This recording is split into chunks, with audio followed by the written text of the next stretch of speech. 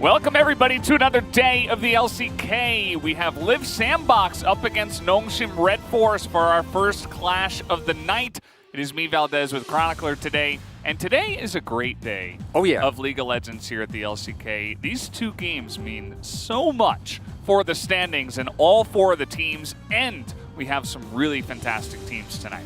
If I could turn back time and tell Spring Me that Nongshim versus Liv Sandbox next split round 2, Paul, that's the match, but it actually is. Yeah. Because with Gen G looking weaker than they've ever had, Damwon Kia losing yesterday, this might be the match between the two best teams in the LCK at the moment, which is insane that is a defendable statement. I mean, it's weird to say, you know, it definitely feels like their form is up there, and I think Nongshim, they've won enough to really kind of solidify at least top two, but Liv Sandbox are trying to reach that pedestal tonight, which is why it's such a big deal. Nongshim trying to hold on to their spot, Liv Sandbox trying to climb, and we do have the points of the match ready so we can hop into those and take a look at what we do have for our first match here. As it is Sense and Sensibility Liv Sandbox versus extra spicy noodles from Nongshim. Everyone thought this was the match. Normally, you know, we try to have a little bit of variety, like, oh, there's different No, this is the one. Yeah. This is the one you need to see. And it makes sense. As pointed out, Liv Sandbox getting way more wins than we expected. Nongshim, by all means, basically the best team in the LCK at the moment. Nongshim almost 100% confirmed. I guess there's very weird scenarios where they don't make it, but with their win streak as it is, especially against Liv Sandbox, I think the Noodle Boys should be fine. Absolutely. As the Noodle Boys Nongshim here, they are 99.99% confirmed. I don't know if that is the official number, but basically they are confirmed with only 3 losses so far. Even if they lost every single other series, which isn't going to happen, they still go 10-8, and that has been a playoff score for many a year here at the LCK. So they're basically in as... you can see, trust me, efforts alley steal. He hopped into the pit. There was no smite on the enemy team last week, and he was able to steal it at about 45 health with Alistair. Probably not the right decision, but it actually kept them in the game and allowed them to take the victory. So the magic is real. The romantics behind Liv Sandbox are real right now, Chronicler. And this is big disparity in terms of percentages. Because a possible miracle run for KT, Hanwha Live, and Fred Brian is technically possible. But I think they were mainly looking at Africa not making it to playoffs. However, with their win was it yesterday? Yeah. They were able to basically solidify themselves 3 wins apart now, which is just... That's too many. Too many wins generally to overcome. So KT, Hanwha Live, and Fred Brian, it's still technically possible. But as you can see here, real hard. I think this is also adjusted, as we see there in the bottom. If you don't like reading the terms and conditions, don't worry, we'll do that. The fine print at the bottom. I love reading. We actually have it. Yeah, it's there. So that's also taking into account the strength of schedule and whatnot. But this is the match we're here for tonight. This one, I can't wait. Can't wait. Yeah, it's going to be huge. I just kind of want to get into the League of Legends on this one. I'm like, yeah, these are nice numbers and all, but I want to see some champions. But you can see that things are just good across the board. Nongshim, one thing you might note is that, hey, they're 8th in 1 stat as the first place team. That's goal difference at 10. After that, everything really turns up, and goal difference at 10 is kind of a funny stat anyway, because it's right there towards the end of the laning phase. As either way, we are going to see here the lineup from Liv Sandbox hasn't changed in a long time. Effort and Prince have really come into their own down into the bottom side. Liv Sandbox really used to be a top-heavy team, but not anymore by any means here, as they will be going up against Nongshim. And Nongshim, we see it in their stats, are not really a team that is similar to what KT has done, which is win your lane and then kind of go from there. I think their laning is fine, especially Dogdom and Callan when they get their comfort picks. Gory also has been incredibly stable, been able to solo kill random people across the map. But it's more about what happens afterwards. And for that, you need control. And for control, you need your jungler to do a good job. And Peanut, after what I think was a pretty lackluster spring, has had a great summer thus far. Yeah, a pretty amazing summer, and just really gets his team ahead, and he is one of the most obvious leaders, I think, of one of the teams here in the LCK. He's always the guy keeping everybody calm. I feel like he really shapes the atmosphere of the comms as well, and of the team when they are playing. Everybody's calm, cool, collected. They stay very focused. They don't get too hyped. They don't get down on themselves, even if they do take a loss. And I think that Peanut is behind a lot of that here for this team. Whereas for Croco, we can very clearly see that while Peanut prefers to be a little bit more farm-oriented, very aggressive in his counter-jungling as well, but not in actually killing the opponent. Croco has a role more similar to what we've seen from, for example, Clid, where he will give up early CS, he will give up camps, he will give up optimal farming to instead get the rest of his team ahead. Traditionally, that was always Summit. It was just Croco and Summit fighting it out. Yeah. But with the resurgence of effort as one of the current, I think, strongest forms that we see in terms of support within the LCK, he's been having the opportunity to go to basically every lane. And while I think that Fate still is a player that is incredible for like 90% of games, and then he just needs to work a little bit on the last 10%, when it comes to the laning phase, I think he's incredibly stable. Barely loses lane to anyone, and you need that up against Gory, because if you start randomly chain solo killing players like Showmaker, you gotta start taking him seriously. And I feel like this is a thing that took all of us some time, because Gory came in and we were like, eh, and then he got all the POGs and you were like, but then no, at the end of it we're like, actually, was he not just good the entire time? And that's okay, right? Because if a player comes in like that, it's hard to immediately judge, is it just people underestimating them? And now I think we're at the point where we're like, no, Gory's just actually really good. And sometimes it's better to have that experience, right? Because sometimes you get a player that comes in and is super flashy in a couple of games. They get a couple of coin flips in the right direction. I'm not going to name any names. But then they kind of fall off the face of the earth, and then we're like, was he actually good, or was it just a couple of games, right? Gory has just been consistently beating amazing mid laners here in the LCK over and over, and getting a bunch of POGs because of that. Quietly, consistently becoming one of the best mids in the LCK. And that's another driving force behind why they've had so much success on the side of Nongshim. But does look like we have the draft just about ready to go, so we'll hop into that. Let's see exactly how we're gonna start this draft off. And this will be, of course, still on 11-14. As the Ziggs immediately taken away here. And that's an interesting one. But against Nongshim, I think it's even more of a must-ban than usual. Nongshim have shown that they have a very clear-cut answer in the Ziggs, or to the Ziggs rather, in the Yuumi. And if you don't ban it, they will just pick it up. So you can't pick it, and you can't let them have it. So that makes a lot of sense. And that's another bot lane ban, with the Aphelios coming through. Fate's Lucian also taking away. And I think that's good. I think that giving something that has basically perma-prior over to Fate is a big risk, because giving Croco the time to set up a more dominant early game for Liv Sandbox, where they're able to actually contest objectives early on, is a big risk. However, with the Lucian getting banned away, we also see the rise, as those two often face one another. But in terms of junglers, everything is still open. I think a Viego ban here would make the most sense. I think that pick is a little bit ahead of the curve, but Xin Zhao is a possibility as well. Yeah, there's a lot of stuff available that's quite scary, right? You consider even Diana, the Gwen is available, but Summit's Gnar is going to get the ban, and, you know, that's what happens when there's a lot of strong picks in the meta, but also you're up against a top team that has so many pocket picks that they're so good at. You have to make a decision, you have to make a trade-off, and now we have all these top-tier picks in the game. Clearly it's Diana Yasuo. No, we might see the Yasuo, but it's not going to be locked in this early. Diana is an incredible pick in of itself.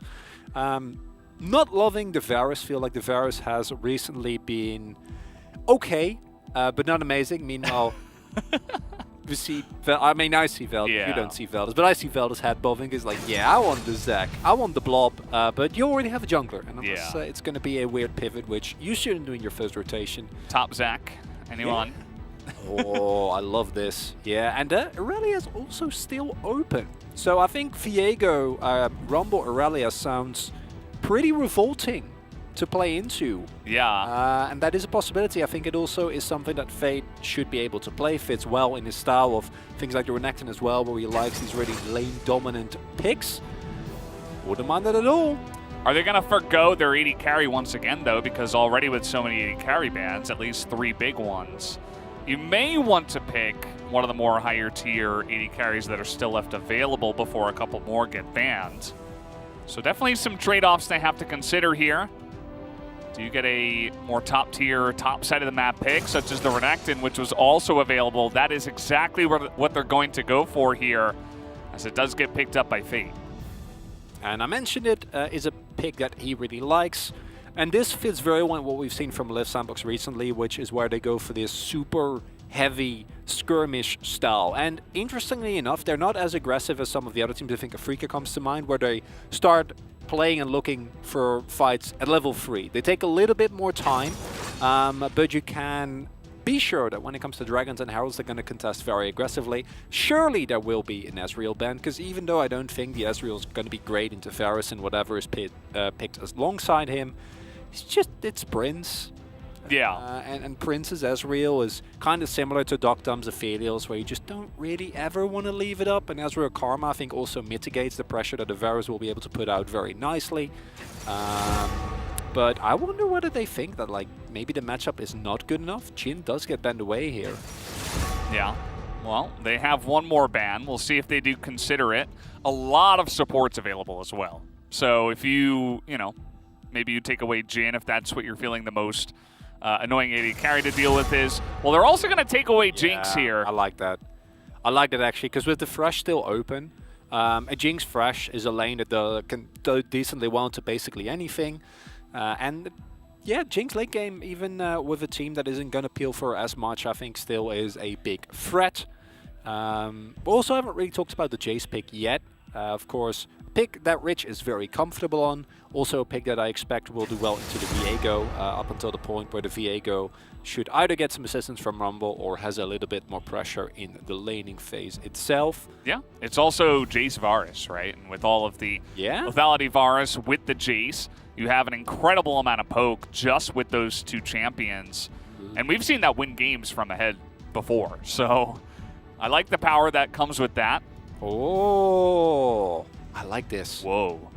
I like this. This is a big risk, and this is not a great laning situation. I don't think picking Akali into Renekton is something you're gonna feel good about. Also, that means that you have a 2v2 with double AP, which means the value of the Renekton and Merc threats are going to be incredible. But the thing that this does allow you to do is use Kellen's champion pool, and that is something that I think is great value, because Kellen has clearly shown that he doesn't really care what he locks in.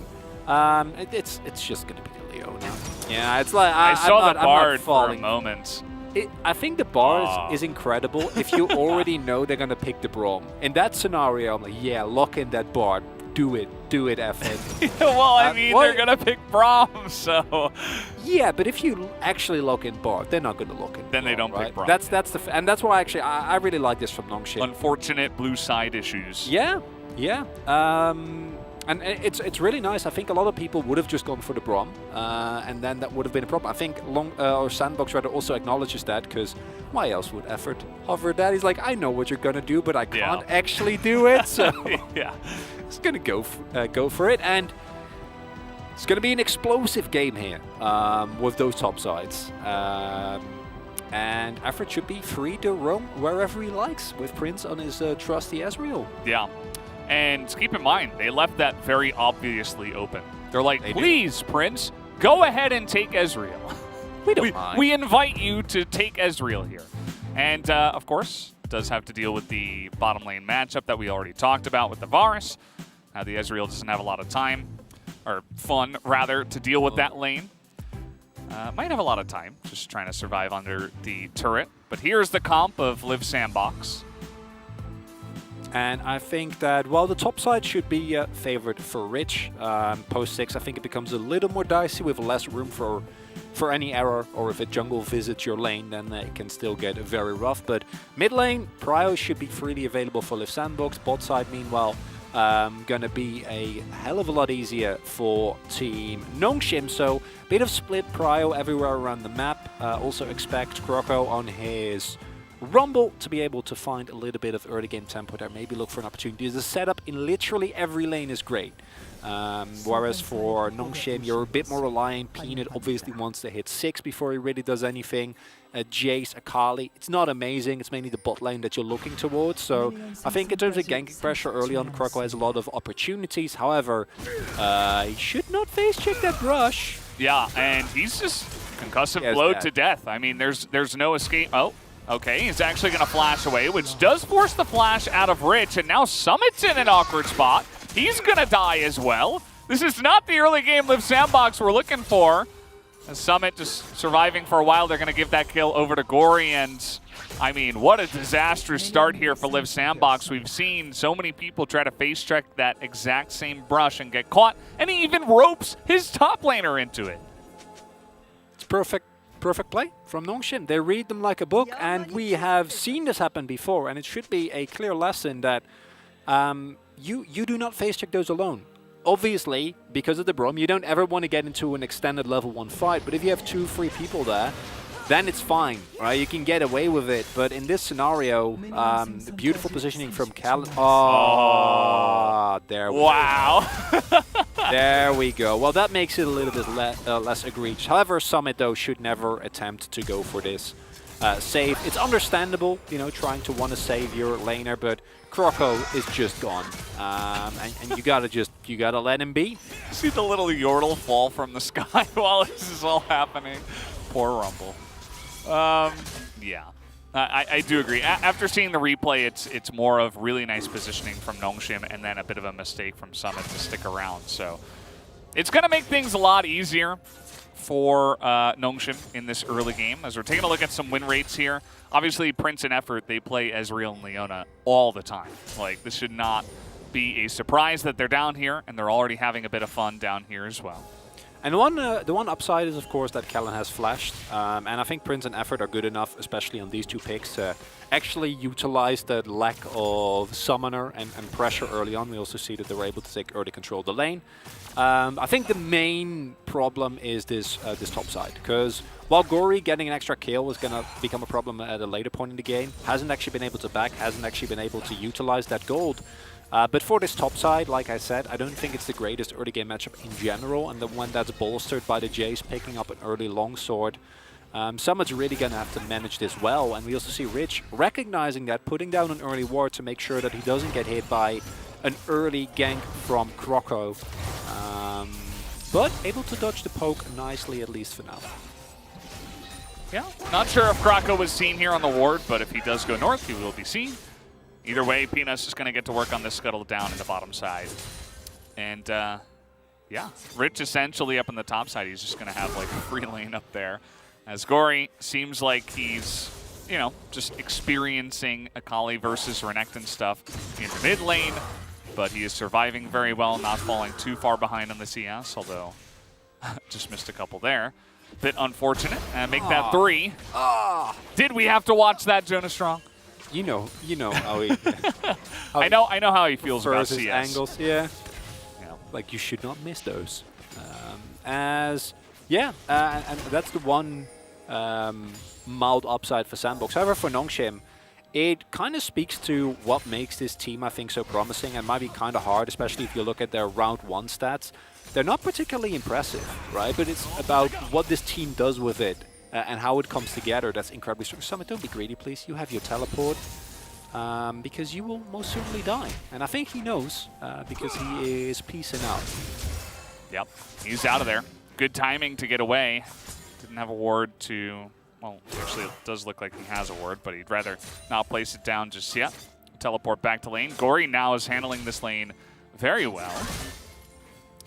He's actually surviving quite nicely. That top side of the map, Rich was eventually getting ahead, and a reminder that he's also down flash, so has to be careful about that. And the trade's up there. Gory even going to attempt to hold the wave in front of his turret. Very nicely done, but both of them do have TP available. Yeah, expect Fate to just TP in immediately. There are the Merc threats. No surprise there. And I'm wondering, because what we saw, those early kills picked up by Nongshim are very nice. But I think it's not until a subsequent skirmish is lost that as Liv Sandbox you're actually worried, right? They're actually going to be in deep trouble. Right now I think there's still the sheer power of their champs, especially pre-6, should be enough for them to take some control. Would love to see them go for an aggressive early Drake, especially if you look at the prio that they're able to generate decently easily, it seems, on bot side, as well as the pressure that Fate has. Although did teleport back, took a lot of poke, and now Gory is 6, so Fate will have to wait until he gets the Dominus available, then he should be fine again. Yeah. There we go. Because I think as Sandbox, really want to look for that. Krako just walking by, floating by. Effort is here in the mid lane, and potentially some action now in the South River. As Gory's getting some damage done there. We got a trade up in the top side too. Rich gonna knock him away, but does have his flash available again. Will flash the Heartbreaker, but Ingo Summit lands the stun, and that will be the solo kill for the third kill, actually, of the game. So that's going to make things a bit easier for Summit up in the top side. Such an important kill there for Summit because it makes this matchup so much more manageable. And we have seen in former Keen what you can do on a Fed Viego. Our LCK Viego's not always as bloodthirsty as we'd like them to see. There's a reason why this champion has so much pressure, but with that Empowered Shock Blast missing, Summit just immediately recognizing the opening that he has available to him. Also knows I am very close to level 6. Hits one minion, gets the Heartbreaker in, and with the ward also knows for certain can go for that flash play. And these are exactly the type of kills that I think you need to be aware of, right? Like this Jace into Viego matchup is fine if you navigate it very carefully, but one misstep, especially against a player like Summit, and you will get punished. Now with Peanut in a general vicinity, Summit, last time he sensed it. Does he do that again? I mean, he's not making any plays onto Rich. He kind of already got the job done, right? He got the solo kill. He's like, yeah, I mean, I can just farm here under the turret. That's totally fine. As long as I don't die, things are going to be awesome for me up on the top side. And you can see that they absolutely are up here. And Rich has been doing a bit better. You'll note that his Jace in recent times, 3-0, actually. So, you know, he's had a lot of luck on this champion and also hasn't been the Rich from Spring, which is very fortunate from Nongshim, just having a bit more sustainability up on the top side. But he is also going up against Summit, and that is not an easy matchup, and you can see already that he's been struggling a bit. And I think that when it comes to Rich, we will basically be guaranteed of his presence in the mid to late game team fights. As Prince, because I don't need to cleanse. I'm fine. And he is. I mean, Duck Dom took more damage than he did. And this is really important because Prince, his ability to, as we do see the nice Callan able to actually catch that with the Unbreakable. Cute little spot there. It will have Liv Sandbox trading here. Because I think the reason that Prince is so strong on the Ezreal makes Liv Sandbox such a scarier team.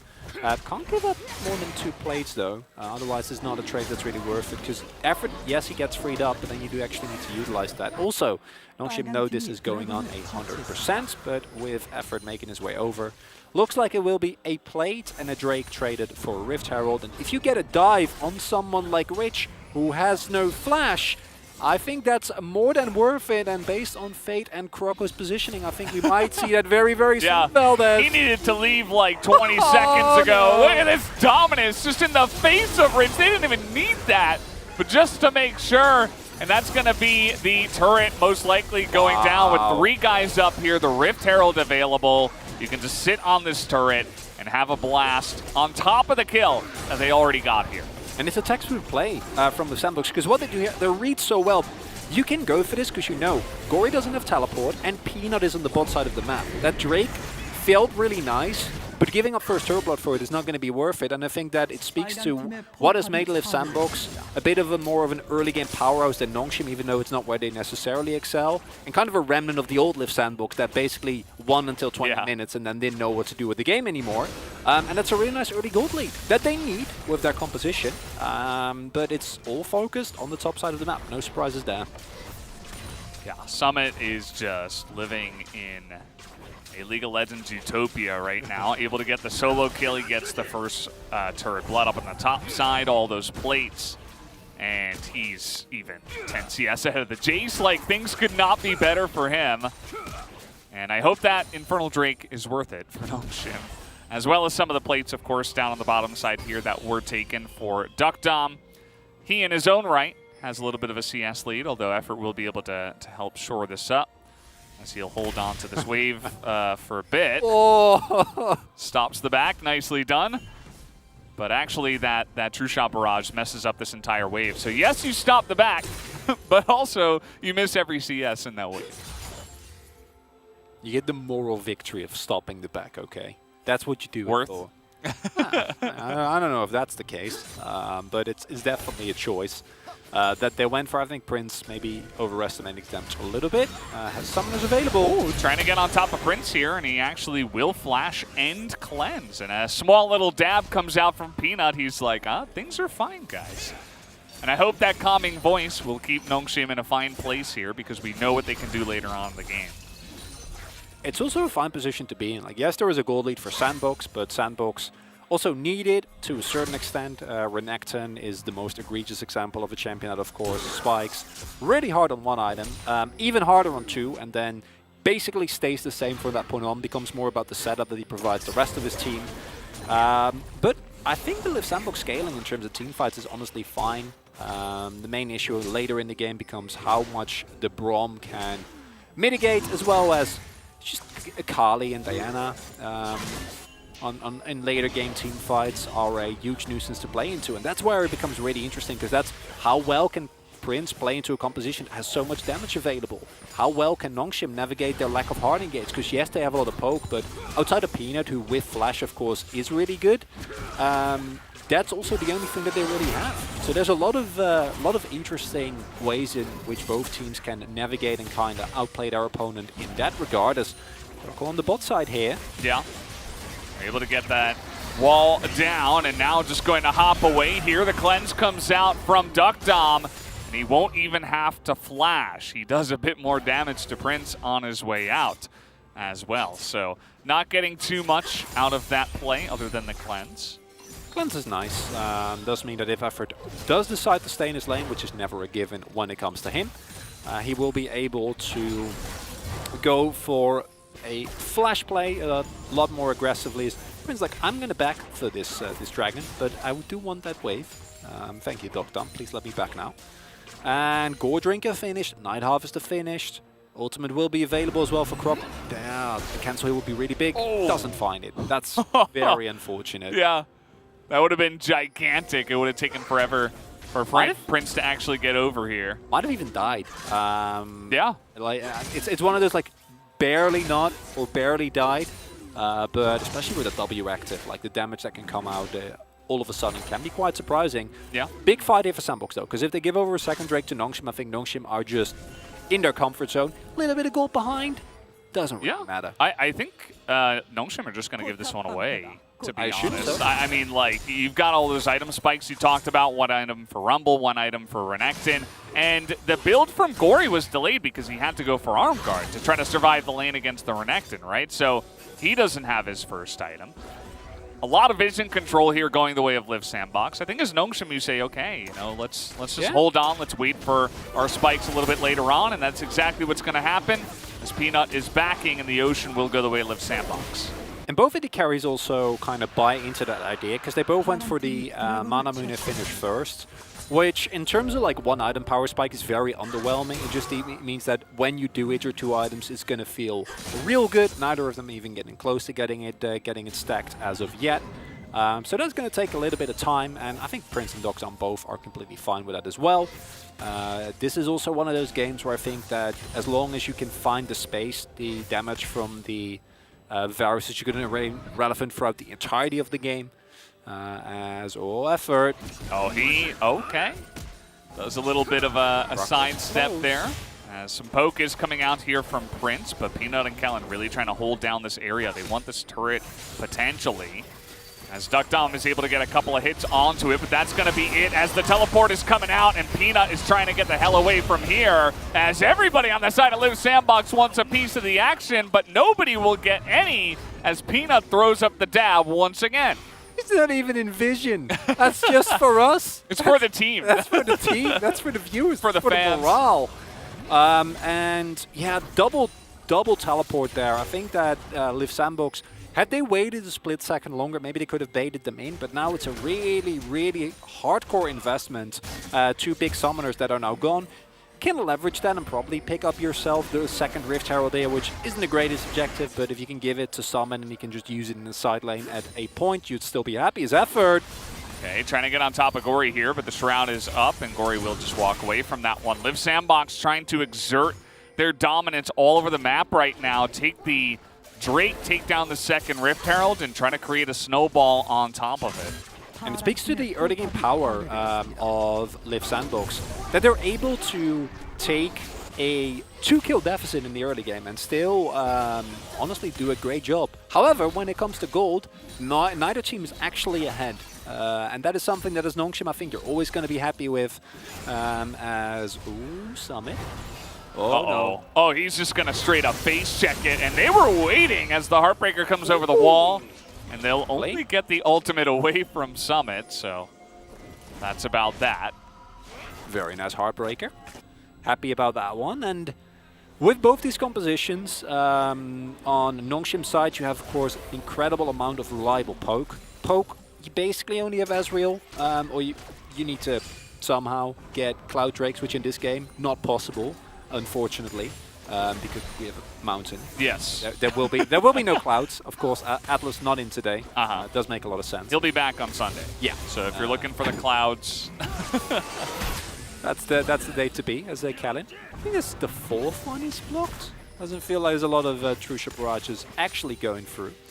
But yeah, you don't really have that much poke going on. Nongshim, on the other hand, a lot more comfortable when they can actually take the time to set up objectives. But with Live Sandbox, I think they have a lot of ways to just go in. It could be a flank from teleport, or from Fate or effort. And if you don't find those, then you're kind of in trouble, right? So it's going to become a bit of a back and forth. But then Nongshim's dive is also terrifying. So I think the team fights will just be both teams trying to get onto each other's backline, and the backline desperately trying to just somehow get away. And in this case, the backline is basically just Varus and Ezreal, because everyone else is the dive. Yeah. Which I think always creates really fun team fights that are very execution heavy and like can really swing back and forth depending on who finds who and where they fight. As would have been nice to pick up a turret here, of course, the secondary tier turret's giving a lot of gold, but not gonna happen, and I feel like we will not see any action until the next fight for Drake in a minute, as that is the Evolve for Prince. The big spike for the Ezreal Tate here. He's gonna go back, and he's gonna be ready for the next fight. Yes, Sunder as well, that's really big. Whoa. Not quite. Oh, no. Would have been so good, because that makes your Drake fight like even more terrifying. But barely not getting it. Still ahead of the curve compared to DuckDom. And I wonder whether Nongshim is also going to say for this one, we don't have a second item on Kali yet. One Mountain Drake.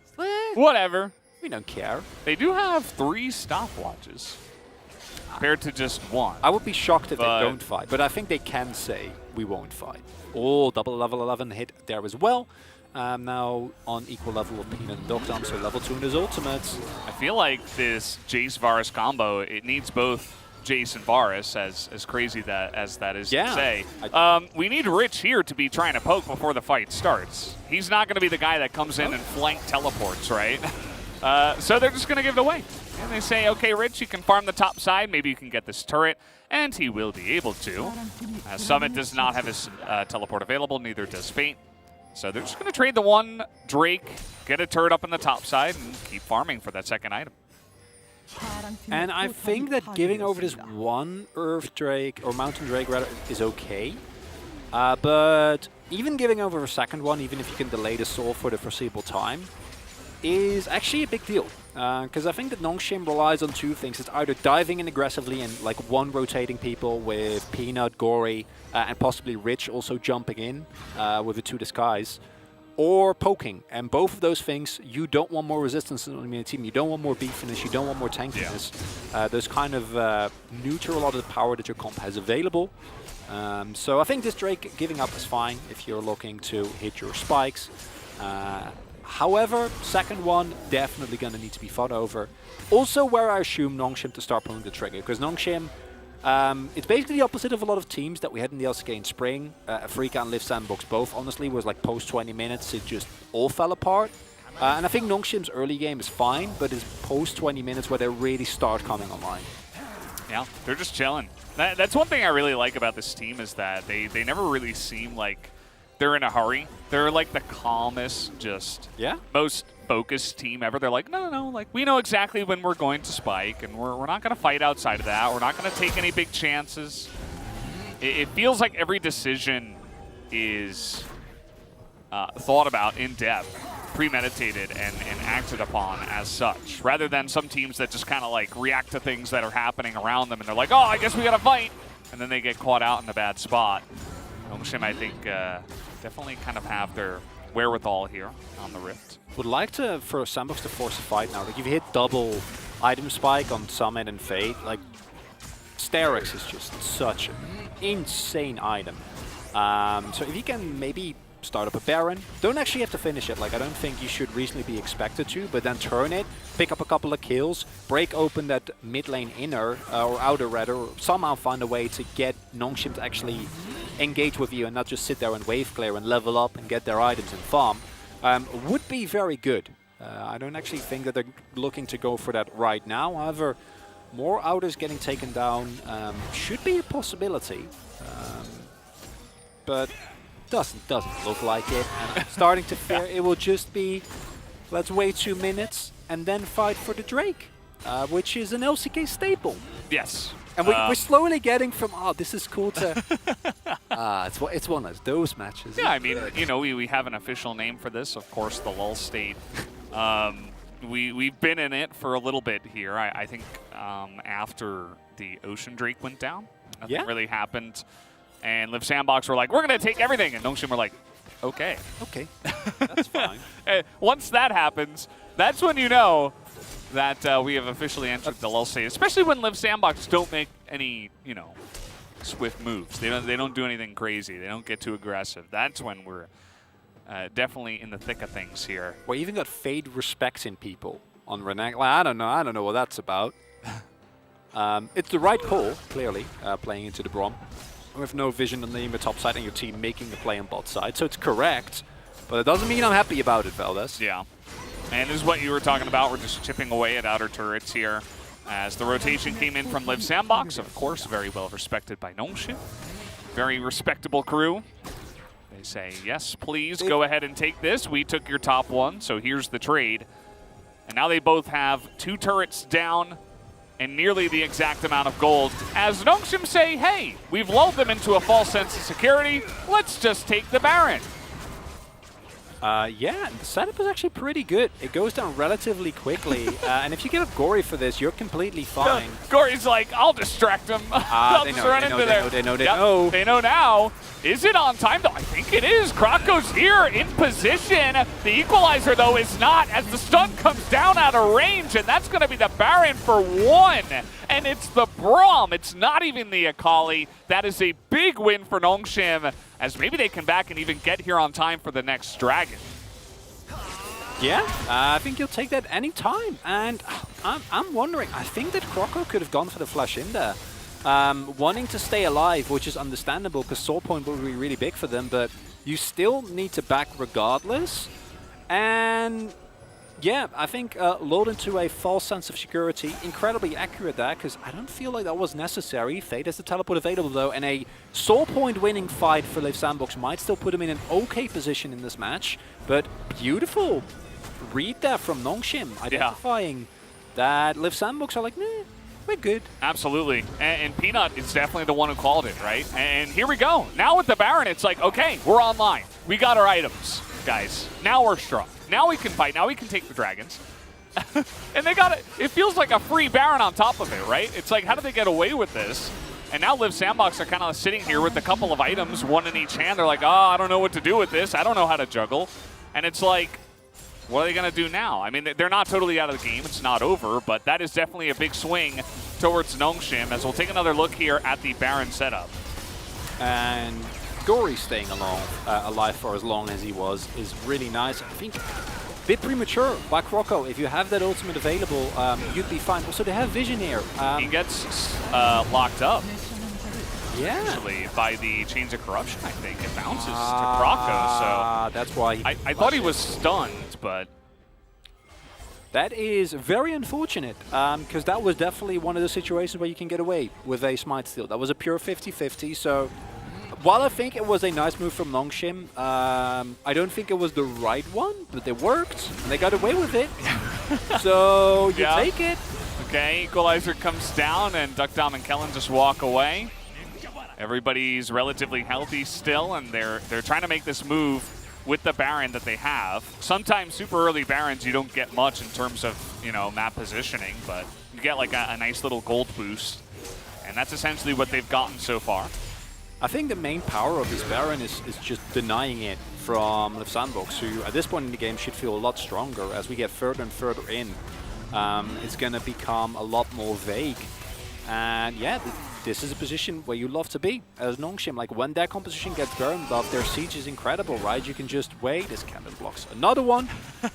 Just continuously stand there, throw poke. The minions will automatically push in, and Liv Sandbox is just going to have to take it unless they want to commit to an all-out brawl.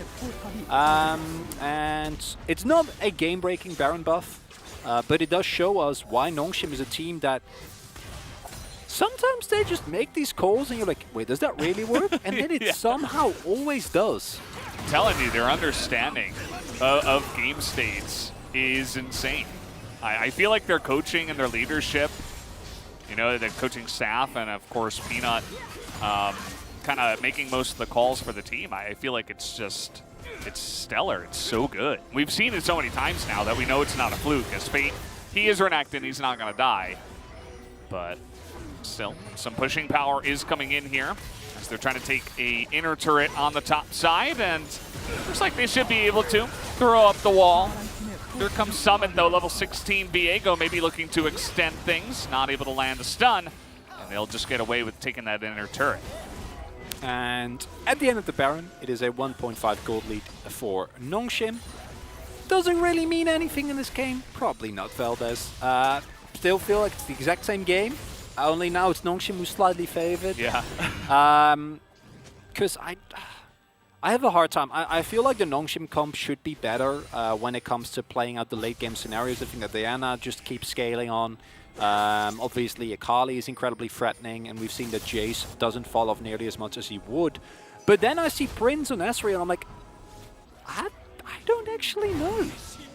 It's so dependent on which team gets caught in an awkward position. However, the Braum is such a lifesaver in that regard, because it kind of hinders Liv Sandbox in generally what they want to do when the poke starts coming through is just press R on effort, or flash Zenith Blade and go in from there. And that's not really a possibility. You do actually need to be mindful of how you start your fights because of the Glacial Fissure.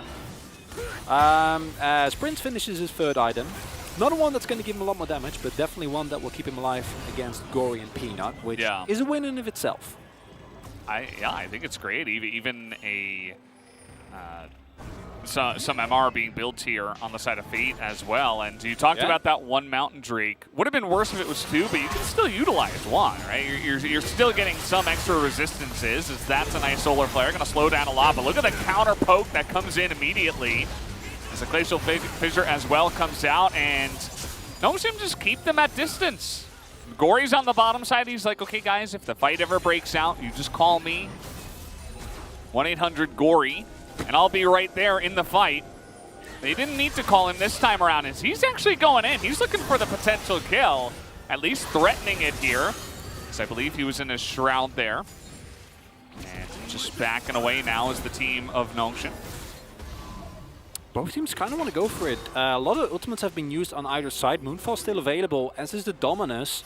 And Croco is getting close to getting his online again. Has the ultimate Hunter, I assume. Yes. Which would mean that they can probably still contest here.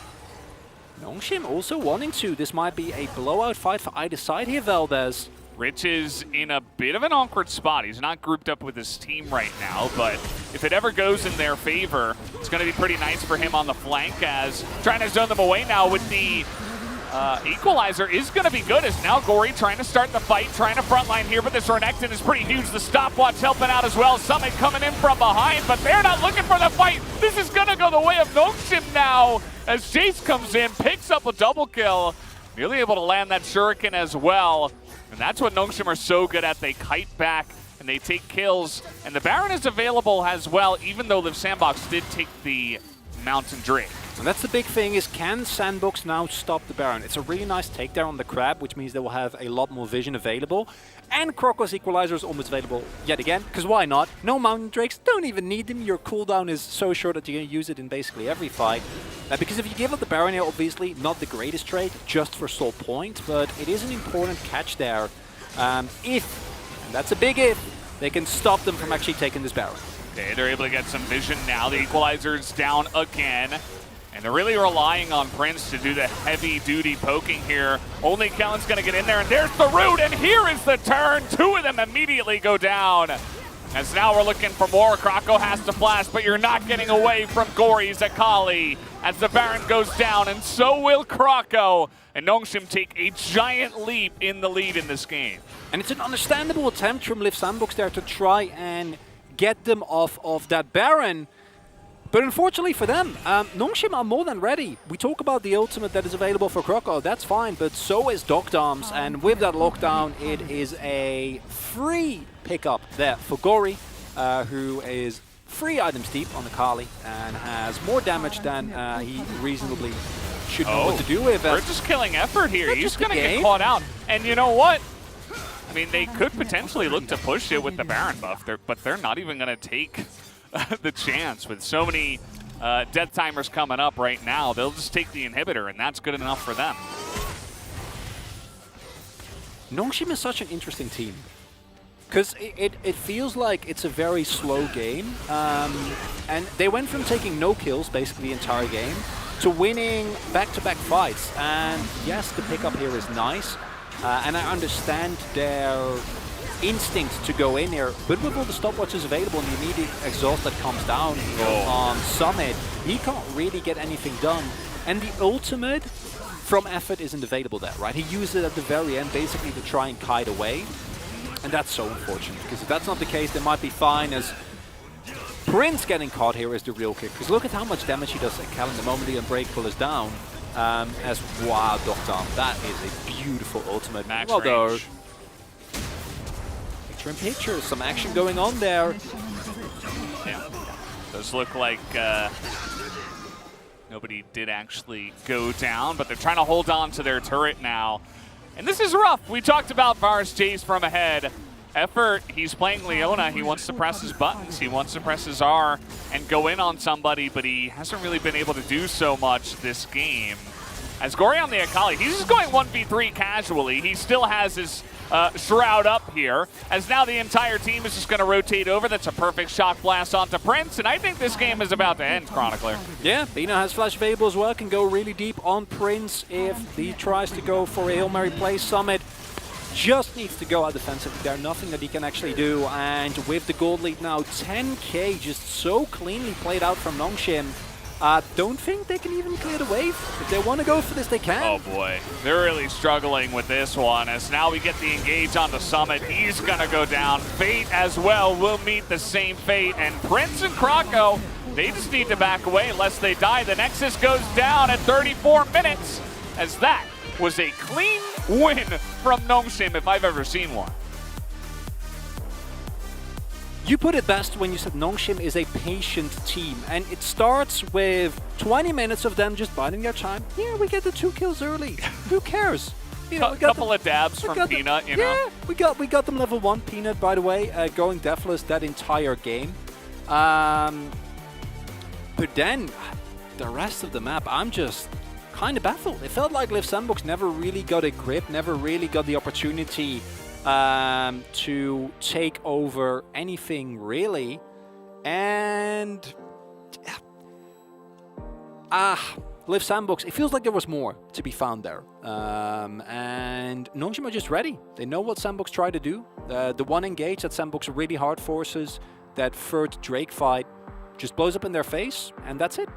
Yeah, absolutely. I feel like, especially coming into this matchup, I think that both of these teams are very well coached, and they have a really good idea of where the meta is at right now, and that's why both of their forms are just really at the top, right, of the LCK. Liv Sandbox, I think they could have gotten more, but they were lulled into a false sense of security by Nongshim, who was the puppet masters of the entire game. So you could see, still, going over everything that could have been done better. Things they, maybe they could have gotten the timing a little bit better on some of the plays that they did make. But, I mean, watching that game, there weren't a lot of mistakes that Nongshim made. There were some moments where you're like, ooh, I don't know if that's really worth it, like trying to rush the Baron down at 23 minutes into the game. But when it works out as cleanly as it did, I mean, how can you argue with those results? Maybe in a different kind of game where Liv Sandbox were just a little bit quicker to realize, we might have Liv Sandbox in a better position. Really interesting series here, and as Liv Sandbox going into the next game, I think you need to, always ward Baron. Even though I still have the opinion that there was a big risk that was being set up there by Nongshim, and if that Baron actually goes to Sandbox, then you basically lose the game off the spot. So I do think it was a relatively risky one, as, yeah, that's about right. It feels like Nongshim's defensive positioning never really allowed Sandbox to get the scrappy kind of games you're looking for with a composition like this. And then once we reached the mid game, it was before Prince actually gets to take over games, because that was just not really ever a possibility. No. And just in the right spot for Nongshim. Give a couple of Drake, give up Heralds, who cares? If you're the one picking up the turrets, you're the one picking up the kills. Look at the 27-minute mark on the goal difference graph. It was like nothing happened until 27 minutes, and then we fell off a cliff into the Noodle Boys' arms once again. I'm seeing a trend here at the LCK, as it looks like, guys, you're going to hop into a quick break before we do get into game number 2, and we'll see if Liv Sandbox can come back, or will Nongshim secure the 2-0 tonight.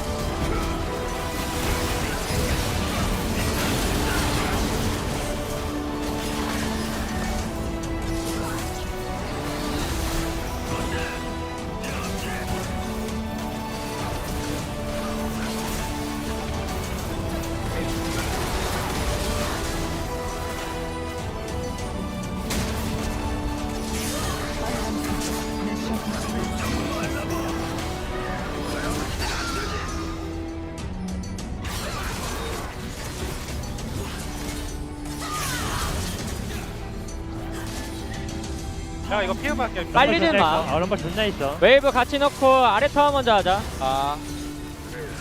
이제 노비장 도킹 계속 하면 되겠다. 럼블 여기다 볼 수 있는데 이거 럼블건 끝나면 갈게. 아 오케이 나 비에고 쪽 공볼게. 비에고 공. 나 공십초. 애들아 비에고 비에고 잡았고. 비에고 잡았고. 레넥 꼴자 레넥 꼴자. 나 들어갈게. 이제 이거 슬로우. 각이 안 나온다. 끝내자. 아 나 못했다. 내가 더 못해.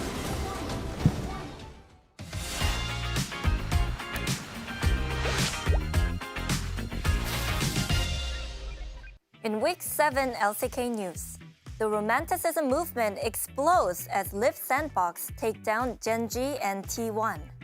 Nongshim Red Force ascends to first place in the standings. The LCK's official sponsor, McDonald's, releases LCK merch. And the fierce battle among the middle-rank LCK teams. Hello everyone, I am Junghyun Lee and this is LCK Weekly Newsfeed. The Romanticism movement of Live Sandbox gained even more steam last week with their exciting wins over Gen.G and T1. Last week, Live Sandbox took down Gen.G and T1, putting them on a 3-win streak. It was Live Sandbox's bot duo that took the spotlight for their incredible performance. In the match against Gen.G, even when behind in the game, Prince held strong and was the center of the team. And in the match against T1, Effort stole the Baron in Game 3 to win the game and earn himself POG.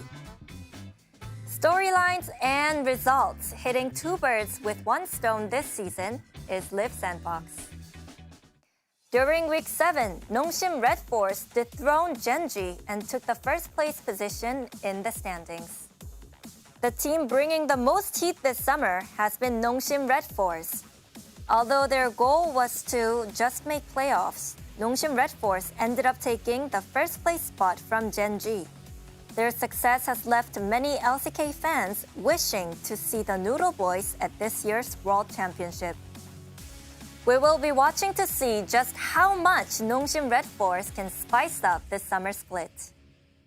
Last week marked the official release of the LCK and McDonald's merchandise. The LCK's official sponsor, McDonald's, collaborated to release official goods for this summer split. The t-shirt and ball cap are marked on the front with McDonald's French fries and on the back with the LCK and McDonald's logo. They're receiving lots of love for the cute and simple design that anyone can wear. The t-shirt hits stores on July 22nd and the ball cap will follow on July 29th. Fans can purchase the merch in person at McDonald's stores in Korea. We can't wait to see the fans showing off their LCK and McDonald's merchandise. Last in LCK news, just like the top spots, there's a fierce battle among the LCK teams in the middle of the standings. The battle between middle-of-the-pack teams is growing closer by the day. The teams currently fighting for the last ticket to playoffs include 6th place Africa Freaks with a 7-win, 6-loss record. Behind them is KT, Fredit Brion, and Hana Life Esports in a close proximity. As middle teams fight to stay in playoff contention, fans can expect exciting LCK matches ahead.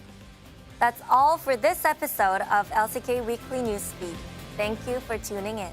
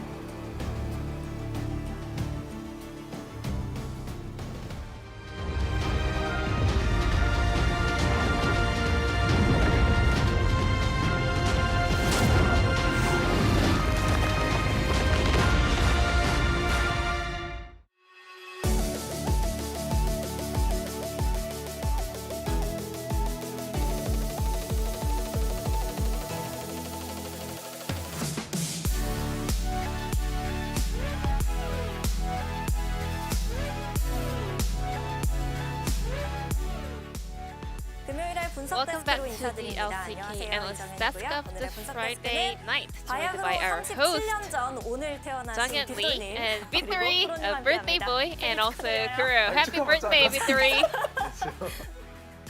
네. 37 years old. Today, and Leap Sandbox Nongshim, the most hyped matchup of the week. Nongshim grabbed the victory over Leap Sandbox in game number 1. Let's go through their draft first. I think they managed to get a really good one here. 인정을 시켜서 저렇게 지금 굉장히 고티어로 농심 평가받고 있는 AD 솔로 will actually let Leap Sandbox to take all of the top tier champions on the top side of the map. Nongshim managed to secure Diana, the S tier jungle AP champion in the current meta. We had a bit of a binary draft style from two teams. Leap Sandbox focused on the top side of the map, whereas Nongshim added their pressure down on the bottom lane as well.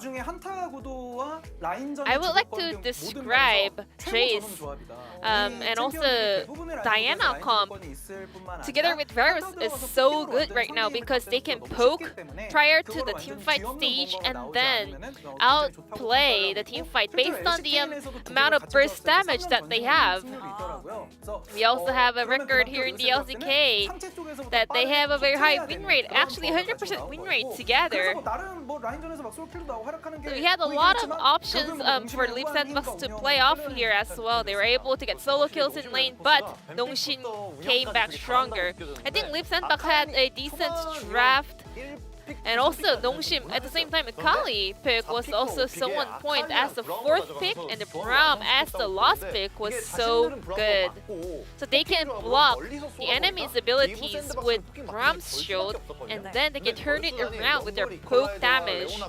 Rumble, Equalizer, and Leona ult are the only tools that Leap Sandbox have in order to open teamfights, but Diana and Akali was so good into those comp. Their poke damage was so big, and Leap Sandbox couldn't really find any opening to initiate a teamfight, and Nongshim was able to show why they are the #1 team in the LCK and why they are actually on a very good level in worldwide as well. So let's take a look at the first replay. Here's a deep dive into the very beginning of the game. This is the power of level 1 Braum. Their setup was so good. Braum is always so good in invade stage, and they can add pressure. So Diana and Varus walked in aggressively, pretending as if they have Braum in their back, but in fact, Braum was actually hiding in the brush with Jace. They knew Rumble will face check the brush with Harpoon, so they take one step back to make Croco believe that they are not there. Rumble is a really strong pick in level 1, so he can, take the fight against Diana, but in fact, they had Braum together, and Leap Sandbox had to give away 2 kills here. It was a very clean kill, and prior to that, when Rumble was dying, Peanut actually invaded the enemy red camp, pretending as if she's placing a ward on the enemy red camp, which she actually didn't. So this made Leona to also use her sweeper when on her way back to lane. However, Leap Sandbox made some outplay to even out the gold lead. However, Nongshim was able to secure the Baron and turn the corner. So let's take a look at the second replay here. So bottom lane outer turret was still up for Nongshim Red Force. Then Nongshim decided to secure vision around the jungle camp near the Baron split, not just around the Baron. So Leaf Sandbox decided to add more pressure down on the bottom lane in order to raise the outer turret. But Jace, he never overextends. He stays in the safe spot. He didn't try to save the dead turret. So Nongshim was so confident that they can just turn to this Baron and take it away. They had the poke Varus, which is pretty slow taking the Baron, but they had full information that a lot of the resources on the side of Leaf Sandbox is on the bottom side of the map, and then Gory, he actually steps in deep inside the enemy jungle in order to zone out and buy time for his teammates to finish that Baron. It was a sacrifice for Gory. And Leaf Sandbox, at the same time, they invested a lot of their major cooldowns in order to get the kill onto Kali. Braum even uses his ultimate to block the entrance of the Leaf Sandbox player, and effort, he cannot really steal that this time around on Leona. They had the perfect setup and angle to secure and lock down the Baron. Leaf Sandbox had a very evenly matched performance in the game, but the macro play was better on the side of Nongshim Red Force.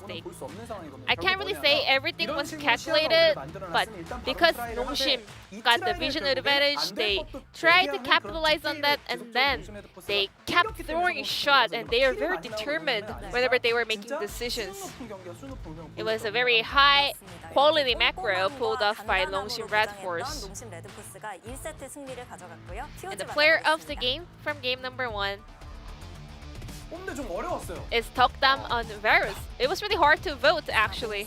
4-4. It was poke Varus. It's not a game where this champion solo carried a game with massive damage output.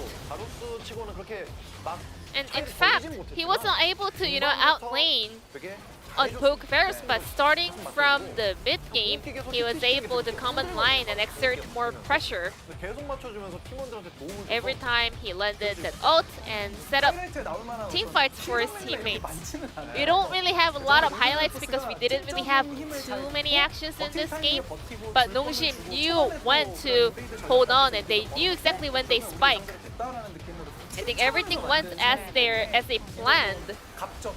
It was a very, meaningful victory for Nongshim because the way they played it, that was so on point and sophisticated. The way they set it up, the macro play and the map play was awesome. Tokdam picked up 7 votes out of 12, and we're heading into game number 2 between Leaf Sandbox and Nongshim Red Force. So don't go anywhere. I'm gonna throw it back to our casters. Thank you, Ji-sun, once again for the awesome translation there as Chronicler joins media in voting for Gory. You agreed with me! Such a backstab. You're like, oh, look at Gory, he's playing so well. I probably would have voted for Peanut. And that would have left me with one other person. Didn't see who it was, so that would have been worse than you, Chronicler. But that's okay, because Tokdam picks it up somehow, and we move on to game 2. I don't trust you anymore now. Just want to put that out there. Fine. It's okay. It's like off the air, it's like, yeah, great choice, Chronicler, I got your back, and then... That is not what I said. No, not at all. As Gory, a little bit of yawn there, but Nongshim is a team, and we saw it in that game as well. Yes, you can look at some of the inactivity from Sandbox, but Nongshim is just, they're so smart in how they play to their outs, basically, without fail. And yes, it might be inaction, but I also think that in a lot of cases, Rich notwithstanding, the pathing of Peanut, the positioning of all the members, Kalin's extremely forward Brom play, makes it hard. It basically forces Leaf Sandbox to I think there were multiple occasions there where they could have all-in. But if you all-in and you lose, you're also in deep trouble, right? So instead, Leaf Sandbox kept looking for an opening that didn't show.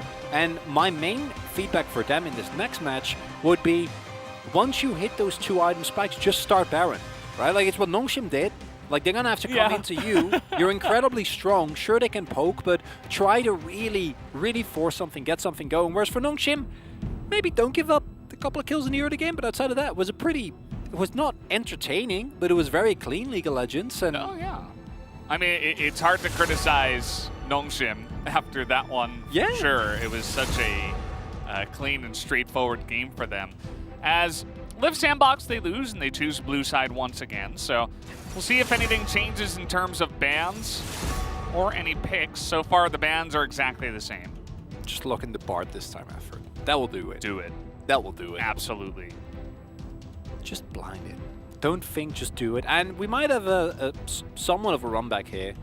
I am very certain that we're going to see the go first pick again if it does remain up. In terms of picks, I don't even know if there's anything that you particularly want to get rid of from Nongshim. I don't feel like it was the picks. Maybe you want to pick away the chase early, but that opens you up to a Wukong counter pick. So it's a tough one.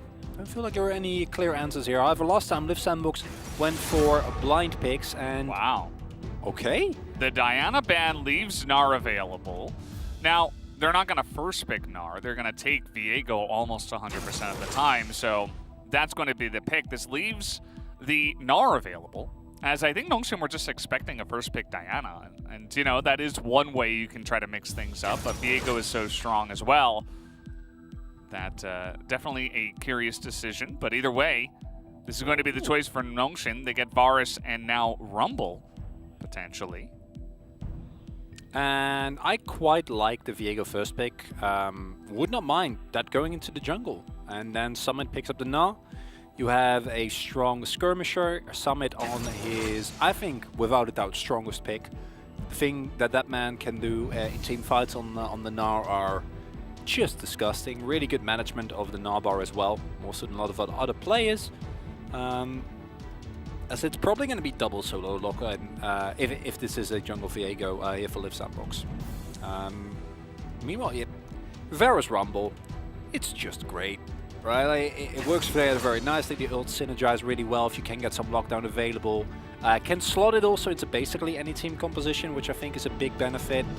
As I assume this is Croco Lee Sin, which I like. I think that's a good look. I think on the Rumble, we're kind of missing real impact as the Jhin comes through very early here.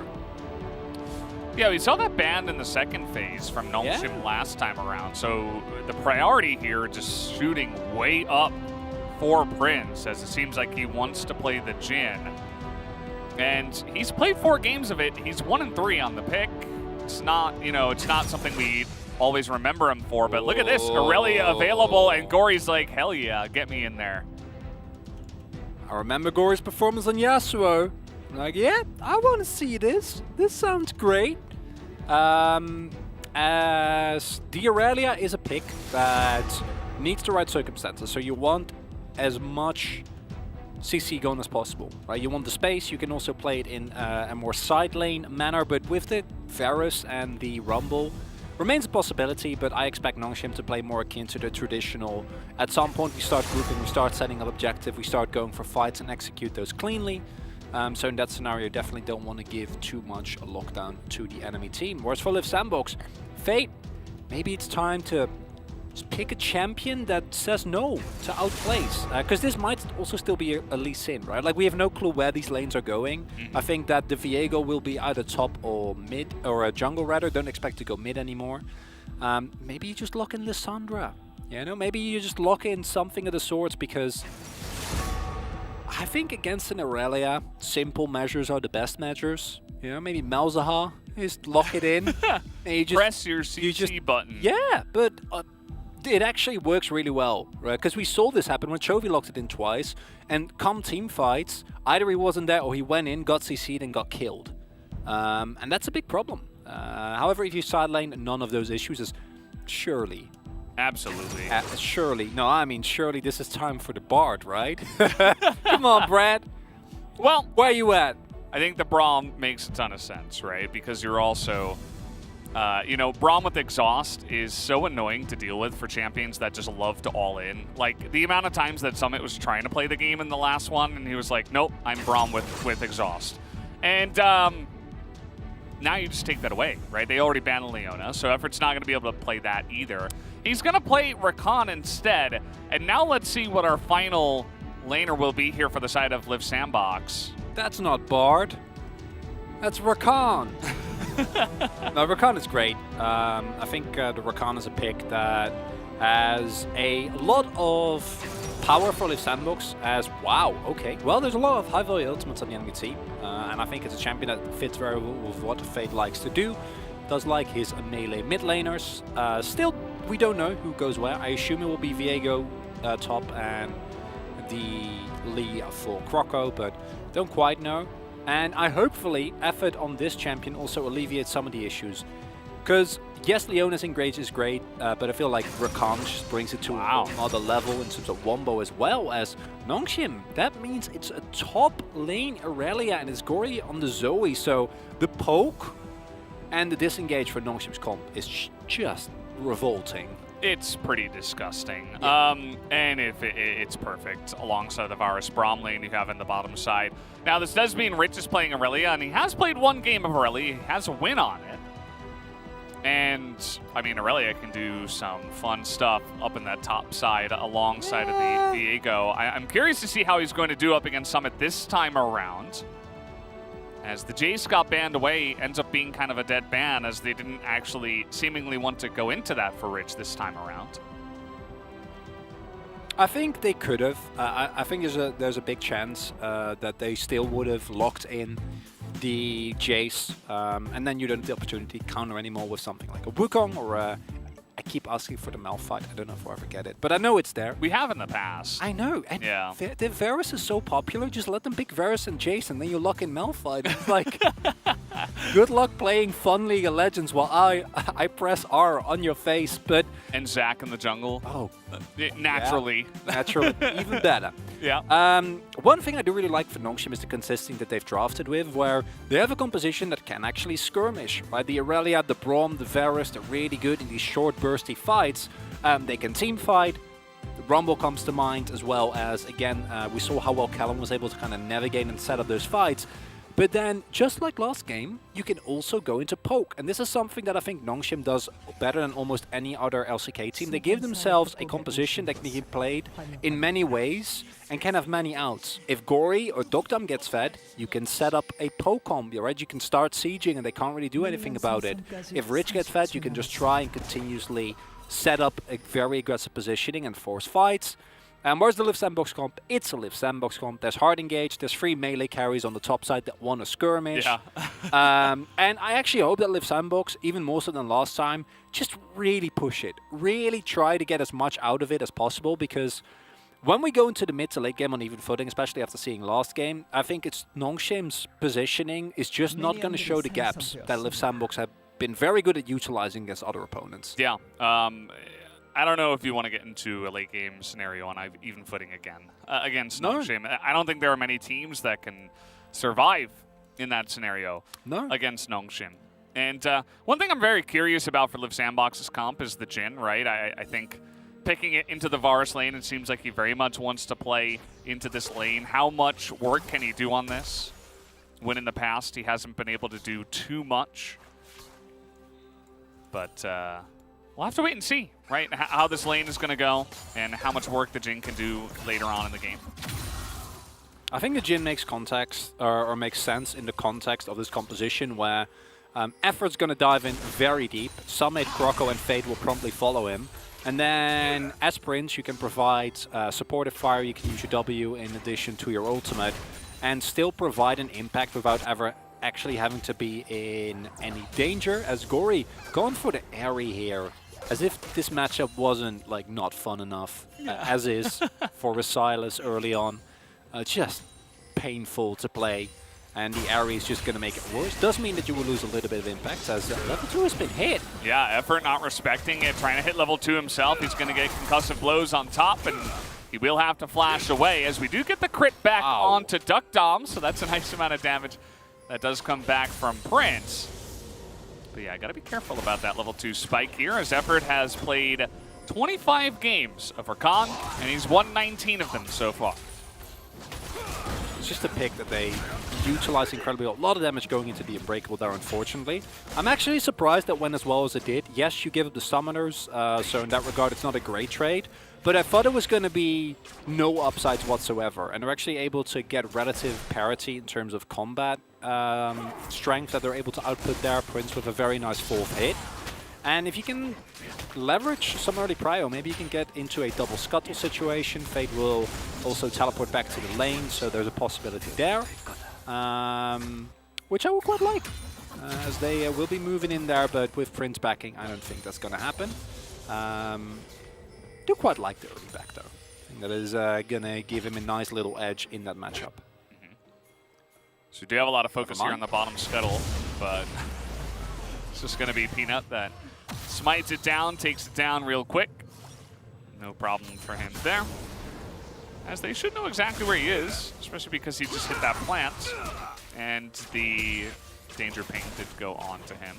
So they know exactly where he is. Lane pushing back into Prince and effort, so they will be totally fine. Pretty sure Fate just got hit by a found Ignite, which, after you just teleported into your Zoe matchup, isn't great. Look at his health. Don't love that. Yeah, it's the reality of the matchup, unfortunately. Yeah. Silas's laning phase is just not that good. If he gets fed, if you find plays with your jungler, you can have incredible power. The 2v2 is disgusting, and I hope that Croco can actually set up. Oh, decides to go the other way. Going straight up the lane here, looking for something, but actually just coming in to clear the wave as fast as possible. Definitely another option. Try to get him a chance, but actually the Q will land on Tagori, but they don't have vision on the other side of that brush, so Croco says, no thank you. I would not like to just jump straight into that with that one, but Peanut now on vision, going to be spotted. Just going to throw a Flame Spitter here, as we have a lot of action there, but also in the top side, Rich is getting into it. He's got a lot of minions, flashes away, but he still doesn't have enough damage, as the 2v2 in the mid lane is going the way of Croco and Fate. As Fate will flash in and pick up that kill, nearly able to link up on Tagori. That's a couple of kills straight into the pockets of Liv Sandbox. And it's exactly the power of the Liv Sandbox topside that we see utilized here. Peanut going in there into Elise, Silas. You can't do that. That's just exactly what they want. Like, the laning power of those strengths of those champions isn't great. Like, you see how much difficulty Fate has. But if you can fight someone, if you can all in them with Conqueror and Kingslayer with Elise in there in this early game, you're just gonna get clobbered as they do. This is it should be surprising, but it isn't. As Rich misses his stun and tanks a turret hit. And nice flashes. Yeah, I mean, that's nice. If you don't take the turret and you flash there, you probably wouldn't win the fight. And this is no. No. Really well played by Croco and Fate here as well. Croco with the ward up to really set them up, meaning that Fate gets the easiest kill of his life. And snowballing these topside champions is exactly what we wanted to see from Liv Sandbox. This is a great start, and if they can now turn that into more objectives and more pressures around the map, they're going to feel great going into the mid game, because in terms of CS, as you can see, Gory, as he should, still building up a lead.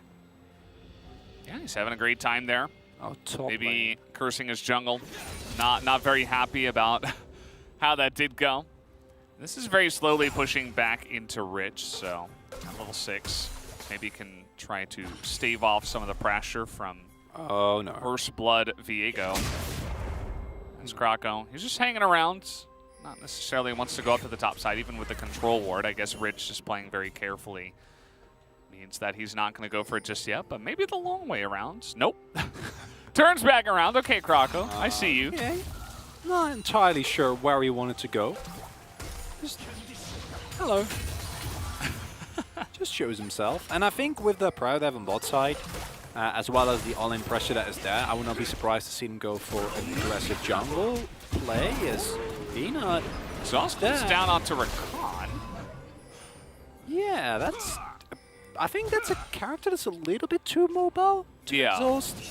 Understandable though, because if you get the exhaust and it leads into proccing your Winter Spite, then you're fine. I think that Liv Sandbox were thinking about sending up a top lane dive, but then realized that no topside vision and didn't want to take the risk, which I think is understandable. As Gory knows. Oh, what?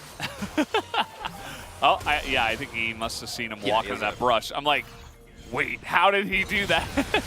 As now we got the equalizer and then Harpoon and Croco. He doesn't have any way to get away with that. No flash. No ward hop, no nothing. He just straight up dies. And that's a kill and double buff to Gory, who picks up Ignite. Now he's getting to work there on the mid lane. This might be a kill, as the one more auto would do it, and there it is. Even uses his Ignite just to make sure. And that's just another kill, straight onto Fate. Gory is so good, man. After a pretty lackluster early game from Nongshim, where they give up 2 kills for basically no reason, it is Croco getting way too greedy for a ward kill there. Even with just Gory, you shouldn't go and try to clear that ward, right, the moment that happens. And then secondly, Fate also too low health, can't stay in that lane when Gory is still there. And this gives the early Drake over, and this is exactly the type of mistakes that I think as Liv Sandbox against a team like Nongshim you can't afford. Because Nongshim, you know, will just outskill you in terms of performance. And this is nice on vision, so it's not as insane as it initially looks. But yeah, just leave. And I think there's a fake sense of security here.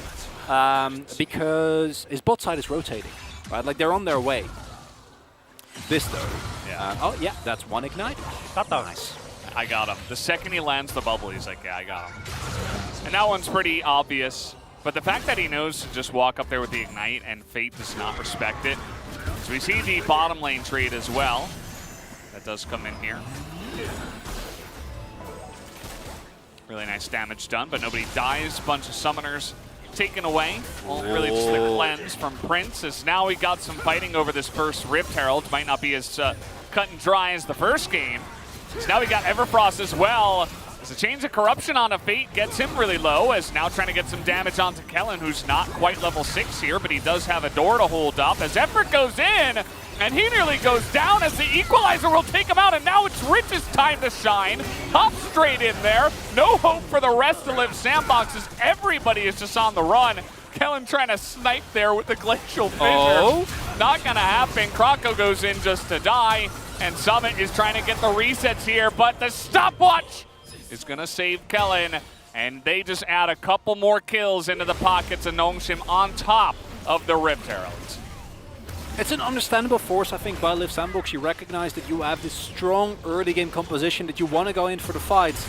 But then Fate gets completely chunked out, right? You're funneling into a choke point, into a Brom, and a Rumble. You can't do that. It's just not an option. Effort tries to get the engage, and then maybe if you already get out of there, you'll be fine. Summit can't really join the fight ever. Croco still looking for an opportunity, but he's on vision, so his attempt to try and get this re-engage going doesn't work out. And if there's no vision there, and this is what really makes Nongshim so good in my opinion, is like, if there's no vision there, that might work, right? Because like what they try to do is set up resets for Summit, and you can actually win those. Like, we all know what Viego can do. Gory.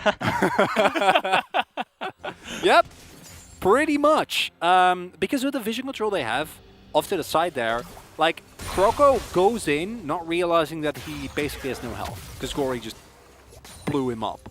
And now you have a 4-0 Zoe, and earlier in the game he said, hey, there's a couple of ways that you can play this Nongshim composition. Yeah. You know? If you have a 4-0 Zoe, composition basically plays itself, which is great, I think, for them. This is when you begin to enter solo queue territory. Yeah. Where it's like, oh, okay, the enemy has like a 5-0 Viego, like, go next. Like, Surrender 15, go. Like, I'm curious to see how they're going to handle Gory here. And it's not even like, oh, okay, one fight really blew it all open. Like, he was able to get those 2 kills early on as well, and then they were still trying to force it. Liv Sandbox, you know, an interesting decision. As you meant, like, composition-wise, like, it kind of makes sense on paper, but running straight into them when your Silas is already injured was not the play, and it's definitely going to bite them here, as they're trying to fight now once again, but they can't even kill the Braum, as Croco is just going to get laughed at. The exhaust immediately goes down onto him. As you can see what Prince is trying to do on the Jhin, but from this far behind, he doesn't even have an item at this point. It's pretty rough for them to even secure the red buff. or to even consider it as a possibility at this point. As it turns out, trying to play 3 melee or 4 melees and Jhin into a Braum composition that's ahead, it's just a nightmare as Rich actually looking to test it here a little bit, and Summit, I think, began to realize, like, oh, wait. But he doesn't quite have Ignite. I think that's probably why he backed off there a little bit. Now he has Ignite. Looking to trade aggressively now, but either way. Summit's at least he's having a great series, Valdez. It's about the only good thing you can say for Liv Sandbox, as these skirmishes looking disjointed, they're overforcing Croco and Fate. Not having the greatest of time, and I think this is one of the biggest criticisms that we can have for Liv Sandbox, is that I don't think Fate is generally as egregious as this, but Croco is a jungler that went behind, can have a tough time, however, if he can get kills. Well, this is one way to do it. Nice stun, but it doesn't matter because, well, there's 3 of them. And this is happening while the dragon is going down. Nobody's on the top side of the map here for Nongshim to save his life. Oh, Wait, you don't want to watch this replay? Look at how little damage is done just because of the Unbreakable. It's Braum with exhaust from ahead. What are you going to do? As little as Rich is able to do hit. Yeah, pretty much. Yeah. Oh, great. Yeah, you know, if game number 1... Oh. Uh-oh. They're going to get the knock up here as Duckdom is just walking past the turret. The Deadly Flourish didn't even get off. It's like, well, okay. Now we're just diving 3v1 here onto the Jhin, who's kind of left alone. No flash on Prince right now, so pretty unfortunate positioning there. As now even their own jungle is dangerous territory. And, you know, we were coming into today, we're like, oh, this could be definitely a 2-1 series. It could absolutely be close as we're getting another one-on-one here. Rich having a bit better of a time as Summit is trying to just kite it out here and get the Heartbreaker, but it is not going to happen as he did not have that Heartbreaker. Rich identifies the situation. Summit's getting very aggressive, and it's not working out. Yeah, that's that good old Aurelia that we all know and love. Able to find the 1v1 there, has the 2-item spike, plated steel caps, incredible high value against Viego, and the sustain provided by Blade. Just really good. And that's a really painful one for Sandbox, because kind of felt like Summit was that ticket into maybe making this game more manageable. But it's a 5k gold lead at 15 minutes. They're 2 Drakes down. They have a composition whose only answer to being behind is fighting more, which is not a great place to be into the composition that Nongshim has. And it really feels like game number 1 was a relatively even fight, and then Nongshim was like, okay, yeah, we've downloaded them, save as, and then in game number 2 they just get out-executed. Save as, easy GG, yeah, easy clap, easy win. And yeah, trying to get on top of Gory now. Like this is a big shutdown, 800 gold into the pockets, and now they're going to fight Navarus. This is what you can do. Kellen's like, guys, I'm trying to help you out here. There's not much I can do, though, as they find a lucky blast plant to get them out of danger. As now, somehow, that stun is going to miss. And the second Rift Herald will go into the pockets of Liv Sandbox. They're not 100% back into the game, but that's one way to try to get back in. I wasn't expecting it to actually work, but as I said, the way to winning this for Sandbox is just fighting. So if you find a random Zoe lying around, then fighting is definitely the way to go. 탑 딴 거 같은데? I think I got him. 이 사람 탐욕이었어. I think he said this guy got greedy, something like that, to that extent. I got the confirmation from production. There we go. If Rich doesn't cancel his back there, I think he's fine. So Rich, like, nah, I got a piece out. Maybe Rich is actually the 5-head on the team. He's like, no, you know what? Actually, you're dead. Like, I'm getting out of here. Like, if I stay, I'm dead too. Like, I already saw the future. Let me just back. It's not enough for Sandbox, but it does show us very clearly that, yes, Nongshim, you are ahead. Don't walk into Summit's Viego though. Like, don't actually get into their range. Don't let them skirmish.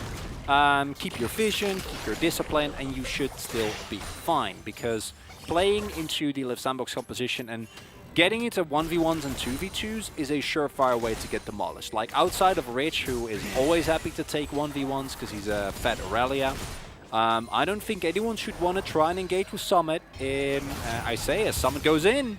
Yeah, he's trying to get something done here. The stun held on to for a long time. His Heartbreaker will just be flashed, as Rich does not want anything to deal with that. Knows that a potential follow-up stun and then the rest of the team could collapse onto him. So has to back away. There's still 20 seconds until the Drake. Zingo's Croco, but he's fine. I wonder if they can take this Drake. It goes a really long way, but there's still 3.5k gold behind. If you look at the items, it's just not too great for Live Sandbox outside of Summit, clearly, who has been able to get a fair share of gold. And there's still a super vet Zoe on the enemy team. So a single bubble from Gory or continuous arrows coming through from Dogdom are still going to blow up the entirety of Live Sandbox in a matter of seconds. Their team fighting is not the greatest. They want to try and pull apart this fight, but I don't think Nongshim is going to let them. Just going to get started here onto the Drake, surrounding like piranhas is Live Sandbox. Effort misses entirely, but still Peanut has to flash out of the pit here. Decent amount of damage coming out from the backside from Prince, but still more poke damage being done here from Nongshim and their gold lead. The amount of poke that they do have right now. Waiting for that second equalizer here as Fate is going to steal that Vanguard's edge. Not going to amount to too much. Live Sandbox is trying to open up more space, trying to take down this Dragon. As Effort once again on the backside. Knows that they saw him. As the kick comes in, they're going to finish that off, and with 1 health, they're going to be able to take it down, and now Live Sandbox won't pull the trigger, as in goes this gigantic Viego. Summit able to pick up a couple, as now Rich is on the run, and everything has fallen apart here for Nongshim. Live Sandbox, what a comeback. That's so big, because that might actually lead into a Baron as well, with everyone taken down and the amount of damage that they have available. I think they can go for it, and this is a similar swing to what Nongshim was able to find in this game initially. I'm just flabbergasted that they're able to pull it off, and I want to see again, because it feels like in this position, a composition that's ahead with a Zoe, a Braum, as well as a Varus, should not lose extended poke fights around the Dragon, but they do. And I think it boils down to the threat that Effort and Croco are able to continuously maintain off to the side here. This beautiful kick that opens up the opportunity, and then it's just Summit just blown up. And once kills start coming through, it's done, right? Like the moment that kills are happening, and Viego just takes over the entire fight, and you see the extended power that Kingslayer and Conqueror have in these situations. But what I want to know is why was it still so even there, right? Like in the 30 seconds before that, because that's a really big fight. Like picking up the Baron, able to get the gold lead back to even, and now Summit is so fed that he will be incredibly hard to deal with in the side lane. And if Live Sandbox have Baron, they can just 1-3-1, and a 1-3-1 with a Jhin that is just chilling and clearing waves from a distance, and a Viego and a Silas that can just 1v1 is terrifying. Yeah, no, it really is. I think a lot of that poke around the Dragon just straight up missed. Like, I saw Gory was trying to land a couple over the wall. He wasn't exactly landing them down. Summit was actually decently tanky, even with the plated steel caps. A bit of poke came out from Duckdom, but he wasn't on 2 items yet. Like, he just picked up his Prowler's Claw now. So, like, the damage wasn't 100% online for the Varus, and Gory was missing a couple of things, and then they kind of just all grouped up. One nice kick led to another, and Live Sandbox just had better positioning and a huge threat that Nongshim were trying to respect, but it ended up being their demise in the end. So now Live Sandbox with the Baron, definitely back in this game, and looking to push even further ahead. I'm happy that we get to see this Live Sandbox in this series. Like, Nongshim can still win this, I think. It's still completely within their own possibilities. We saw how good their late game macro is. They're really good at pulling out objectives out of nowhere and taking a relatively even game, blowing it apart completely and getting a huge goal lead for themselves, which in this scenario can be as simple as just hitting a simple big equalizer, right, with an Aurelia ult, or Gory hitting a bubble and finding a pick. So I'm not ready to call it yet, but what we see here from Liv Sandbox is why it's so easy to get excited about this team. It's because this game felt kind of over, and then just through the sheer like 1v1 and skirmishing power that Summit, Kroko, and Fate possess, they're actually able to get back in a scenario where you pick up an couple of extra kills up on the Viego, right? And then effort goes for a big engage, doesn't actually work, but still adds pressure. Then you go in, you find one kill, Summit starts popping off, and all of a sudden we have a game on our hands again, Velda. Yeah, I mean, this is why Viego. Yeah. This is why we see him so often first picked, and even sometimes banned, because very often there are just certain fights where, you know, if you watch a lot of LPL as well, like some of those fights over there are just insane, right? It gets to like Fiesta levels very often, every day, right? And Viego has even more value because if all the fights are broken up and it becomes a really like down and dirty skirmish, the guy that's getting resets and is just running around the fight, he's gonna have the most fun time, right? And sometimes in the LCK things are a bit rigid in terms of, you know, how you can engage and where you're gonna find that angle, because teams are just so like, they're trying to be so perfect and hold these very specific lines of defense and stuff like that, that it can be difficult for Viegos to find value in this league. But sometimes you get a couple of picks like that and you're like, oh, so this is why Viego is picked all the time. The champion can be absolutely bonkers if he's just given an opportunity to be. And there is one of those bubbles. That's a lot of damage. And by the way, the Mountain Drake just spawned. So here we go, we're running it back. Take two. This time around, Kroko has a really nice angle up on the top right side, as you can see, but he is on vision here.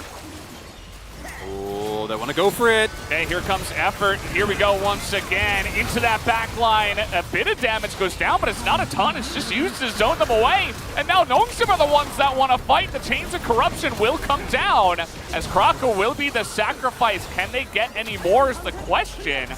The Stu Mountain Drakes is big for the side of Sandbox Summit. Look at him. He's getting in there. He's looking for the resets, but he's all alone now. A bunch of his teammates trying to come in, but the damage is just barely going to be enough coming out of the Rumble, as they will shut down Summit finally at the end of that fight. Really good body blocking by Nongshim there, as they're able to deny the opportunity for Summit to go in. Because I think if he gets Gory there, Gory also stalling really long with his stopwatch, if he gets into that body, I think that fight can be turned around, right? Because it's so clutch. And I'm loving what we're seeing here from Sandbox and how they actually utilize the Jhin. Teams barely do this, which is why we don't like the pick, but here you see. Effort can go in that deep, knowing that Prince can add a little bit of damage, but they use so much, which means that then when it comes to actual fighting and disengaging, it's a lot harder for them. I think the attempt to turn here from Summit is just beautiful. Almost gets it done. As this stopwatch is like fine, but yeah, he can't get on. He can't get on the top because the stun actually wears off, but he can't get onto the Zoe body, which might be enough to kill the Brom, which might be enough to get the Winter's Spy and start killing people again. But they do get the Drake, and it's not a great trade, but it's not the worst either for Sandbox. So game state still fairly even, and into the Nongshim comp again. I think the value of this Mountain Soul can be huge. For how much of viability it adds to your composition, and looking like a much more even game number 2 here. Yeah, I mean, especially the more Drakes that you stack up with the Mountain Drakes. We're at 27 minutes though, so I'm a bit scared, Veldes. Remember what happened last time at 27 minutes? It was so even back then. I mean, you know, we talked about inevitability last week. And sometimes with Nongshim, it can feel like, okay, all right, like enough of the fun and games, like now you will inevitably win, right? Right. This game doesn't necessarily feel that way, especially when they were so far ahead and they kind of threw a lead. A couple of people getting caught and Liv Sandbox really capitalizing on every single mistake perfectly. So we'll see how it feels in a couple of minutes. And if Nongshim can attempt to come back here, because at the end of the day, like, yes, the Viego got shut down, but it's like a 2 for 2, and the Drakes still went the way of the Sandbox. Still feeling pretty good for their side. Yeah. And now we see the spikes come through for Sandbox as well, right? And unlike last time, they are on even footing. Third item they're done for Fate. The fact that Fate was able to come back in this game is just baffling to me, because he was like 1 in 3. Yeah. Barely got anything done, and here we are. Summit obviously gonna get spotted there in a little bit. Prince also, it's a supportive AD carry, but it's working out well, right? His attacks are gonna chunk more and more, looking to, I assume, go towards that IE as a third item. Collector, and just playing Jhin in general against a bunch of characters that don't have that much tankiness was really nice. It's Fate. Yeah. A couple of ultimates will be traded there. Doesn't amount to too much. As you can see, Kellen doesn't have to use any summoners either, just walks away. Takes it easy. There's no more damage available. Yeah, it's the Nongshim way, you know. We're fine. But are they, you know? It's fine, guys. It's okay. Like, Viego's gigantic. It doesn't matter. Like, we're still gonna win this game anyway. Just CC him. Oh wait, he is Forehead.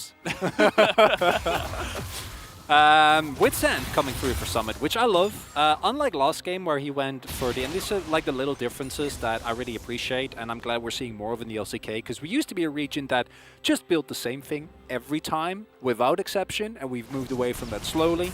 Because last time Summit went for the more tankier build, went for a Titanic Hydra as third item, and went for the Steric second. But with the Blade of the Rune King and now the Witsand as well, his 1v1 potential and his like side lane pressure against either Gory or Rich is just going to become a lot stronger than it would otherwise be. As this for a Drake soul point would be huge. Bubble hits. Yeah, you can see they're trying to land the poke here, but the positioning of Liv Sandbox and the vision control right now is much better for them. It's the bubbles. Okay, it's going to be annoying for Summit, but you can see Fate just throwing out the Aurelia ultimate for now. Why not? They're just trying to zone them away for now, but now we're kind of turning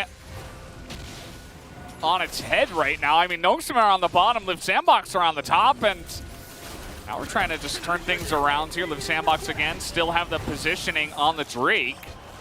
This Krako is just kind of in no man's land. I think they just barely saw him there. Oh, the hit effort there. Not able to actually follow up though. That would have been really big. Getting him out of the fight is huge. The poke that's coming out from the tin. Look at Gory. He has to zone this very early on. Nice follow-up engage comes out from Effort as he will have someone to jump to, and now Summit's looking for the kills. Down will go Effort, yes, but Summit is so scary on the backside. He will have to Heartbreaker away. This Dragon's still available now. Health bars are full for Nongshim. They keep going. Prince, he's kind of like the turret in the backside. He's being so annoying as now we got a teleport coming back from Summit. And again, These fights. yeah, Summit full health now. It's going to make things much easier, but Nongshim aren't giving up just yet. As in they will go, the route down onto the top side of Nongshim. The damage is coming out from Prince, as Fate will buy a lot of time. But now Rich finds the big Vanguard as he's trying to do the damage, but he can't quite, and he has to go into the Zonyas. This is all going to be up to Duck Dom and up to Peanut to try to salvage this, but they cannot, as Liv Sandbox will shut it down and take everybody on the side of Nongshim down. 1 second on the death timer of Zoe, but it still counts. It's an ace for Liv Sandbox. Oh, these fights, Valdez. Want to see a replay of that again. Kroko threading the needle there with the Q, able to find the kill into the enemy backline. Effort with a great engage. As Gory gets picked off again, and his Zoe started off so well.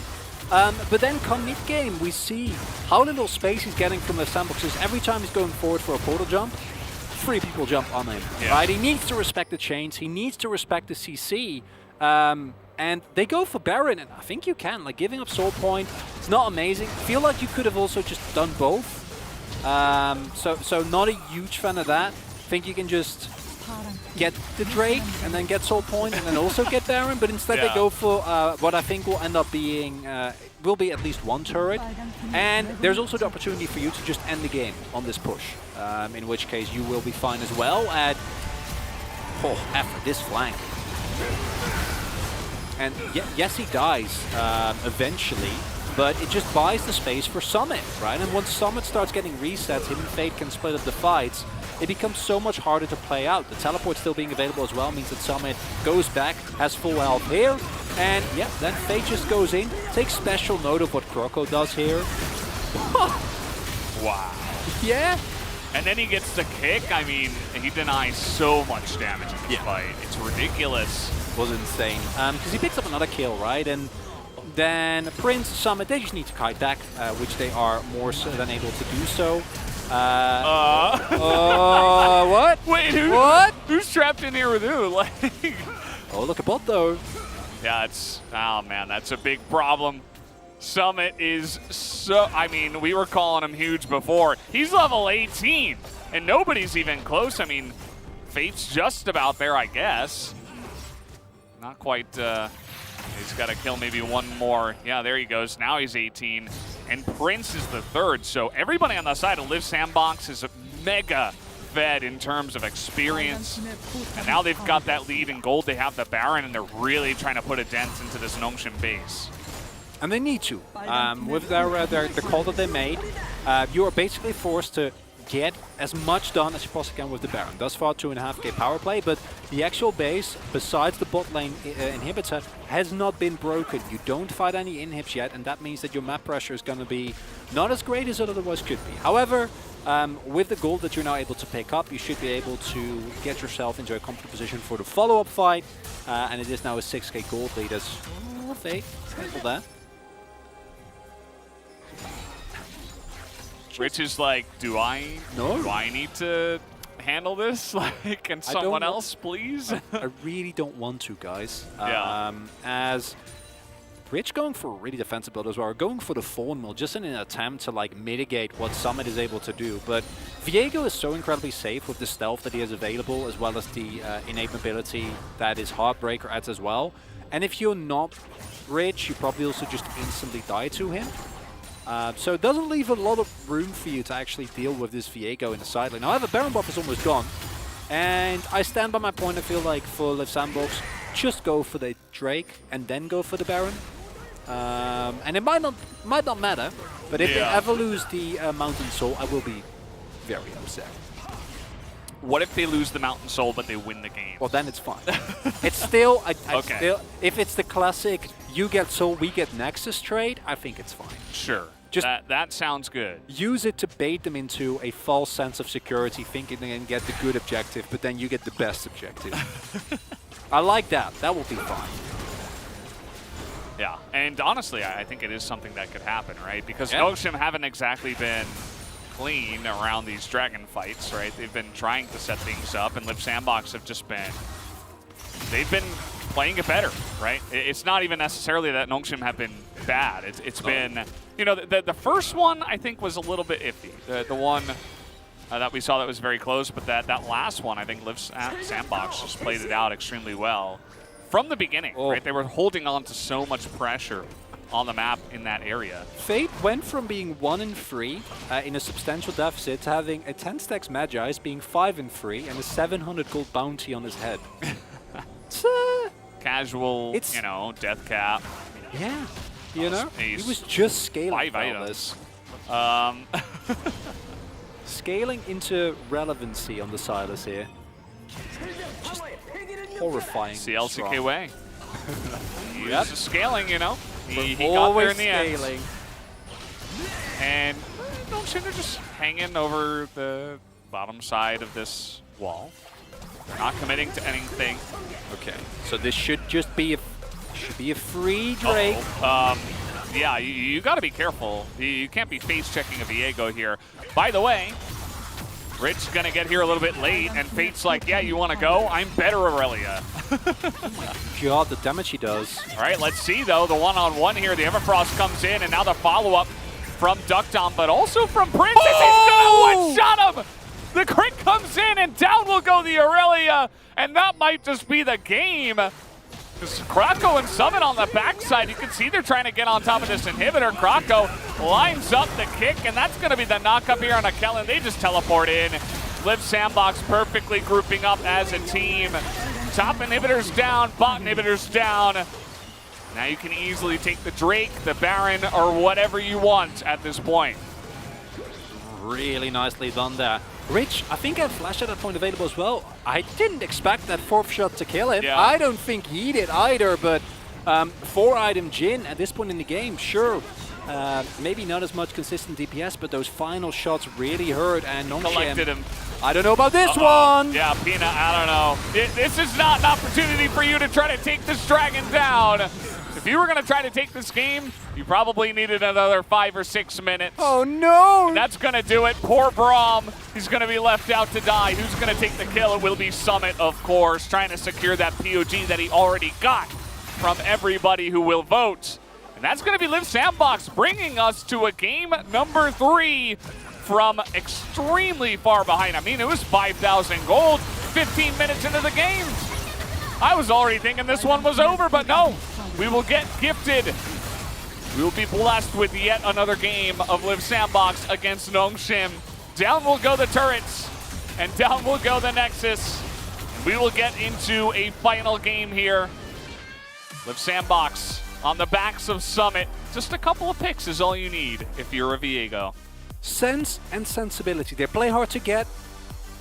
You know, they're like, oh no, do you really want to commit to winning this game? Is that really what we're looking for?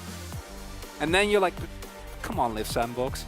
Don't let us down. And okay, we'll come through just this one time. And the skirmishing, I think, was absolutely beautiful from them there. And it's the reason why we're excited about this team. I think there's valid criticism to be had through how they set up the very first fight in this game. That team fight around the Herald.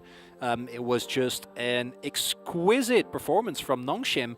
But then, Live Sandbox, they just never give up. And I think that's something that these two teams have in common, and why we actually see them be so tenacious and so successful in our LCK Summer Split. Yeah, Summit, you should be happy. Yeah, you know you got the POG. Summit and Fate are just vibing in the back there. They're like, yeah, we're pretty good at this game. Yeah, this was great. Yeah, and man, I wonder, well, it's going to be Nongshim that have side selection this time around, so I wouldn't be surprised if they do select blue side, you know, maybe try to at least use that to deny Viego and maybe go from there. As we do see, they're very comfortable to use that pick in any kind of scenario. As you should. Pick's pretty good. Yeah. Especially when you have someone like Summit piloted, and we all remember the games that Summit has sometimes where he's Jace and he dies the first 2 times and then he dies 5 more times and you're just sitting there like, oh, Summit, what's going on? But then you have games like this. And to me, the big lesson for this game is how much survivability, longevity, and like resilience there is in Live Sandbox. Because this is something that I think a lot of our traditionally best teams miss. Gen G comes to mind here, where like if they're in a lead and then they throw that lead, like them coming back just doesn't, oh my god, doesn't really come to fruition. Yeah. Whereas for Live Sandbox, and actually Nongshim as well, it's just beautiful. And it also shows us that, yes, Nongshim's comp, they got ahead really early, but Zoe and Vera's comps are very reliant on execution. And we saw there in the couple of Drake fights, the execution just wasn't up to par. Didn't work out. Yeah. Wasn't it Wow. that time around? 27.6 thousand damage here for Summit on Viego. That's insane. Just really shows, I mean, you were talking about execution base. I mean, the amount of angles he was able to find. And all it took was, you know, that one shutdown on Tagore. You remember he got that was it. 800 gold, and it was like, wait. Oh, no. I don't think that's allowed. That shouldn't be legal, but it was in this game, at least for Summit, as he broke the law. But either way, guys, that's going to be Live Sandbox getting romantic once again, allowing us to believe in them once again. And we'll see if we can, as we will be going to a game number 3. We'll take a quick break, and we'll be back for that game 3.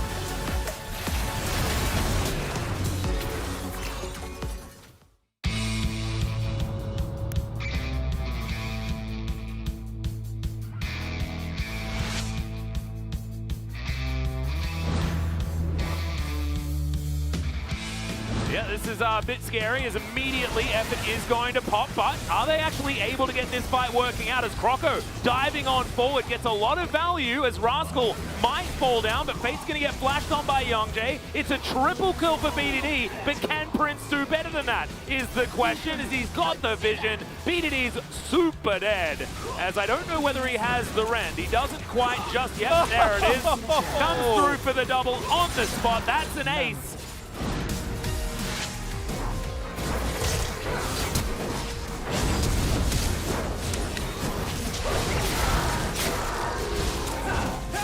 잘 찢어봐. 얘 조직해 빼. 얘 찍기 없나 보다. 찍기 없다. 찍기 이제 돌아.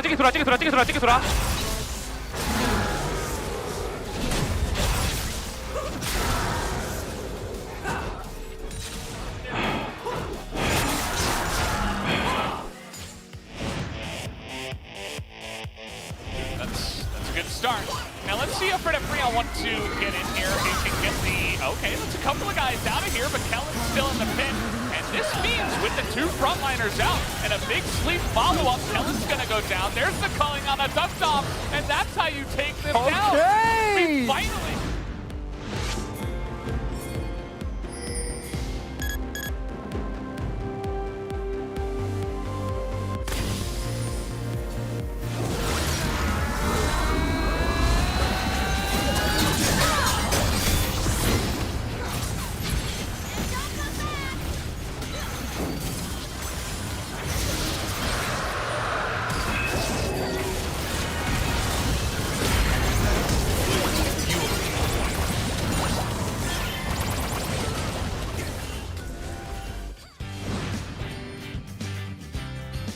I don't know if they're going to get anything out of this.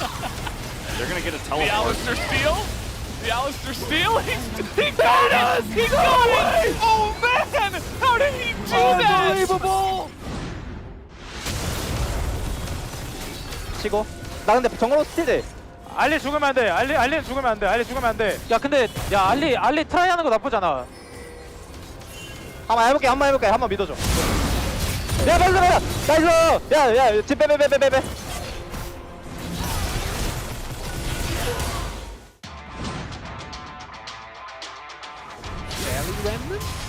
Oh yeah, no, that's absolutely true. As they're trying to get on top of Gory here, Upke's like, this fight isn't over, guys. Why are you attacking the minions? As Gory seems to know it as well. It's a nice knockup, though. He's staying alive, and look at this! He's going to be able to create a play! They didn't expect this!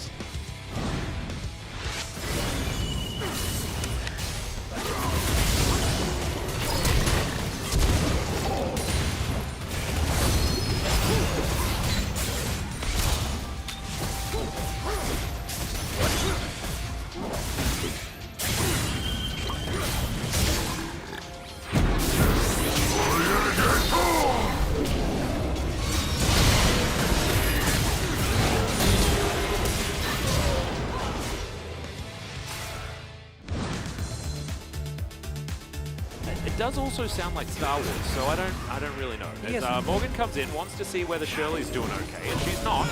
But there's the kickback. This is the Crocodile that's quite angry, but it's just not going to quite be enough. As he looks for it, okay, Opti's going to get taken down. Can he get another one? No! Takes the Rip Arrow, picks it up, and then makes his way out. 전령은 스피어도 그냥 늦게 먹긴 해. 저건 내가 막을게 일단.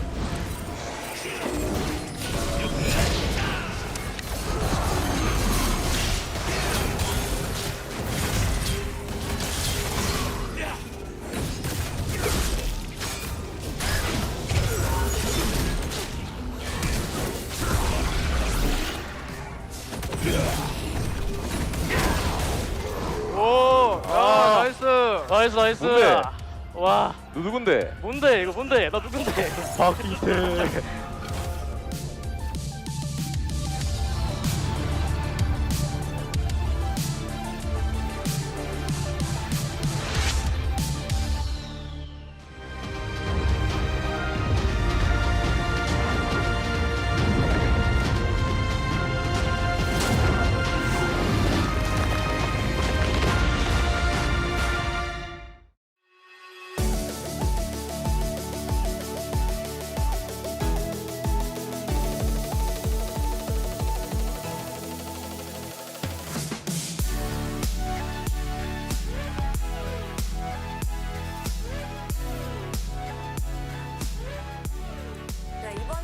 Leap Sandbox is taking us to Game 3 with a landslide victory coming online at the later phase of the game. We were actually puzzled to see their draft.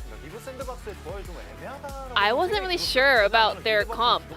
They didn't have priority on the mid lane and bottom lane, and Nongshim Rat Force had better good force power when it comes down to vision control. Ram also had a lot of advantage into Sandbox's comp, so I thought their comp is a bit dicey, but Summit set it up all for his teammates. He got solo kill in the early game. He was able to get a pick onto Zoe in the mid game. He was the one buying more time for his teammates. Compared to Liv Sandbox, Nongshim Rat Force had a very, common comps, very similar to the one that they had in game number 1. They had lane priority, they rounded up a poke comp, and they kind of pulled off a controlled objective setup and team fights. However, Liv Sandbox is more about the skill track. They were always looking for fights, taking the actions, and Zoe was actually able to get picked by Diego thanks to the mechanical prowess that Summit displayed. Liv Sandbox didn't allow the space for Nongshim to do the poke damage. I think this game, Liv Sandbox outplayed Nongshim Rat Force in terms of skirmishes and teamfights. I'm very amazed by their performance.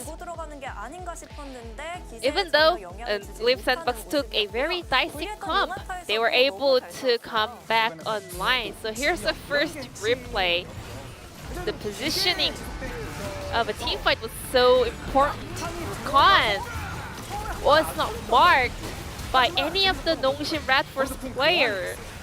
Well, still he was not able to get a huge value from his ultimate, but it was a trade in ults between two supports, and also their equalizer from Rumble. And Diego, in the mist, he was able to stir up the front line of Nongshim players, and he was able to zone out the Nongshim players as they were grouped up, which means now Jin has a lot more space to do damage.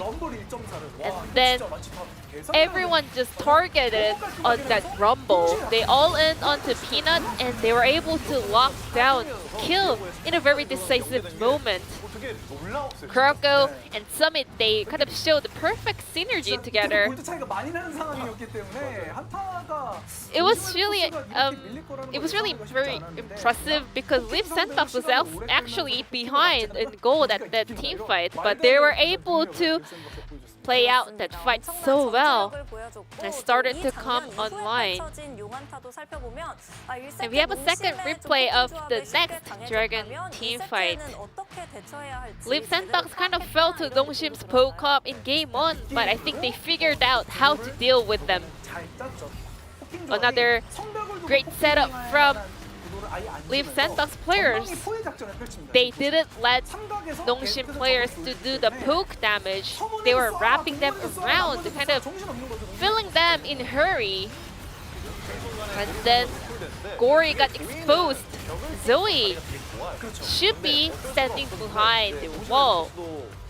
So Gory was in the right spot, but she got zoned out by Rakan once again. Diego, one more time, he was able to get his mist off, and he was able to play the mind game while being invisible. Rumble has a very low cooldown on his ultimate, so if they kind of buy more time, they can kind of turn this fight around. Maybe they can turn to the mid lane.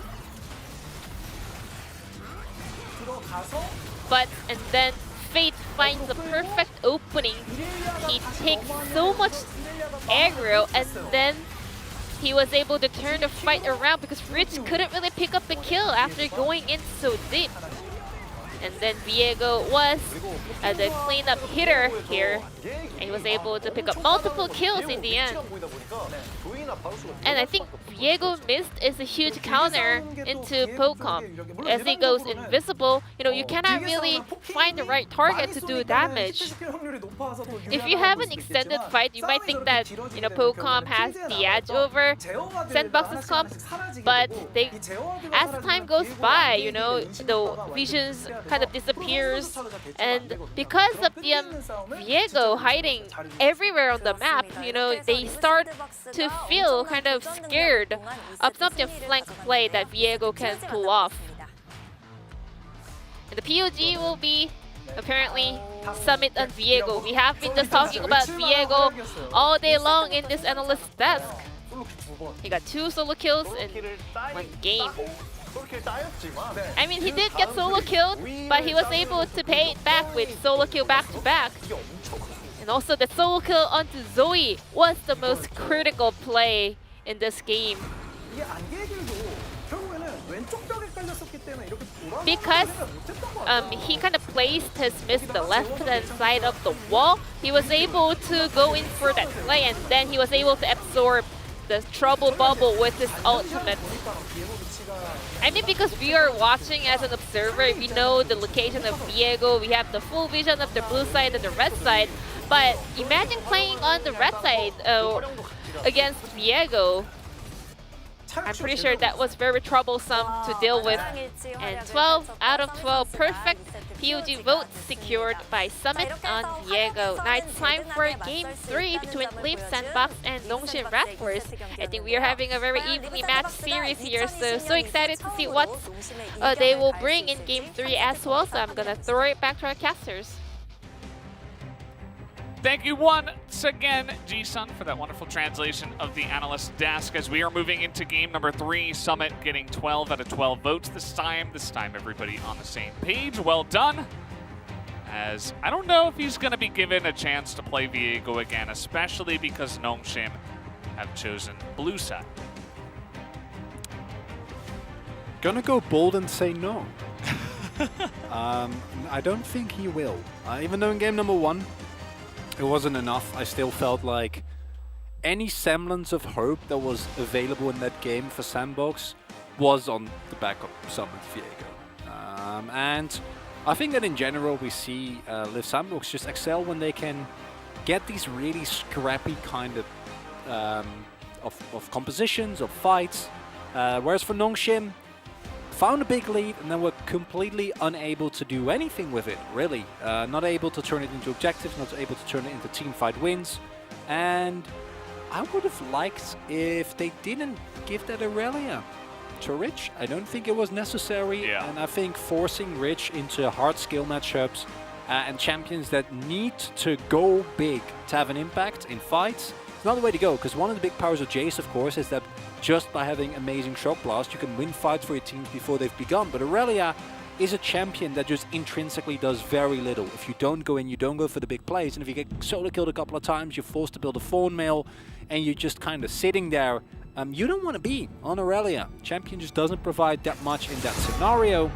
And provided that we know how well Gory has done on Mechanical Champions, feels like, as you pointed it so nicely, kind of a case of them maybe getting a little bit in their own head, outdrafting themselves, which generally doesn't really happen with Nongshim, as do get a bit of a flip here. And now, is Liv Sandbox going to bend the Viego? Because I'm sure Nongshim, they can just leave it open and first pick it themselves. Yeah, you go ahead and you ban the Diana, so it doesn't come out from Liv Sandbox.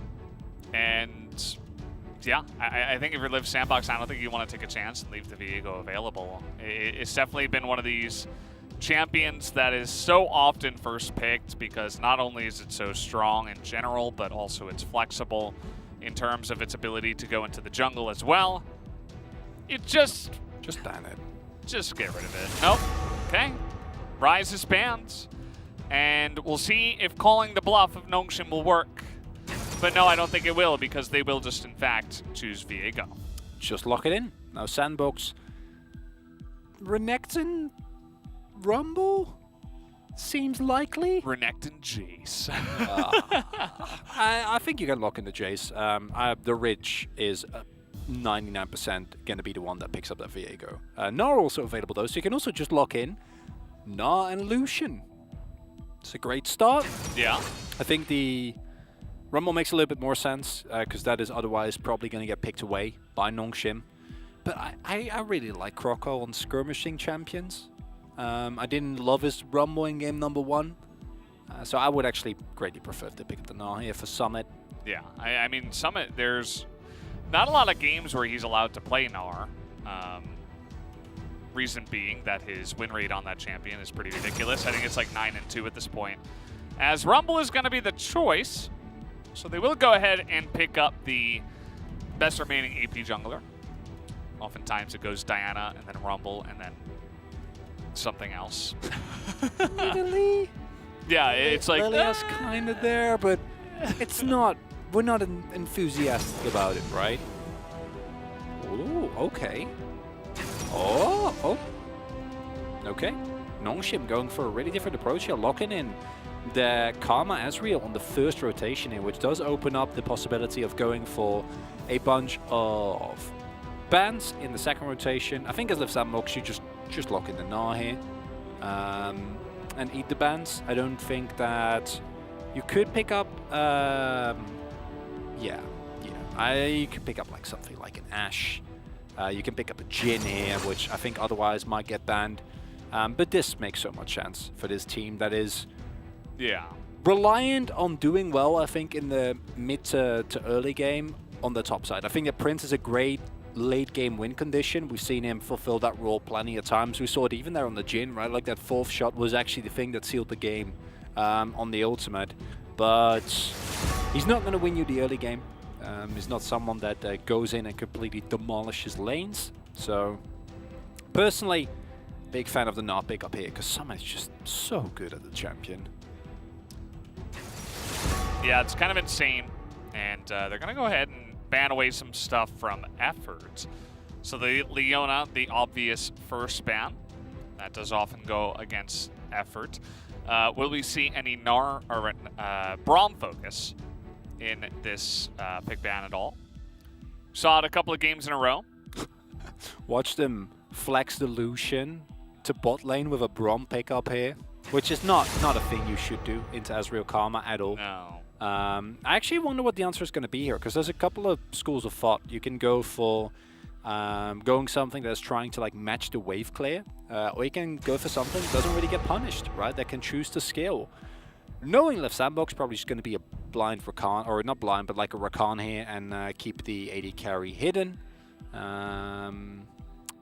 Because effort on his Rakan, his win rate was incredible the last game. We saw how well he done the pick, and how well Liv Sandbox plays around the teamfight potential that the pick really has, especially when combined with something as aggressive. But that is also a treat, and not something that we've really seen come through here in this draft tonight thus far. We have seen the Jinx ban, which of course is also a reason to not see the Thresh, but effort on Thresh here.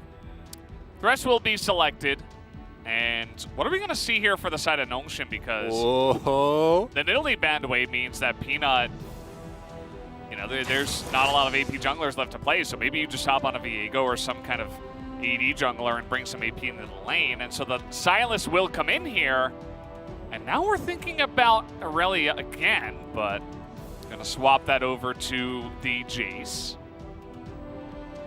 While I think the Aurelia is a way better matchup into the Gnar specifically, I prefer Jace, honestly. Just because of the sheer comfort. Okay. Yeah.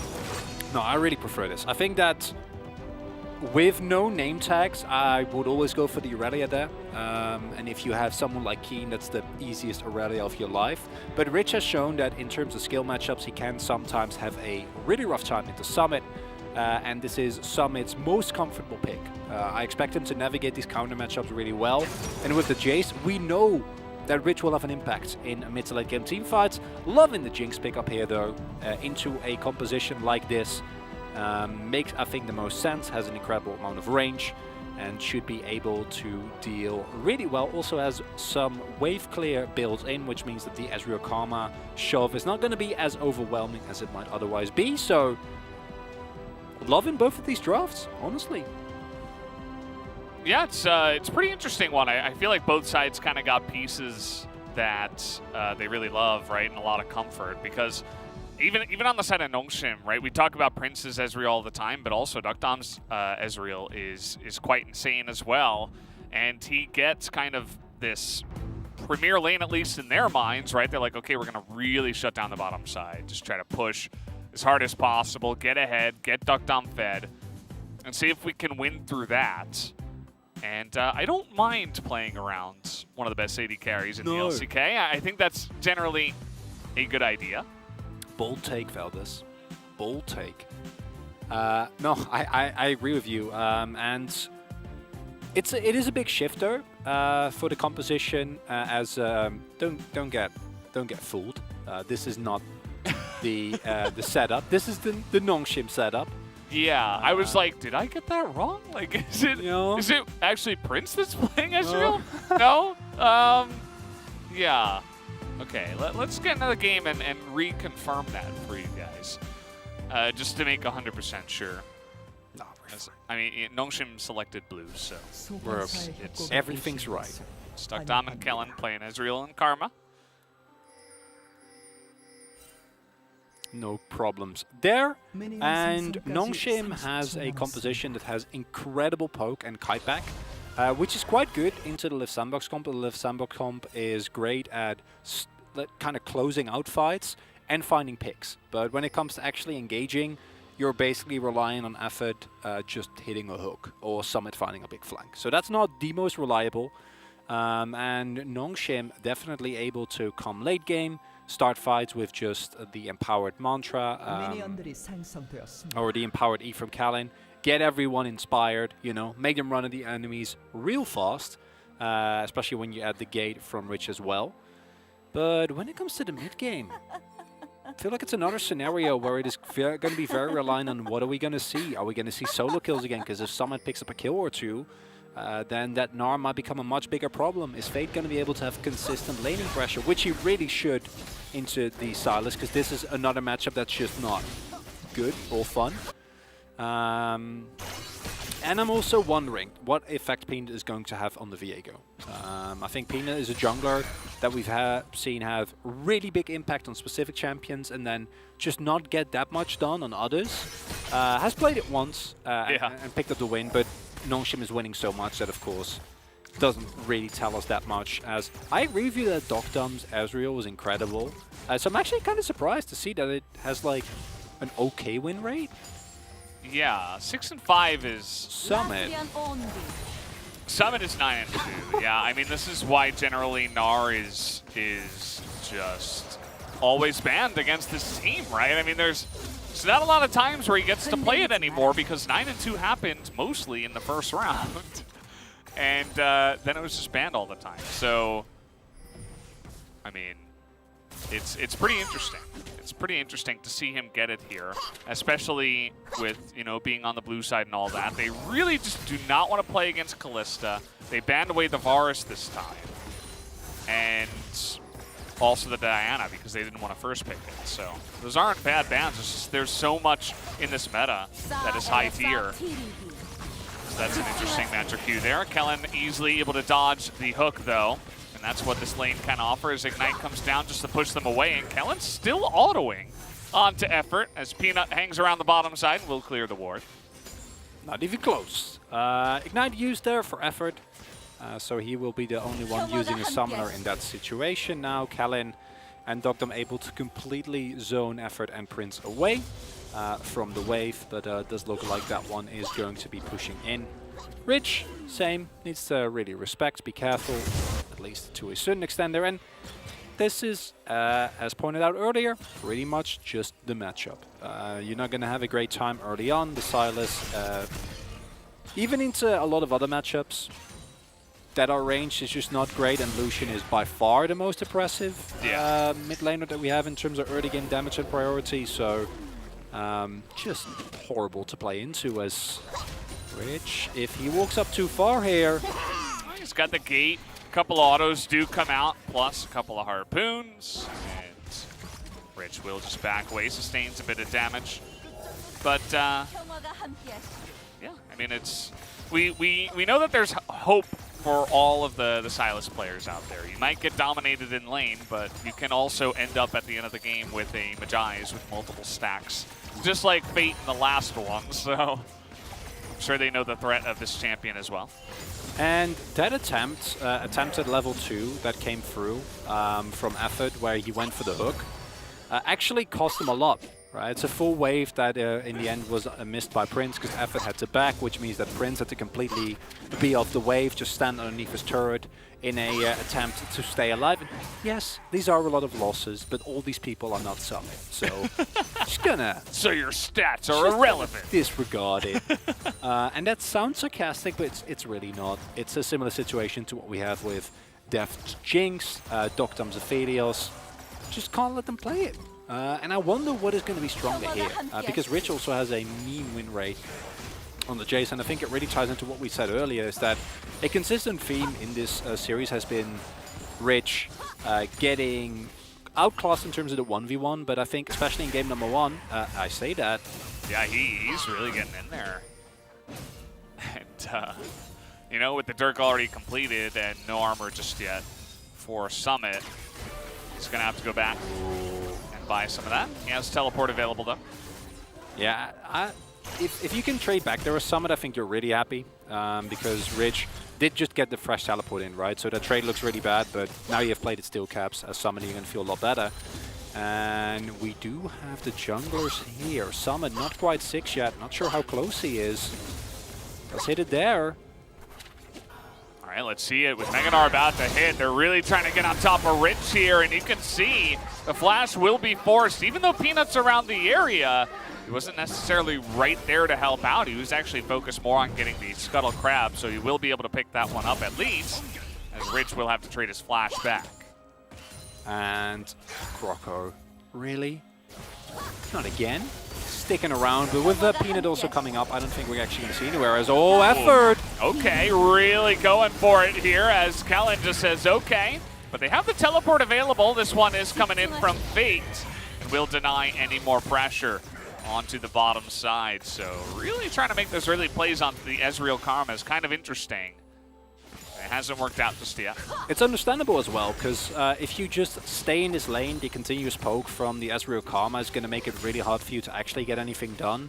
It's also not a lane where you can leave Prince alone, which we saw Effort do a lot in game number 1, where he's won the Leona, and the Prince on Ezreal is just kind of staying there. You need these hooks. Unfortunately for Effort, some games you hit all the hooks, some games, and this seems to be one of them. It's not working out quite well. I think he backed. He didn't back Kellen. He has his flash, but he's actually looking to turn it onto Effort here. A lot of damage coming out from Duckstomp. The Q will go down, and the teleport now from Gory is in effect. He lands it onto Prince as the equalizer goes and totally wipe, but actually ends up working out in the end as does try to zone him away and actually doesn't help him out at all. So that's going to be the kill onto Prince as well, as that's going to be a double kill for the bottom side here for Nongshin.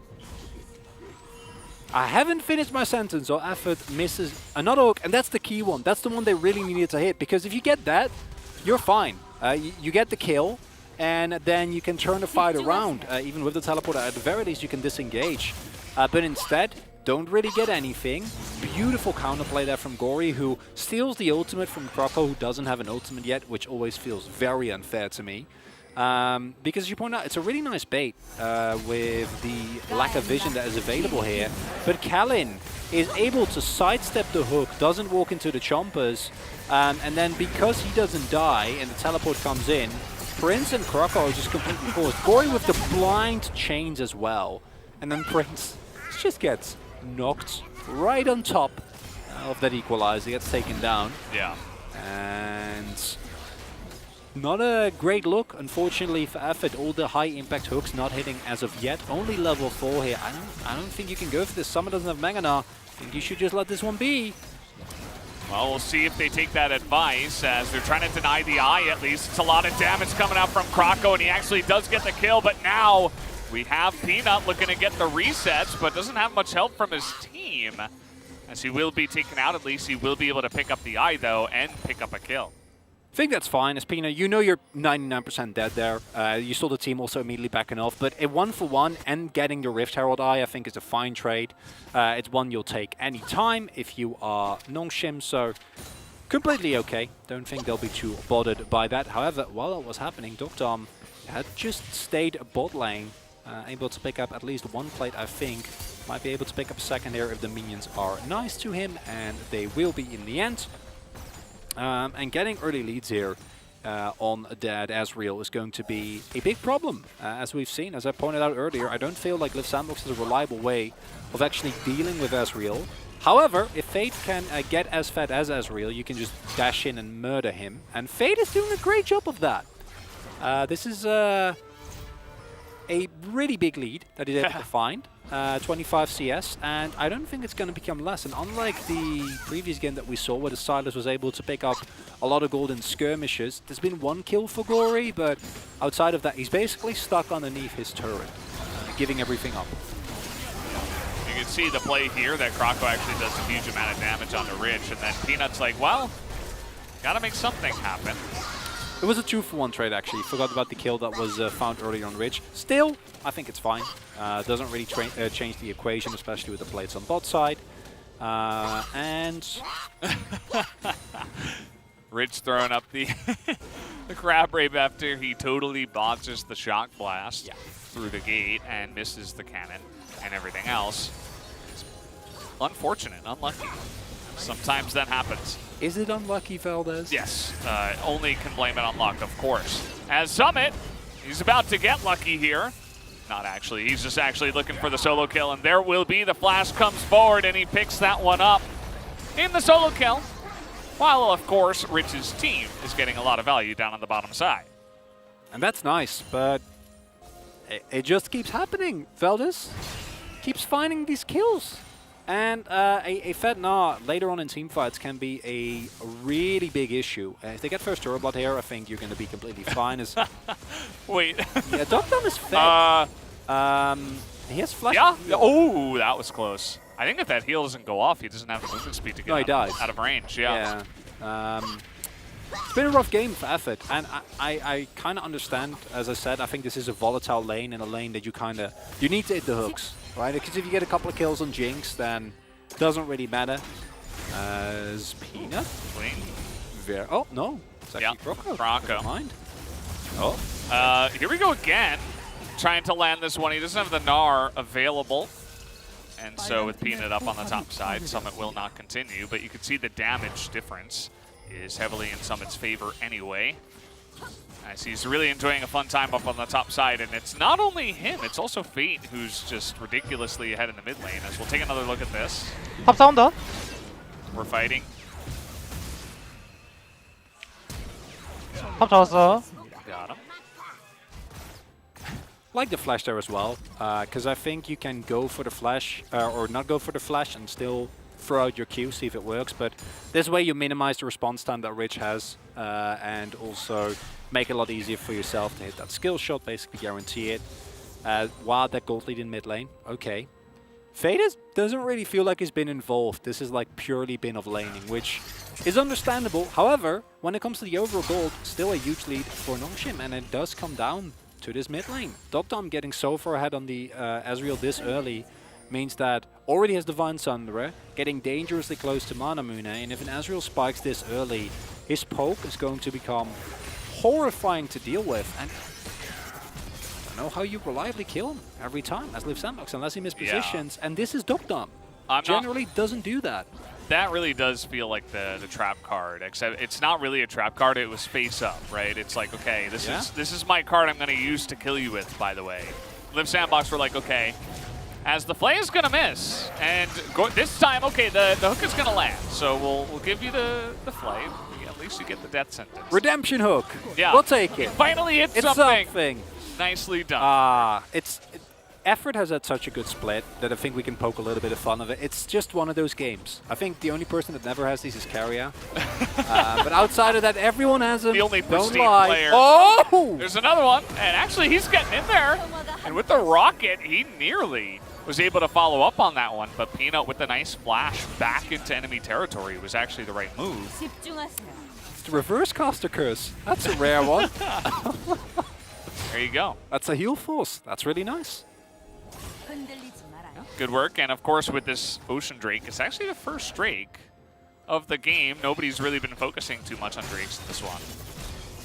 And Live Sandbox say, okay, we're going to exert a lot of pressure on this area of the map. We'll take it down. Is Fate just going to casually Flame Horizon this game? I mean, it definitely could happen. It's starting to feel like that. This game is swiftly turning into Fate Summit versus Duck Dom. Yeah. Who wins that, I wonder? Because that's a legitimate question. Like, I don't actually think that has a clear answer. Yeah. Either way. Interesting.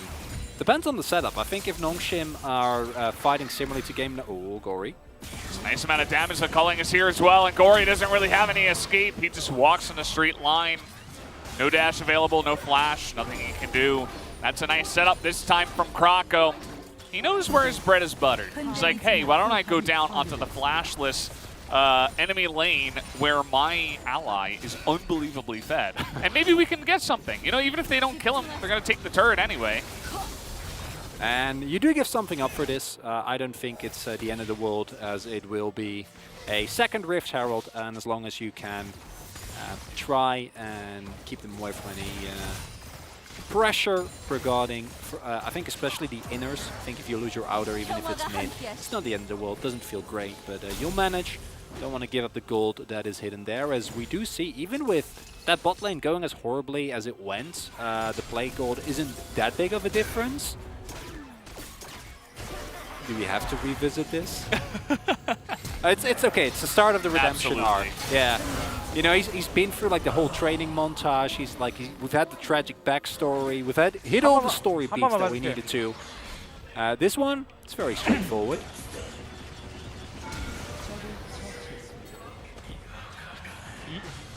E를 썼구나. You used your E. Nice. Harpoon good. Don't know why that was. It's more like, I see you used your E, like kind of like that.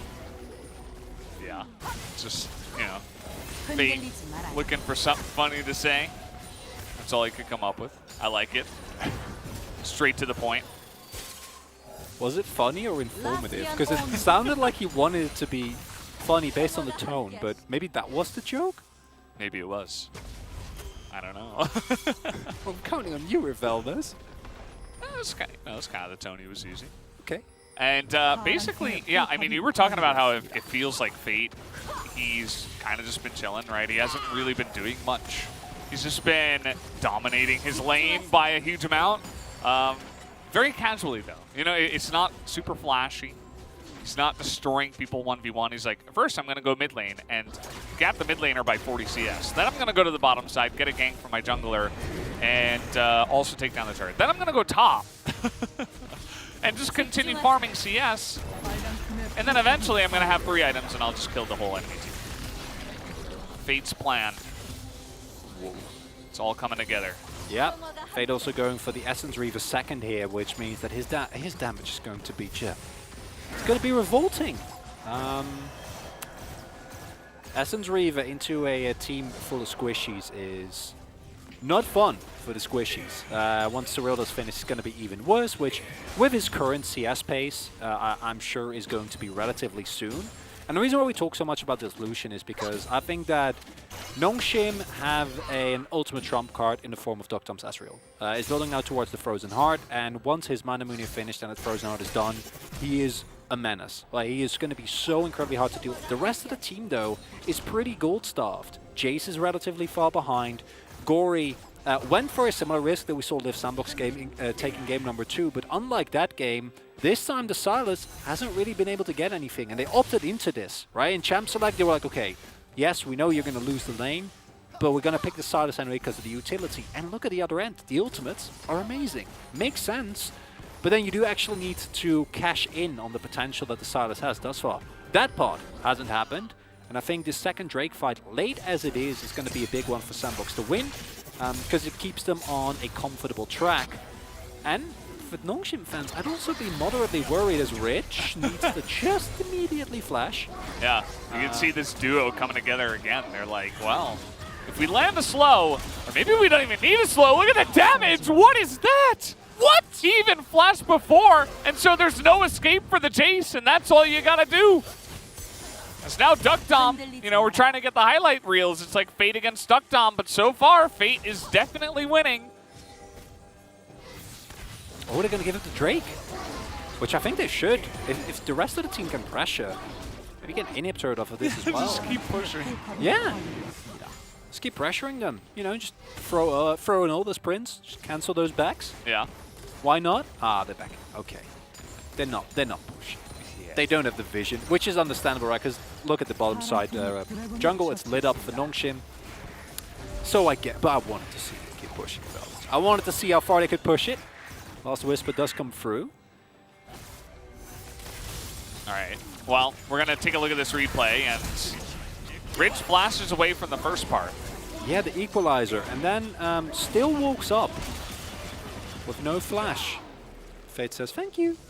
Yeah, I mean, it's Gale Force Lucian with 3 items, basically, right? Yeah. You can't go anywhere near it. Like, it's just not allowed.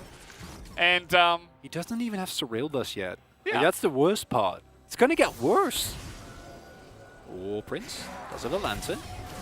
Peanut nearly able to land that one, not quite. Just checking Baron just in case. I really like that, especially considering how they won game number 1. Remember what we did in that first game? They could do it to us. And except this time, you know, Live Sandbox are actually pretty far ahead. Also, they have this Lucian that could just basically 2-man the Baron at this point. And let's see, Live Sandbox is going to group up as a team, go mid. They do have a pretty nice amount of poke with the culling and the equalizer, and that's going to get Duck Down out of position for just long enough to go ahead and take down the turret, back away. And that's all you need. Yeah, just throw out your mid-jungle combo every time, force them of any objective. What are they going to do? Both Kroko and Fate are so fed that just the ultimate is enough threat. And it's not like you can really go all in on those if you don't also deal with Prince, because, yeah, it's an early game Jinx, but if she gets excited, finds a big ultimate, she can still shred through the health bar, especially because Nongshim not particularly tanky. And Live Sandbox plays so well around Mega Nut Bar, right? There as well. Summit is just standing on like 75%, so you know that by the time that you've actually gotten on top of them, you will have it available. Fate has been giving you a lot of praise. Okay, he's fine. Ooh. Just going for a quick walk. He's just stretching the legs. Yeah. You know? You need to stretch enough. Sitting behind your PC all day. Oh, boy. Prince, you know, like, eventually, as you mentioned, you know, it's a Jinx. You get a couple of, you know, 1 kill even. You can do things and be really annoying. A lot of the gold here for Live Sandbox is definitely in the Lucian and the Gnar, I would say. But Prince isn't doing so bad. And having that kind of backup plan is not half bad. But you can see what happens in the lane. It's not a fun time, as everything is flying straight into Duck Dom. But not much is going to land. And this is a nice window for Nongshim, because they already have the Shiradas available, and it's not yet there for Live Sandbox. Which makes it a lot harder for Live Sandbox to, on one hand, do something. You see there, if the hook doesn't hit, just not that much that you can do. And it also means that if Nongshim want to force, they're actually able to. Don't decide there, which I think is the right call, as pointed out. Need to be so respectful of Fate and Prince. But I wonder, if Live Sandbox just play this slowly, and every time that Nongshim even tries to walk up, you just throw 2 ultimates at them of whatever objective you're facing at the moment, you should be fine. However, we're now starting to see that Nongshim poke is hurting more and more. And I think that once Prince hits 3 items, every time that someone tries to go for poke and he hits 1 or 2 autos and they crit, he will be fine again. But right now, Nongshim have a have a really nice way of dealing with this pressure, because you speed up, you hit either a Mystic Shot or Rich goes in for an Empowered Shock Blast, and yeah, he's 0-3. Doesn't really matter. He's hit his 2 out in Power Spike, and then you back off again. And you could just keep doing that indefinitely. So Sandbox either need to, as mentioned previously, throw out the ultimates, or they need to hit a hook, but that has not been going great this game. And Yeah. Summit can go for a big TP flank, which he does love, but there's no vision. And I think that's something that Nongshim has been super diligent about, is making sure that there are no teleport flanks available, right? That there is no flanking. And I expect them to continue doing that as they go into these fights, because without backline access, Nongshim's comp is going to wreak havoc against Liv Sandbox. Yeah, as here we go again, looking for the snipe, not going to come through, as now the turn comes in, but exhaust this time. As you can do that to a lot of different champions, but not the Karma because of that exhaust. But again, Fate doesn't use too much to get that down, so no exhaust now for the follow-up fight. Nongshim, though, have position in the river here. Peanut trying to frontline and help that. So we have a third Mountain Soul in a row, actually. 3 games here. Weird that did happen. Trying to recalibrate after Atlas casted yesterday. It's just natural LCK things.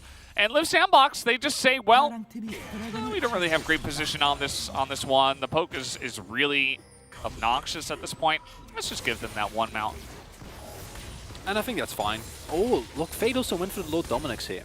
So you lose the utility that you have. Of course, Cyrill's Grudge is amazing when you combine it with the culling, because it applies on every shot. So like once you hit someone, they're just going to get taken down.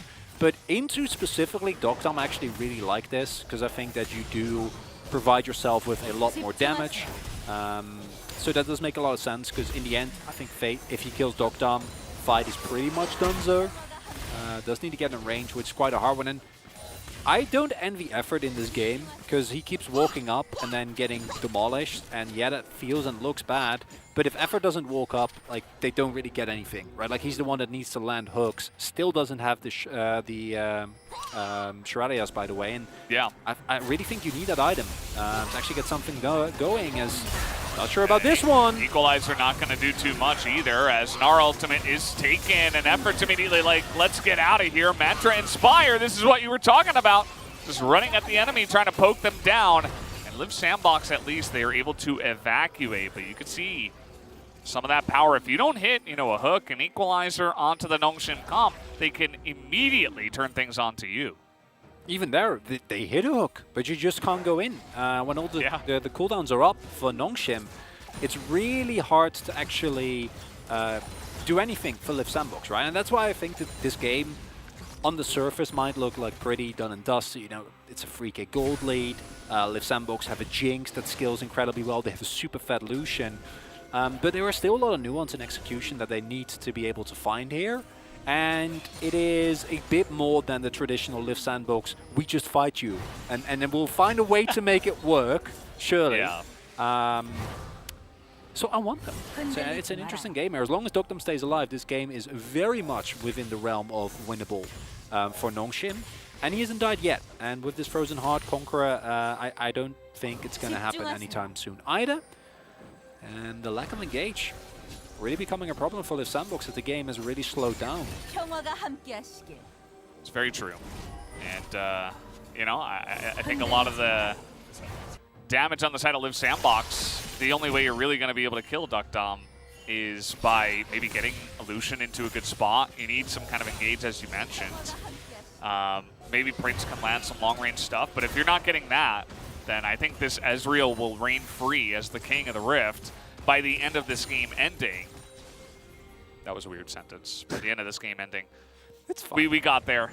The end is near. And I think Ezreal... For who, though? For, well... is it for who? I wonder. I don't know. I'm asking you. You're supposed to know this. Help me out here, Valdez. That's, I think Doctom is really just in total control of this game. Just, we'll see if there is any recourse at this point in time. That one Infernal Drake even helping out a little bit. That one that they got pretty early on in this game. It's nice. That's why the game is kind of slowed down to a glacial pace. You want to go in as Liv Sandbox to try and clear vision, and you want to set up objectives, because if Nongshim needs to actually engage onto you and they need to overextend into a lack of vision, you're fine. You can hit a hook, you can blow someone up, someone walks into a culling, as they're trying to set up a trap on Gory here, and that's exactly what you need to do. But the issue is the same for Nongshim, right? Where they can't really start an objective because they know that like once they're set in a position and those callings and equalizers come through, they're in trouble. So neither team can really set up an objective. Neither team can really create vision because walking into a lack of vision is a death trap. And that's why we see no deep vision in either team's jungle, right? Like there's some vision, river vision on the top side for Nongshim. There's a little bit available as well for Sandbox in their own jungles, but just not that much. And I wonder, this might be one of those games where nothing happens and then we have one big blowout fight and then the game is over. Because we're getting to like 30 minutes. You have so much damage available on either comp. Wow. Here we go. That's Serpent's Fang. Top diff? Don't you dare. That's what Rich is going to be saying at the end of this game. He's like, well, 0 and 3, it doesn't matter. I got my Jace Shock Blast set. Summit has no Mega now. That's a big one. Needs to somehow find a way to charge that up. He's struggling to do that right now. You gotta start getting to work, as they'll see that. Yep, Summit, he doesn't have it. Guess who does have the Gnar ultimate? It's Gory. And so, you see the Equalizer going to be used to try to zone them away, but this Viego is so annoying in the backline. Peanut in the pit, they can't deny it, but still, the smite will go the way of Liv Sandbox. Scrocco's able to secure that one. Duck Dom trying to get the damage down, but he's just going to get blown up. And there goes your win condition without the Ezreal. Here comes the excited Jinx. And Liv Sandbox are now on the forefront. They're trying to get as much damage done as possible. They pick up the Mountain Drake, but what's next? Summit? Ooh, not quite. Karma's pretty good. We'll keep him alive. And we spend our entire game talking about, is the Lucian ever got... No, it's Jinx. Prince just gets a kill. Not even on the free item power spike yet, just shy of the Infinity Edge here. But given a little bit of help from Crocco's great equalizer, Fate going in aggressively there with a calling. Dashes to try and just get as much damage as possible again on Doctom. Doctom also dying with both summoners up. It's not a great look, and that is not only a Drake, but also a Baron. And Liv Sandbox, with this Baron, is looking in a position to go from upsetting team after team after team. I mean, take a look at this fight. At first, it's like, okay, Peanut's in the pit. You know, maybe he can get this down, but 892, okay? Doesn't get closer than that. And then Duckdom's like, yeah, I'm fine. Except he's not. And it's narrator, he wasn't. He wasn't fine. In fact, it was very bad. And with Duckdom gone, that's everything. That's just your entire lead gone. Because Gory has been starved. You know, he's building towards a Cosmic Drive, but even then, for Sylas to really get anything done, you need your opponents not to be monstrously fat. Like playing a melee carry like him into a fat Lucian it's not good. It feels bad. And unlike last game, Nongshim clearly not looking for skirmishes. You know, that's what made Liv Sandbox so good, was how they executed on those very scrappy fights, how they were able to pull them apart and go from there. But this is just straight up 5v5ing. And then as the Sylas, the equalizers were okay, but it wasn't really enough. And this will be such a big win for Sandbox here, Valden. Yeah, I mean, it would be huge. So you go from 2-1-ing Genji to 2-1-ing T1, and I mean, now they're looking very close to 2-1-ing Nongshim. If Prince can pull off something like that again, I mean, it was obvious that Duckdom, one of our best players that we have on the Rift right now, even he wasn't able to sniff that one out. Only Prince was the one who knew that he was in kill range and that he was going to be able to pick that one up. Not able to react fast enough was Duckdom. So this Baron push is coming in. Another equalizer just to zone. You see that Prince kind of has to be on the forefront here. He's a lot of that turret damage, a lot of the siege for the team. So you got Summit on the backside, but there is the Mega Gnar down, and so Nongshim looking for a potential engage, but not really able to find too much. Happy to see Liv Sandbox respect there. Once the Mega Gnar times out, there is a window in which you cannot really fight. You need to wait for Summit to be ready, and this is the power of Liv Sandbox with that Summit Summit on the Gnar, right? Because they've played this so many times. Like, I don't know how many scrims, I don't know how many like on-stage games they've done this, but you see they go with the ebb and flow. Whoa. As that is a lot of damage that comes through, but turret's still going to go down. Oh, trying to make the play here is Gory, and now he's going to be rooted down. He has to go into his stopwatch. Big equalizer follow-up as now Summit is going to be the better Gnar, and this might just be it. Everybody is falling one by one. Duckdom still alive. Has to go over the wall and then back again with the flash. But even that won't be enough, as he will actually stay alive, but the teleport is coming in, and that's enough for Liv Sandbox to continue the push now. Never thought the LCK would resemble a Jane Austen novel, but it looks like the Romantics might be going for the big win here, Valdez. They're pushing through. They're going for it. And they were so close to losing in game 2, but they did not give up. As now they're trying to make this siege happen, but Kellen and Duckdom still available, and with Peanut here, they will back away. The dragon about to spawn, and so they say, well, we should respect that. If we all die here and they get a dragon, anything could happen. Oh, teleport flank. And I think this just means that they need to give up the Drake. This Double is TP. spotted. Yeah, you just give it up. It's a soul point. It's not the soul. I don't think you have to fight this one to the death. It's Liv Sandbox, though. Yeah, they will. I mean, they've made some good pullbacks today, and actually they'll make another one. There you go. Nicely done. You know, after dying. Probably bought some good items, preparing for this big fight. And Liv Sandbox just saying, nope, we're not going to fight that one. They already got so much value. They'll go back and spend that gold. Yeah, and it's an attempt at Gory. Really nice timing on the Lantern there by Effort Prince. Really seeing that one coming. And it's an understandable desperation that is there for Nongshim. But at the same time, with how far behind you are right now, you just need to be impossibly patient, basically. Duckdom also going for a very aggressive play there, and then having to immediately flash out, not quite working out as they would have liked. Now it is a soul point for Nongshim, but their base is in shambles, and the gold lead is definitely there for Sandbox. Oh, yeah. Now they're feeling it. I mean, this is almost 10,000.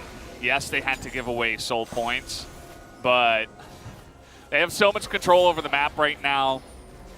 And it's going to be difficult. You know, you don't have a lot of vision. You're not sure where the enemy is. Trying to get the poke down, and now the equalizer comes out here. It's not really going to burn through much except the shields. So, you know, Kellen's getting more and more items, and even those shields are going to get bigger and be more annoying for some of the poke abilities on the side of Liv Sandbox. As trying to get into there, you can see the immense amount of damage that Duckdom still has. Not to mention Peanut being there to help him out. So Croco will have to back away. Scary moment there as the Liv Sandbox. Oh, Croco. Gotta be careful there. But now 4 items have been hit on Prince. And the era of Fate is still there. Will not end ever, I don't think, in this game. But Prince is now to the point where if he hits 1 or 2 autos on a target and he gets the crits, they're just gone. Low Dominic's now finished. Rapid fire cannon done as well, so he's going to shred through everyone that walks even remotely close. Would like to see Croco back here, because I actually think you can just go and make an aggressive play at Baron. Instead, looks like they want to set up a vision trap here. But gets spotted. And that should be the end of that one. Yeah. And, you know, if you're just going to sit here and get poked out like this, it's not going to be great. They have to press their buttons. The culling comes out, and guess what? Karma's on the field. True Shot Barrage comes out now, and that's a lot of weak health bars here on the side of Liv Sandbox. Nongshim, though, you can tell, they still have to respect it. They can't just run at the Baron at this point in time. And the payoff comes through there, because look at that bot lane. There is a wave pushing through because the inhibitor was taken earlier on. And if the health bars for Liv Sandbox weren't that low, this would be your go sign, right? This is where you go in, you go for the Baron, and either you force a teleport and back off, or you force an advantageous team fight for yourself. However, because of the great poke that came through there from Nongshim, it doesn't actually happen. Not able to find a lot, and sure, he's 0-5, but I can assure you that the damage chart at the end is going to show how much Rich was actually able to do, because it's him and Duckdom that, with the speed up of Kellen, every time that we see a slight move forward for Sandbox, or they try to set up, you know, a vision trap and engage, try and fish for a hook, they just eat a Powered Shock Blast and a Duckdom ultimate and a Mystic Shot or 2 and a Karma Q. And that's going to really add up over time. But Live Sandbox, they are now, yep, Oh, case in boy. point. Live Sandbox are at a point where it's like either we make the move or we die. And they're going to make the move. They say, okay, let's do Baron. And maybe we can try to turn it. Oh my god! But Venus is going to walk by here. As you can see, the damage comes out. It just blows up. And the steal comes through. Peanut picks up the objective. And now Duck Dom's on a hunt. He's looking for the prey. Nobody else will go down, but that is a massive steal here from Nongshim now. Because in a minute, the dragon comes up. And Live Sandbox, they were so close, but Nongshim find the pick on the one person that can't afford to get picked. If you flash there as Croco, you might be fine. But he gets taken down. He's the one person that can't not afford to... Wow. That's crazy. Yeah, that's the empowered Shock Blast. And the True Barrage is exactly the same time. And if anyone It's dies like it was there, the same ability. it's insane. Teamwork. They've been synchronizing those so well. And if that doesn't happen, if anyone else dies, Croco smites it, and you're able to get away, right? They can't actually engage on to use the hook. Okay, hook. Maybe they can get the damage done. This is what you're looking for, but no. It's not quite enough, and the stolen culling comes through to push them away. Was there. And the dragon is spawning in 20 seconds. Gory. Here, he's trying to clear the wave with Rich in the mid lane. Peanut gonna have to go back. Of course, he doesn't have teleport, has to run his way over to the dragon. Mountain Soul could be huge, but this game is on such a knife edge that who knows? They're trying to get the grab, and desperately at that, not quite able to. Live Sandbox gonna be able to secure that objective. Summer trying to build up Mega but went out of it, so still gonna have to build it up as soon as he possibly can. Now starting to do so. Yeah. This is Soul. Hit that Drake. If you're Summit, okay. Follow-up, stolen equalizer, and the smite will go the way of the Rumble. Nongshim did not want to fully commit in there. Or he's low. And they'll just back. This game is not over by any means. Anything could happen from here. This is the best time. This is so good. This is where you need your League of Legends games. Either team can win in 41 minutes. Just need to take a moment to take it all in, Valdez, because, man, maximum amount of Drakes, beautiful play there on the dragon, but simultaneously, oh, don't let it end like this. Don't. That's suspicious. Okay. Weird. Whew. Little worried, huh? Yeah. But all turns out to be okay, as we see the damage still just devastating from Nongshim. True Shot Barrage is here. We have Empowered Shock Blast. Rich is he's going to have an insane damage number at the end. And they're actually just trying to clear the waves here with the last of the Baron buff. But again, no overcommitment on the side of Nongshim, just trying to poke out as well as they can. But not getting picked is first priority. As Gory was down here on the bottom side, he will pick off this inner turret. As the culling is actually coming out here, look at the damage he's doing to Fate. He's going to be okay. He's going to get away. But now the equalizer will come out, try to push Nongshim away. Summit. He's looking at, but not quite. Oh, this game? Because you know Live Sandbox, they're looking for a flash Summit stun, right? Or a flash effort hook, something flashy at least. Because if Nongshim play it well, they should just never get hit. Just don't get hit, forehead, basically. Is Nongshim's Just plan. dodge everything. Just you know how fast they are? Cosmic Drive, you have the Karma speeding them up permanently, you have the... Or you're literally Ezreal. You're literally Ezreal, you have the Empowered Gate. Also, can I draw your attention to Docdom's item? He's clearly listens to you specifically. Oh yeah, Valdez. an He knows. avid viewer of the English broadcast, of course. Obviously. Definitely not. I think in this scenario it even has added value because while the Ezreal ulti not as fearsome as it once was, still benefits, you know, from the amount of AP that you get from the Zhonya, so never a wasted item. Eventually we'll probably get to a point where the boots will be sold. Don't think we'll be there quite yet. And this probably means it's going to be a fight for the Mountain Soul, and both teams, like Mountain Soul's insane. It's just, it's absurd, absurdly good. For Liv Sandbox, it means that the continuous poke of Nongshim gets mitigated to a point where you might actually be fine, taking it a little bit more in the face just by using your shield. As Nongshim, means that the all-in threat, not as scary as it might otherwise be. Oh, imagine playing this game, Veldis, because we're kind of amped up sitting here casting it, but imagine being in this game. We got elixirs online. I mean, everybody's pumped up. He's been waiting. He's been sitting patiently. Gory is pretty tanky, but I mean, this Lucian has the most gold in the game. He's going to wait for him to use his cooldowns? Is he still in the brush? He's backing. He's just leaving. No, he's going to cancel, right? Because he wants to look for a flank angle? No, he just backs. He just leaves. What a 4D chess maneuver. What a play. I don't even know. Normally, I'm always for Baron is always worth giving up if you get the Mountain Soul. I don't even know if that's true in this game. Because like the pushing power of Baron can just end the game. Yeah, I mean, I don't know. It's a tough call. At this point, I mean, I would love to have Peanut on my team. That's all I'm saying. I'm like, Peanut knows. I want Peanut to be calling my game right now. Okay, I'm like, I'll be Kellen or Rich, and I'll just I'll do my job. Okay. And I'll listen to Peanut. There's 40 seconds. And the call is just give them this. The call is do Baron.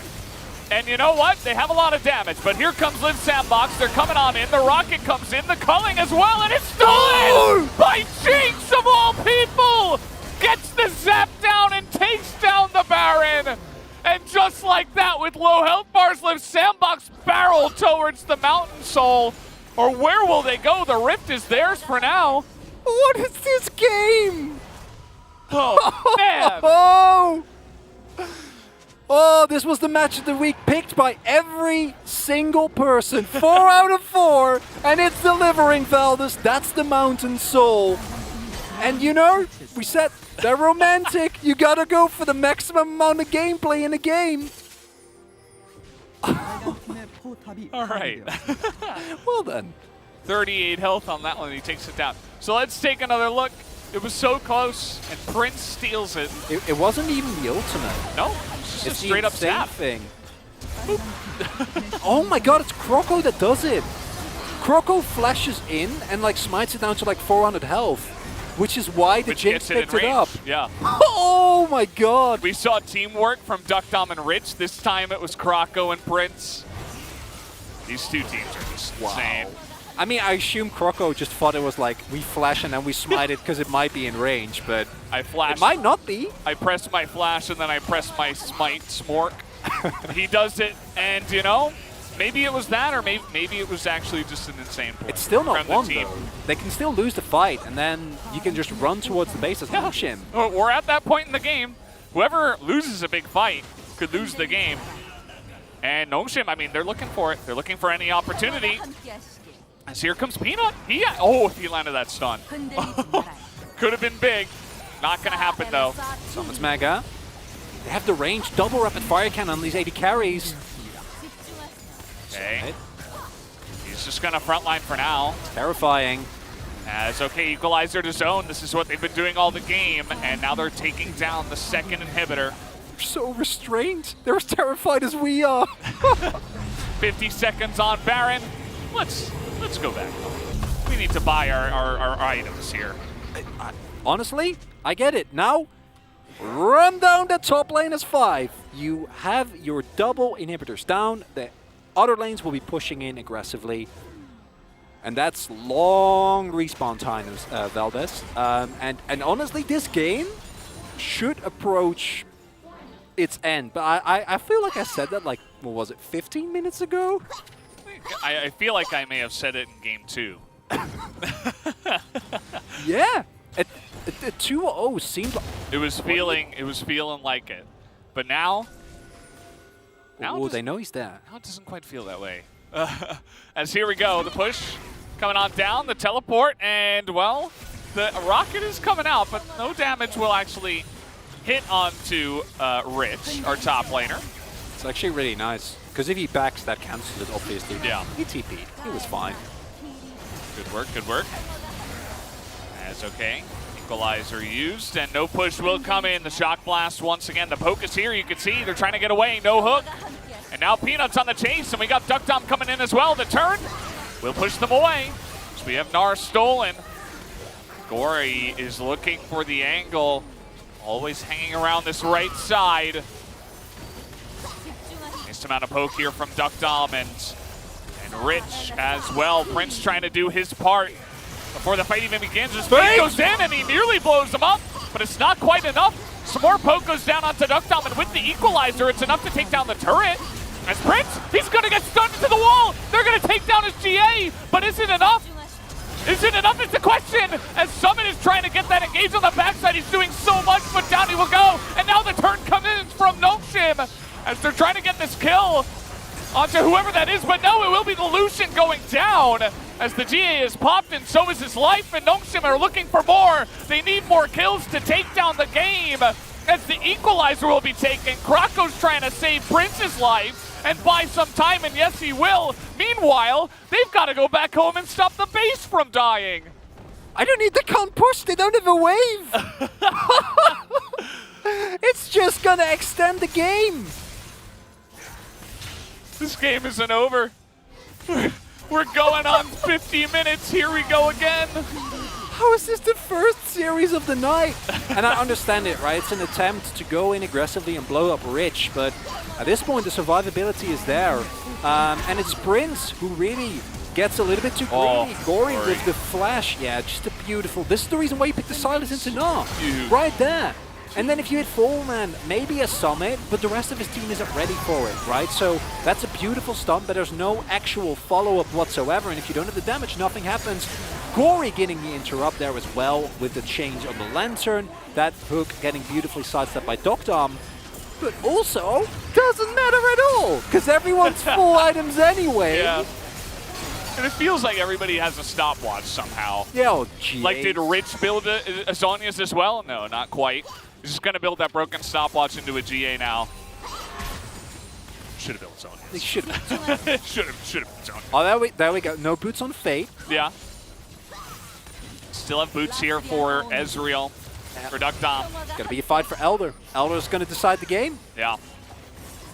Mega Gnar about to come up, and you know what? Baron's about to spawn too. So look at that, ping onto the Nexus turret. You can see Live Sandbox are like, you know, maybe we could just end the game. Right? They have a ward. Oh, okay. Yeah, they're just going top. They're like, no, we're just gonna push. Or are they? Maybe they're just getting position as 5 around this Baron, deny the Baron, have Fate push the top lane. They're just trying, I don't know, are they trying to, like, you can't go for an objective as Nongshim, right? Because then they just TP into your base. Well, yeah. I mean, all they can try to do is stop Live Sandbox from taking it, but at the same time, I mean, look at the base, it's so wide open. There's a wave. Yeah, they push that wave, and, you know, maybe you just rotate top and end the game. Like, who cares about objectives? You can't go for the if they get the Elder, though, if 2 people can hold them off. They don't have the damage. They can't. No, they have to back. They have to back. The inhibitor's down. And they might go for more. They might. Oh, no, they're not going to be able to go for more, but the inhibitor goes down, and Krako nearly caught out here. Here comes Duck Dom. He's basically a raid boss. And now the TPs come in. They're looking for the flank. Did Live Sandbox overstep? That is the question. As now Rich is trying to frontline here. The lanterns are so gigantic. Gory! As Fate nearly able to pop Gory here, but not quite. Misses the dash over the wall, and we reset once again. Some low health bars here on the side of Live Sandbox, but also Gory was thinking about backing, but he can't quite, as Peanut's looking for stuns, looking for setups. As now I feel like everything's going wide. Everybody's missing everything. Still casually steal the red buff. What is this game? Live Sandbox are really trying to next level this, but Krako might just die. Teleport's coming in, they're trying to get the stun onto him, but down will go Rich. He gets isolated. I think he got a little bit excited here as he's on the chompers, and down he goes. And that's it. Gory's going to look for the huge setup, though, and it might just be enough. He picks off 2, and now Duck Dom and Peanut are in the back line, but Mega Gnar coming in. Fate's going to go down. Can Summit 1v3? It doesn't look like it, as he's trying desperately to take them all down. He's going to land a stun, and he might be able to... No, he won't. The Ezreal will take him down. as GA is here, he's buying time. And keep in mind, we got the Viego going back trying to push the wave. They want to try to push mid and end. 53 minutes in. I don't think they can. I think you just pick up both objectives, right? Yeah. The call is to get the my objectives, God. and Peanut's just going to stop the base from dying. Oh, that play And we from go Gory. again. That play from Gory might have won the game. Legit. Summit also failing a crucial hop that was got Mega with Prince still available and doesn't actually hit it. I thought it was done when Rich died. Because he gets overexcited. Yeah, Croco and low. he gets hooked. And he gets hooked. And then he gets taken down by the chompers. But then this play from Gory is just... He just charges in, he's like, nope. and Prince lives here, and Fate's still alive, and then look at this hop from Summit. Because if this hop hits, they might actually get... Like, maybe he finds mid-hop the Meganar into the wall, and Fate can blow everyone up. But instead, wall's too thick, they don't actually get anything, and now they might lose both the Baron and the Elder. And while the base is still intact, I don't know if you can win against Baron and Elder. Like, that should never happen. That should not be possible. But the Elder's not taken yet. Yeah, the Elder's not taken. I So mean, it's they get just the Baron. But, God. okay, but... They're there! They're there! Okay, wait. No way. Croco? God. But can you... He doesn't have flash. He can't go in. You kind of have to, though, have right? to. You have to try to get in. Yes! He gets the Elder! Unbelievable! He keeps the game alive! And Elder is so huge at 55 minutes into the game. Oh, what is this game? How does he get it? I mean, that was like 30 health. I don't know. The Live Sandbox romantic dream, it comes back again. They get another steal. And with Elder, you feel so confident to just go, right? They should. Because the burn and the execute is just, it's so huge. And you have Meganar. Yes, flash. They're playing respectfully. You can see they're not confident to push it just yet. They're waiting for the wave. They're up against Baron empowered minions as well. It's so hard to push. They've lost Meganar. Okay, that's going to be a huge amount of burn damage on to Kellen. They got the Elder, and that's going to be the inhibitor going down. The culling doesn't do much, but he pushes forward. Nearly takes out Peanut, and look at how low this building is, this turret. It won't go down, but the two inhibitors will. And let's sandbox with Elder. Oh, Prince is low. They're just trying to make it happen. The culling comes out here. Gory gets very close to the Meganar. He will be okay, though. As you can see, Live Sandbox are just waiting for any opportunity. Look at the topside wave. It's going to be two supers if it doesn't get pushed fast enough. It's a nice amount of poke that's coming out here. Another equalizer. Feels like it's 10-second cooldowns. As the big wave is coming in. Baron empowered. It's only on the one cannon.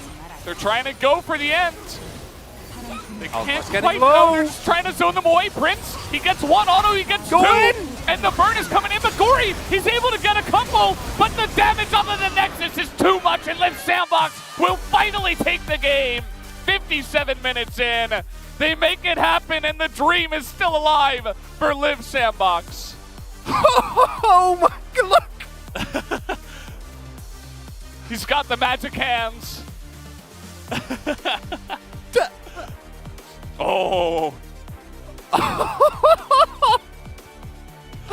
need a moment. Is it Croco or Fate? I actually don't know. I don't even care. I don't even. I want to give it to everyone. I don't know. Oh. Give it to Live Sandbox. God. Give it to the smite button. I don't know. What a game that was. Nobody can even believe it. It feels like. Give me a best of 5 between these two teams now, please. Can we make that happen? You know, it might happen. Oh my! It might definitely happen. Croco's got the shaky hands, as you do. It's very well air conditioned here. He just keeps giving us the wow, wow. He's full of celebrations after that one, and deservedly so. Joker's gonna come over here and be Mr. Coachman, as you do. But, I mean, that game had what it a all. crazy game that was, because I don't even know how they made some of the decisions they did in that one. Like, the decision to just casually ignore both objectives and just push top. They're like, yeah, whatever. And that's, Show them off the Baron and push top. But that's legitimately something that I think we would have never seen Spring-Live Sandbox do. Like, never, ever, ever. There's no world in which they are able to execute late-game macro like that. But they identify that as long as we have the wave and we can shove, they can never go for the objectives. And you see, right, like, initially, Nongshim is trying to call their bluff. They're like, no, we're just going to start the Baron. They're like, we don't care. We're going to push this 5, and we will blow up your base. And LCK Sandbox have now...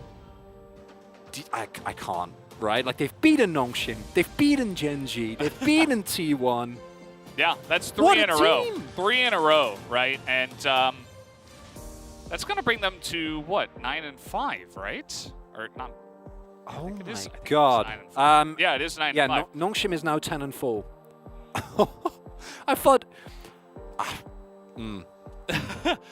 And all 3 matches were very close to ones, to differing levels, right? If one thing went wrong and Effort missed a smite, I say smite, a Alistair steal onto Baron against T1, they probably lose that series. If they made one mistake here in Game 3, or if they didn't come back in Game 2, they will lose the series against Nongshim. But it's just like, the plot armor is real for LCK Sandbox. They can't seem to, you know, they make it as exciting as possible, and then they can't seem to lose somehow, some way. And I mean, we were just watching. We were just casting this game, and I'm like, my body's coming down from the adrenaline. Like, imagine playing that game, and this is just a game. Look at the rest of their schedule. They're like, like, okay. Wow. I mean, they have Dalmon. Yeah, but other than that, I mean, they are definitely favored against the other 3 teams. LCK Sandbox, you know, this is like the twist at the end of the movie. Like, Nongshim was the obvious winner. They were the ones that stole the hearts, the Noodle Boys, the knight in shining armor, but actually it was the... It's actually bad boys LCK It was Sandbox. the romantic bad boy LCK Sandbox who stole it away right towards the end. Nongshim is the goody guys that, you know, he's trying to get ramen with always you. modest. Yeah, he's always modest. And then LCK Sandbox just swaggers in and steals every objective possible, and our hearts. The smites from Kroko in this game, like, I wasn't even joking when I was like, give the player of the game to Kroko's smite button, because he smited that dragon at 892. Okay, and that wasn't the end. There were many smites that came in from Kroko in this game to allow his team to potentially win. We saw this fight and we're like, okay, it's over. Maybe they can push it. Little did we know. This was like at 31 minutes. Yeah. So it was a roller coaster. There was another I've forgotten about this Baron No, that was steal. another one, yeah. And it was because Kroko died, right? This was such a roller coaster for Kroko. Now take a look at this smite. This one is just like look at like the teamwork and the timing. It's actually insane. It was nearly simultaneous. Like and then some awesome plays on the side of Nongshim as well. Like Gory setting this one up. And then Summit trying to win it back. Probably buys a lot of space for his team to you know, stay alive in this one. And we said coming into this match tonight that one could argue that these are currently our 2 strongest teams within the LCK, right? Genji have lost a couple of key series. Yeah. Dom and Kia are clearly having a lot of issues. T1 look really good in some matches, then look fairly lackluster in others. But the Freak Out was on the upswing, and I thought that was going to be the story of this week. But then I see this, and I'm like, it shows both the resilience from Nongshim, plays like this from Gory, right? Where like they keep fighting. They never give you an inch. But What a crazy play. But LCK Sandbox, they don't let up. And the fact that they don't lose the game here is literally This just... op. Yeah. That wall's been working out, man. He's way too thick. You couldn't get through that one. He's been bouldering. and still Summit buys like so much time. And then look at this. One smite to rule them all. What was it? 38. Yep. Thought it was 48, but 38 was the number. 이거 웨이브부터 지워봐 얘들아. 웨이브 지우고 천천히 하면 되더라. 웨이브 지우고 Push 싸웠어. with the wave, 지우고 take it 싸웠어. slow. 지금 봐줄게. 야, 내공이야, 쌀 내공이야, 쌀 내공이야. 아, 장로 7시. 멘토 Saying 지게 채하나? Silas has my ult. 깔아봐, 더 깔아봐. 한번 더 돼. Summit. 들어갈게, No on 들어갈게. that one. 야, 터 밀었어. 다음부터. 야, 넥스. The turret and the Nexus. 넥서스 나이스. 어, 잘했다 Just 얘들아. screaming Nexus and then nice. 잘 Pretty straightforward. 스틸의 신이다 오늘. 잘했다. Yeah, I felt that sigh at the end. Yeah, those are some numbers. Oh man. Look at the gold difference They now, lost. too. Like, what a roller coaster. Nongshim actually lost with a gold lead as well. I didn't even catch that. Fellas, I think right at the end it did right at the some red. very Yeah, I think end. that's a It's little the- speck of red it's there. the 50 Nexus gold that did it. It's like a pixel. You guys can't see it Fellas, if you're watching on your phone. this was. We have another best of 3. Yeah, I know. Like this was like we could wrap it up here, and I'm like, yeah, that was a solid day of League of Legends. And you know, sometimes you get series like that, and it's like, oh, it was a quick 2-0, and it totally didn't. You know, that was not today. Like everybody voted for this. Everybody was waiting for this matchup, and we had 3 games, crazy games. We had the player of the game ready. We can take a look at who picks it up for the game 3. Yeah. It will be Krako's Smite with exactly 1 Elder Steel. And he gets the job done. The nerves of Steel on this player. So no, I'll go in. I'll get the steals. It's fine. It's no biggie. Remember the early game? No. Do you? I remember a lot of equalizer and culling action. Yeah. That was. This game had eras. You know, it was like time skips. There was the initial Baron steal. Then there was like setup for other Barons. There was, yeah, this play. 38. No biggie. I mean, 6 out of 12. Obviously, you get some votes in there for Fate, who basically carried the early game. And you got 1 for Summit, 1 for Prince. It kind of makes sense, but we have the interview ready, guys. Yeah, and we have. I'm gonna hand it over to Jisun for the translation. Take it away. Thank you guys, I'm Jason. And I'll be covering the POD interview joined by Summit Krakow after a fierce series with Nongshim Radforce.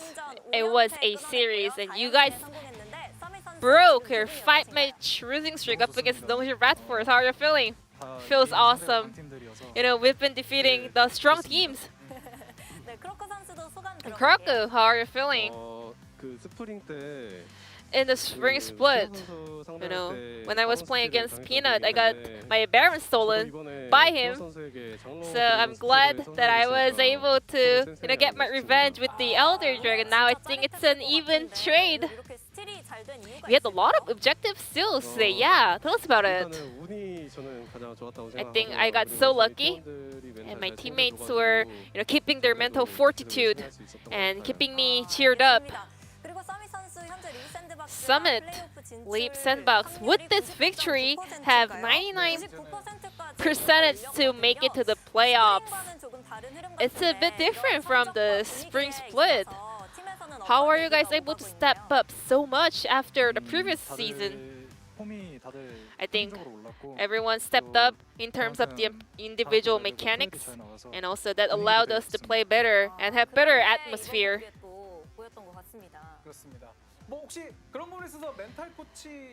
And I heard the Louis, your pet, has been doing a lot of work with your mental fortitude, right? I mean, yeah, he or she has been doing a fantastic work. Summit, last time around in the first round robin, you guys lost after getting the Game 1 victory. So how are you guys able to make the opposite story, coming back from behind? You know, the longer the game gets, you know, in a very late game, you know, you also need some luck, and you have to stay focused. And we're able to put everything down together and grab the victory. 3세트 내내 어떻게 보면은 탑에서는 막 I think 킬도 we had a lot of 만들어내고 solo 압박하면서 많이 kills up 나왔었던 in the top 거거든요. lane. 내가 생각했을 때 그런 이 장면 내가 진짜 잘했다. Is there any highlight you want to kind of mention? Bring it up 3세트 in game 3 이렐리아 처음에 2세트인가 비에고로 네네. or 이렐리아 처음 game 잡을 2 때 when I got my first solo kill on Irelia. 타워를 이렐리아가 한 대 맞길래 You know, Irelia actually got one turret shot, so I was able to capitalize on that. 예. 이렐리아 그 큐로 들어오는 타이밍 라인 지우려고 했던 Yeah, the moment she queued in to get rid of the minion wave, you were able to punish that overextension. Not only that, Zoe had a solid kind of pressure and priority in game number 2, but you were able to get the solo kill and turn the tide around. Yeah, I got the Sleepy Trouble bubble, and then I kind of neutralized it with my ultimate and turned it into a kill, and then I also won the mind game and dodged the Varus ult as well. Did you have the prediction of the potential location of the opponent? Not really, because our team was so behind. I was the one who got fed, so I had to take the risky play to get the reward and come back online. 맞습니다. 낭만 그 자체가 아닌가 하는 생각이 드는데. 나르 관련된 것도 저희가 좀 And a question about Nar. 엄청 부진했었잖아요. Nar actually had a slump in the LCK. He was 0-6 these days, but you were able to break the losing streak. Why is Nar failing so bad these days? 저는 좀 평균적인데 나르가 I'm 초반에 an- 약한데 저희 팀은 I'm an 초반에 average, 잘 you know, 받아서 player. 후반까지 You know, Nar is a 갈수 bit 있는 weak in the early 시간을 game, 잘 but my teammates are 벌어주시는 actually 것 doing a 같습니다. fantastic work to hit the late game power spike. 그렇게 잘 봐준 이제 크로코 선수한테 질문을 해야 될 것 같은데. Speaking of teammates, you know, Kroko, Game 3 was actually, you know, it was just chaotic. You know, you guys had the lead, and then Nongshim was so strong, you couldn't really get through them. So how did you kind of cope with the entire situation? I did, you know, focus on, you know, covering Summit, you know, protecting him, and also our bottom duo at some rough time. But we all together, you know, stayed strong in order to play out this kind of a long game. I guess Kroko focused on the powerhouse of the Lip Sandbox in Game 3.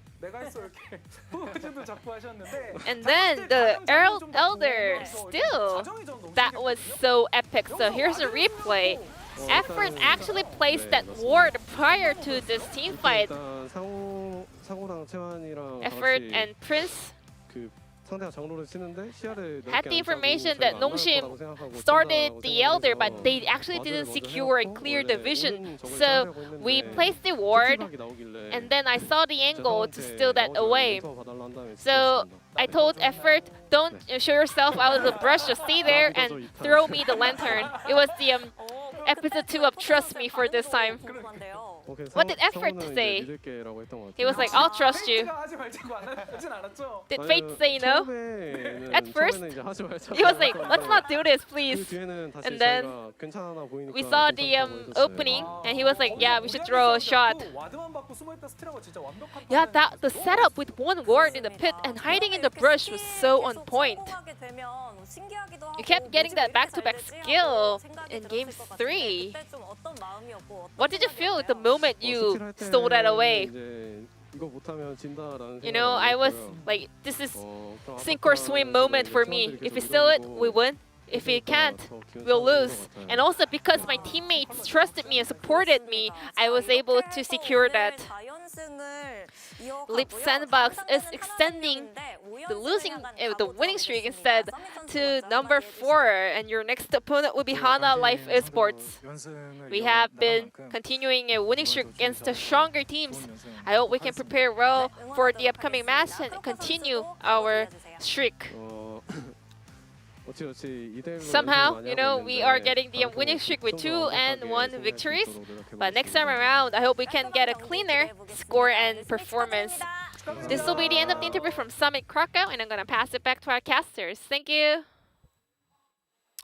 Thank you, Ji-sun, as always, for the wonderful translation of that interview. Great to hear from Summit and Krakow, the duo from even the beginning of spring, always working together. As here are our new standings. Nongshim, they do take a loss, and Live Sandbox with that extra win will tie Gen G, and there's a chance if Gen G lose to KT in our second series that Live Sandbox could move up to second place.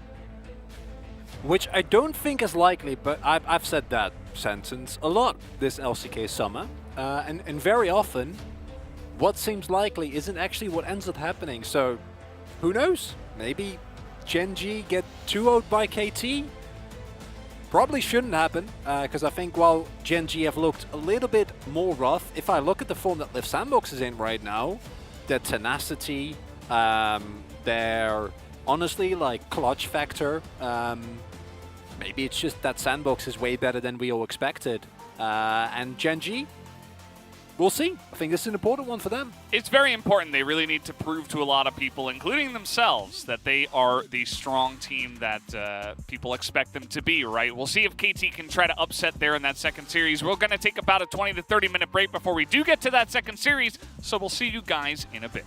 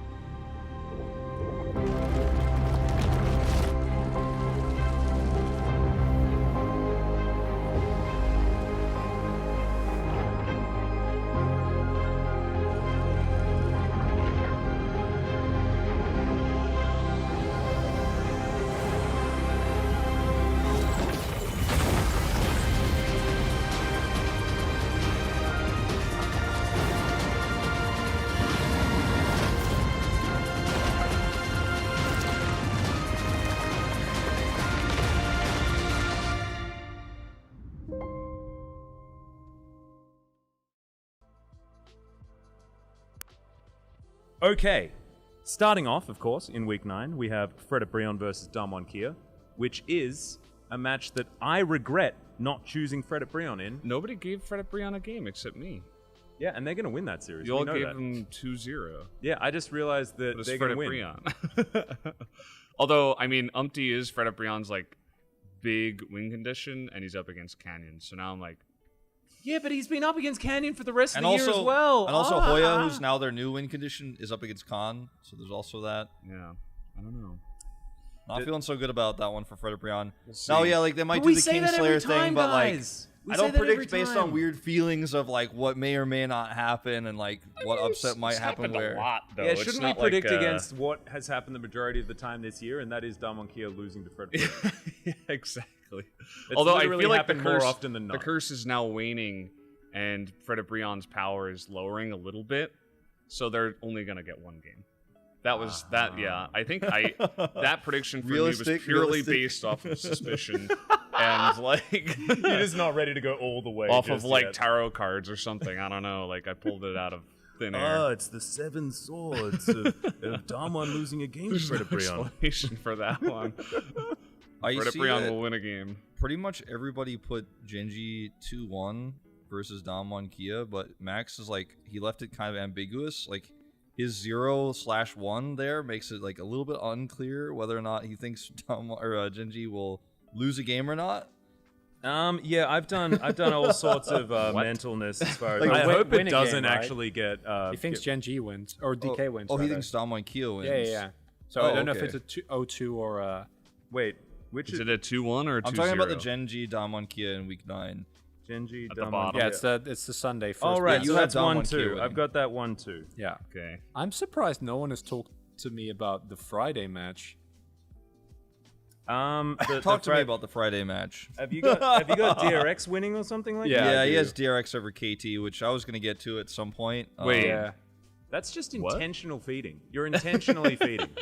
That would be, as Chronicle would call it, reportable. Yeah, that is a straight up int. You know, that's Alright, like explain walking yourself. up to a Garen with his ult up as like any champion with like 200 health and being like, "I'll be fine without my flash." You know, that's how intentionally feeding you are. All right, to explain yourself though, if you're not intentionally feeding. I don't think it is. I think that as we get closer and closer to the end of the split, teams that are clearly not having any hope for playoffs anymore are gonna kind of see the pressure of having to actually perform disappear, and it's the same reason why I have Afrika winning 2-0 over KT in the Saturday in week 10.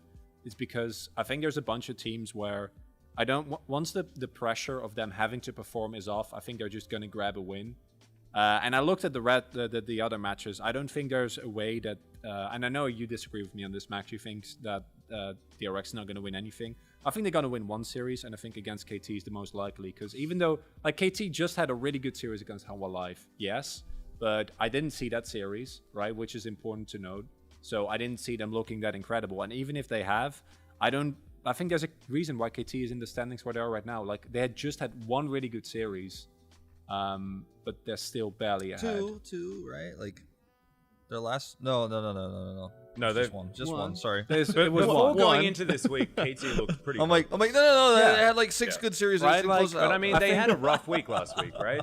Their matches were against T1 and but still, they've gotten 5 wins over the entire. I get that. Like, they just had a really nice looking start, and then they just lost basically everything. Oh, I've got KT.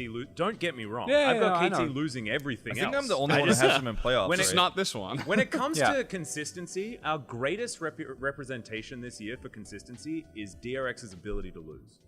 That is the Pretty most much. consistent factor. Yeah, So no, you're I am not like there are some things that I'm not very confident in. The thing that I am most confident in It's DRX is DRX going 0-6 -12. That's I also what I have personally think that DRX's bot duo is the worst in the LCK by like a really large margin. Not the So- current one.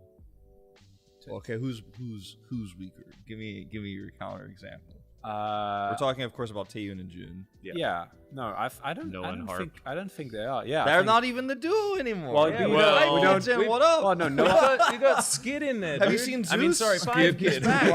You mean O-Kid? I think Hannah and the Light are worse. I think that Noah and Harp are definitely worse. And I might keep playing 5 Kid and Zeus, but again, didn't know that.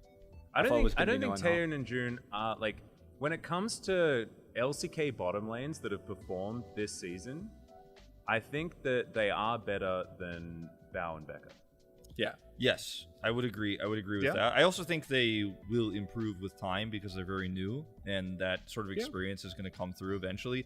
And there were like some flashes of brilliance / feeding from Taeyun, but I think eventually he's going to get there. Like, I think eventually this will be a bot duo that's better than it is now. I don't know if I'll say good or great, but right now I just don't see any world where the coordination that KT is showing overall gets beaten by DRX. Like, how do you imagine a world where Jet beats Dove? Like, that's never gonna happen, right? I don't see that. Doran losing to Kingen, probably not gonna happen. Like, I don't see it. I think that KT winning against Hama Life, I mean, we all watched that series. Like, a lot of it was also Hama Life just like driving straight into a brick wall. Like Yeah. KT looked great, and their In a coordination clown car was as great. well. They Yeah, were in a clown car as they and went everybody into that just brick like wall. kind of in all different directions. So I do want to see another KT game before we get super hyped. And I do agree that like the DRX bottom lane is pretty weak, but they're very young and they're developing, and also Jet looks pretty good and he's also developing. So I don't actually mind, you know, giving DRX some wins along the way. I don't think they're gonna like. I don't know if they're gonna win a series. Like I don't necessarily agree with like DRX 2-1 KT. I would say maybe like 2-1 KT DRX or something like that. Yeah. But you know, I think those young players, especially once they lose some pressure and they get more used to the LCK, like I think they have some good potential, and I wouldn't be surprised if Yeah, they I have them upset losing some most other teams. matches as well, right? Yeah, no, like, of course. It's just. And I think that like you're the one that's going out on a limb to say that this could be an upset, so it probably will be. And I think if you predict the rest of the LCK based on what we've seen thus far, Yeah. and this is the trap I fell into, if you predict the rest of it with just the assumed victories, then you're wrong. It's just you're wrong. Yeah, there's going to be picked weird. I was proved wrong We've in already the all been first wrong in 2 freaking days. match. Yeah. I predicted Genji was going to beat Sandbox, right? And then instantly it's like, donk, you're But an all idiot. did. that's the nice thing, right? I think that's That's a good thing, generally speaking. yeah. Yeah. It keeps it exciting. Like if every match goes the way that we expect it to, it will be. Why do very we even boring very cast? Why do we quickly. even have a league, right? Like, if But that's how it's I gonna think be. I think it's also important to predict the matches that you expect to happen, so that then you understand exactly what the upsets are. You Yeah. know? Because Agreed. if you so basically what we want to do is use this episode to reinforce when an upset does indeed happen, right? So if DRX somehow turn around their season, and right now they're not out of playoffs contention technically. Actually, right now, based on you guys watching at home, maybe they are. Because I think mathematically it's impossible for them to qualify Playing if Damwon they today. lose against Damwon Kia in a few hours. Which is exactly why when this Pog State episode airs next week, they would have already have 2-0 Damwon Kia just to ruin the show. Yes. I think that I think it's nice that we have a little upset, or I rather have a little upset predicted. I think Wolf is like a bit of an upset yeah. predicted. No, Yes, honestly, again, it's not that big, guys. Like KT is still like at the bottom of the No, I standings. agree, and I think we might have some recency bias. I especially, just because like my Pick'ems here got obliterated by KT's 2-0 over a flailing Hanwha Life that decided that they'd forget how to win the game. I thought you were about to say a flailka. Yeah. Like Flailka? What's kind of like a freaka and flailing. I like it. A flailka. But That's a cute one. when you look at most of the big matches, we are generally in agreement, which means that Yeah. we do have I think we have a fairly consistent power ranking about how we feel that each team will perform. Because if you look at a lot of other situations, no, we don't. No, we Genji, don't. Damwon Kia is Yeah, the we big need one. we need to talk about this. This is Yeah. very important. I think the rest of them, What like about the T1 middle, Genji, T1 though? Genji We're and Genji all- Damwon Kia is the one that no one can decide on. Right? Only me and Max have T1 2-1 Genji. Yeah. And then I have Wolf two- has 2-1 Yeah. Genji over T1, and then Mao has 2-0 Genji over T1. Yeah, we literally have like. Whoa. Do we have 4 predictions? No, 3. No, we have 3. because Max, if Max would have gone for the 2-0 or Valdez, it would have been perfect. Then we had everyone. I mean, I want to see for this game. I'm actually a bit frustrated, right? Because for Genji versus T1, I just want to see what the rosters are. Yeah. Because if it's Youngjae versus Ona, then it's 2-0. 2-0, 100%. Yeah.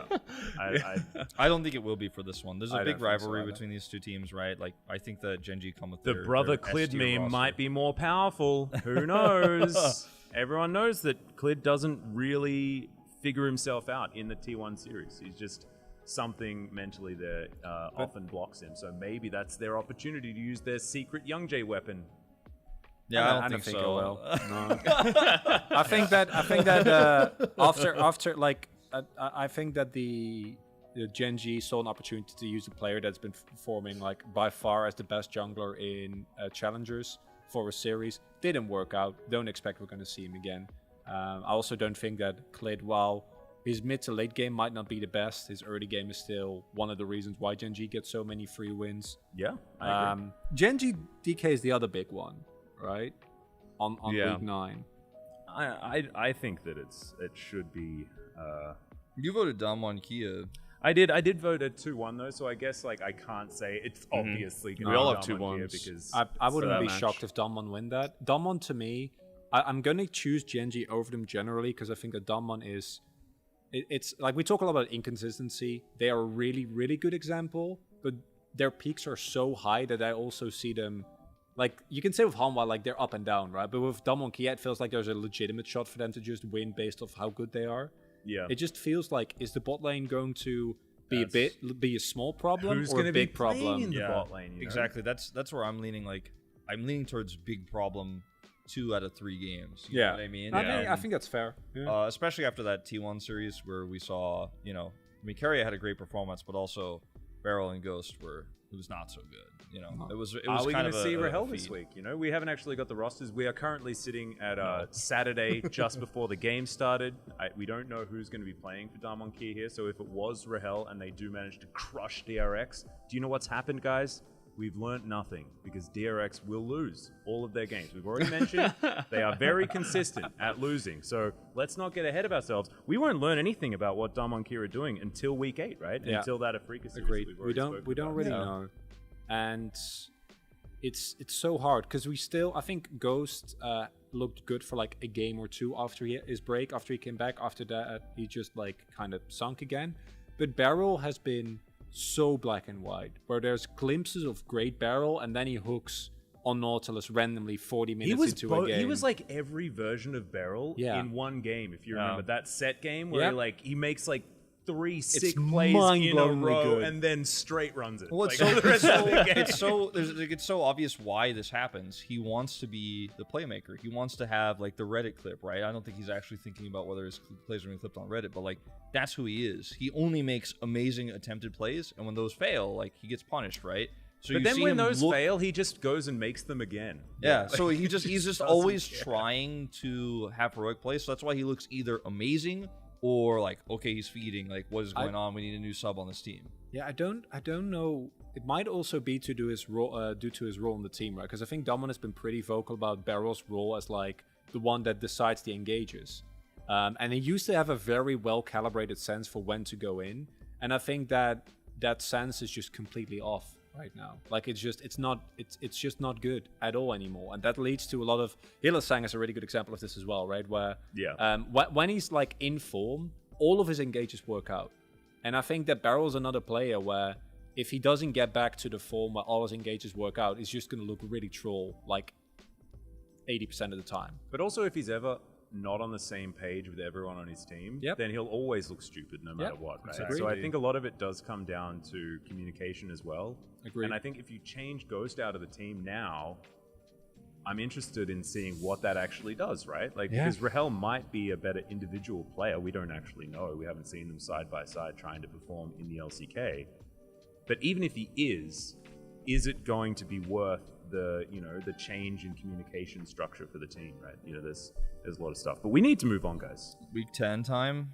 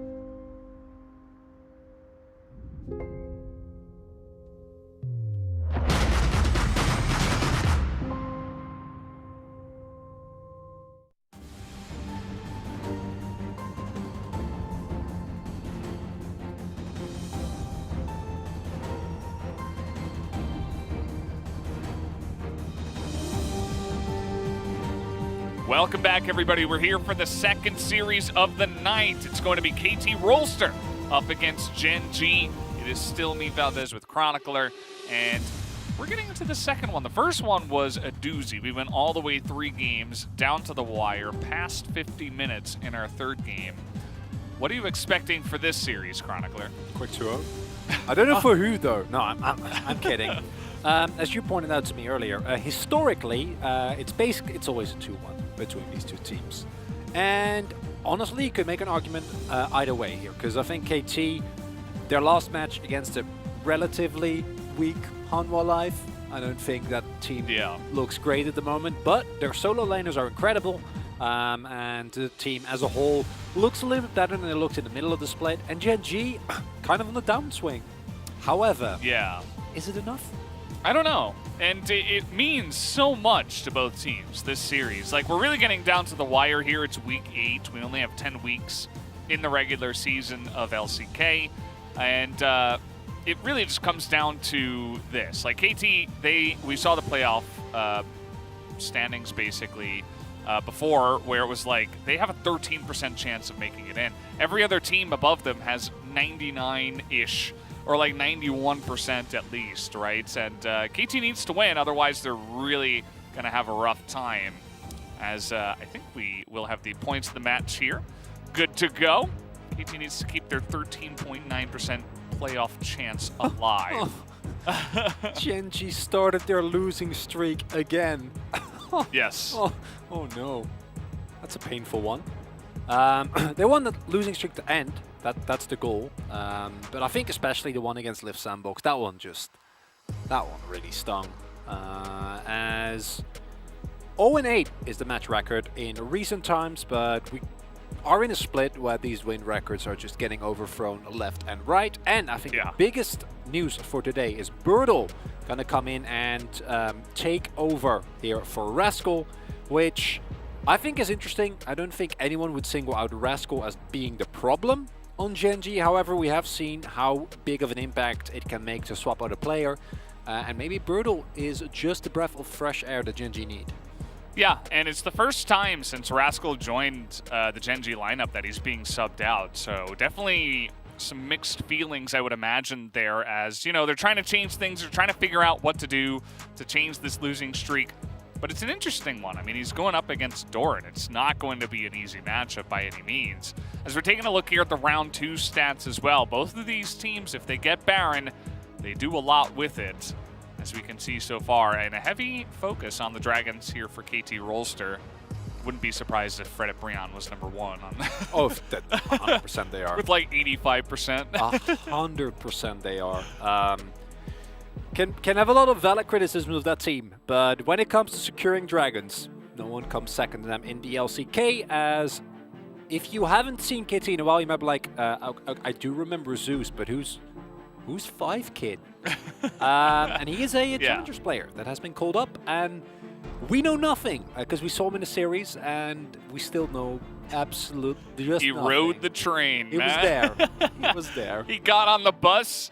For some reason, it was like a special, free charge. It was like a holiday. Yeah. He just jumped on. He's like, It's like hey, a free cool. ticket. Yeah, nice. I like this. This is fun. Cool holiday. But of course, up on the side of Gen G, we got Birdall.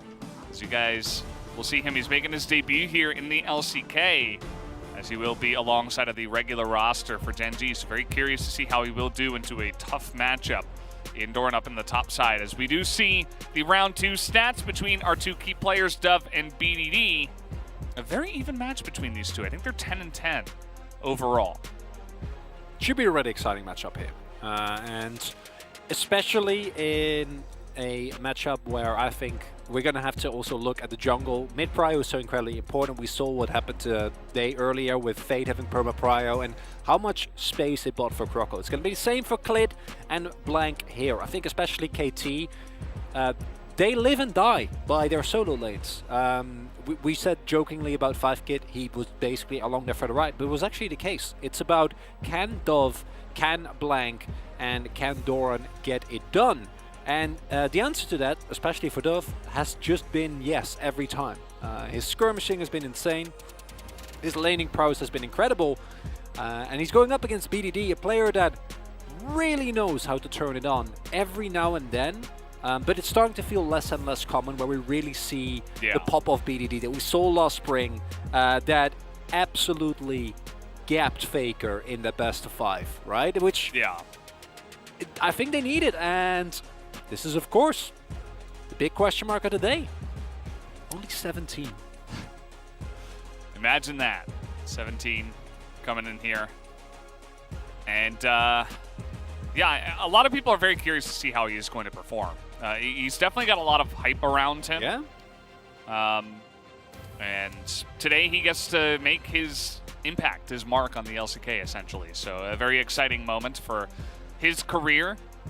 Hopefully it is a long and fruitful one. We'll see how it starts off, though. I feel like you'd always remember your first game, especially at the age of 17. I think that's something that wouldn't necessarily leave you. As KT will start on the blue side tonight. He's up against Doran. That's not... It's like... I don't remember who it was exactly. I think it was when King and swapped to mid and Destroy had to play his first game against Keen. It's not... Doran is... Oh, no. I don't think Doran is as bad as Keen, because I think Keen is... He's just something else when it comes to dominance. But Doran, no slouch. Definitely up there as one of the stronger mid laners this entire split. Has been a consistent win condition for KT. So it's still... that's a terrifying matchup to get into. And I wonder what Gen.G is going to do, or if they're going to say, Brutal, you're just going to get, you know, maybe an R4 Ornn pickup, have fun with it. Or whether they're actually going to draft a skill matchup for him, that remains to be seen. Irelia banned away here very early on. That's interesting. We've seen Irelia kind of slip through the drafts earlier tonight, but don't want to risk it here. Yeah. Okay. Pretty interesting. Yeah. I wonder if they're targeting Brutal. But yeah, I mean, Irelia in general is pretty decently strong. We haven't seen it banned too often, but here it is again. Diana is also going to be taken off the board, and you know, we've been seeing a lot of first pick Viego. In fact, we've seen it in 3 out of 3 games so far. And there it is. Yep. It's banned this time around, so no longer. And that would also make sense into Rascal, because Rascal's Lee Sin is revolting in terms of how dominant it is and how strong he's looked on the pick, but it's Brutal tonight. Still a great power pick. Afida's Thrasher would make total sense. Would not mind that a one bit. As I think that is a combo that you can draft into basically anything, provided you get some additional pressure. Oh, okay. Ezreal instead. That's an interesting one. I think that the Ezreal, while strong, also is a pick that needs a little bit more time and is not as guaranteed to have an impact, but... Yeah. It's also one that can have trouble in some lanes, right? I mean, we still have Varus available. The Aphelios was flashed, right? There was only really the 180 carry ban on the Kalista.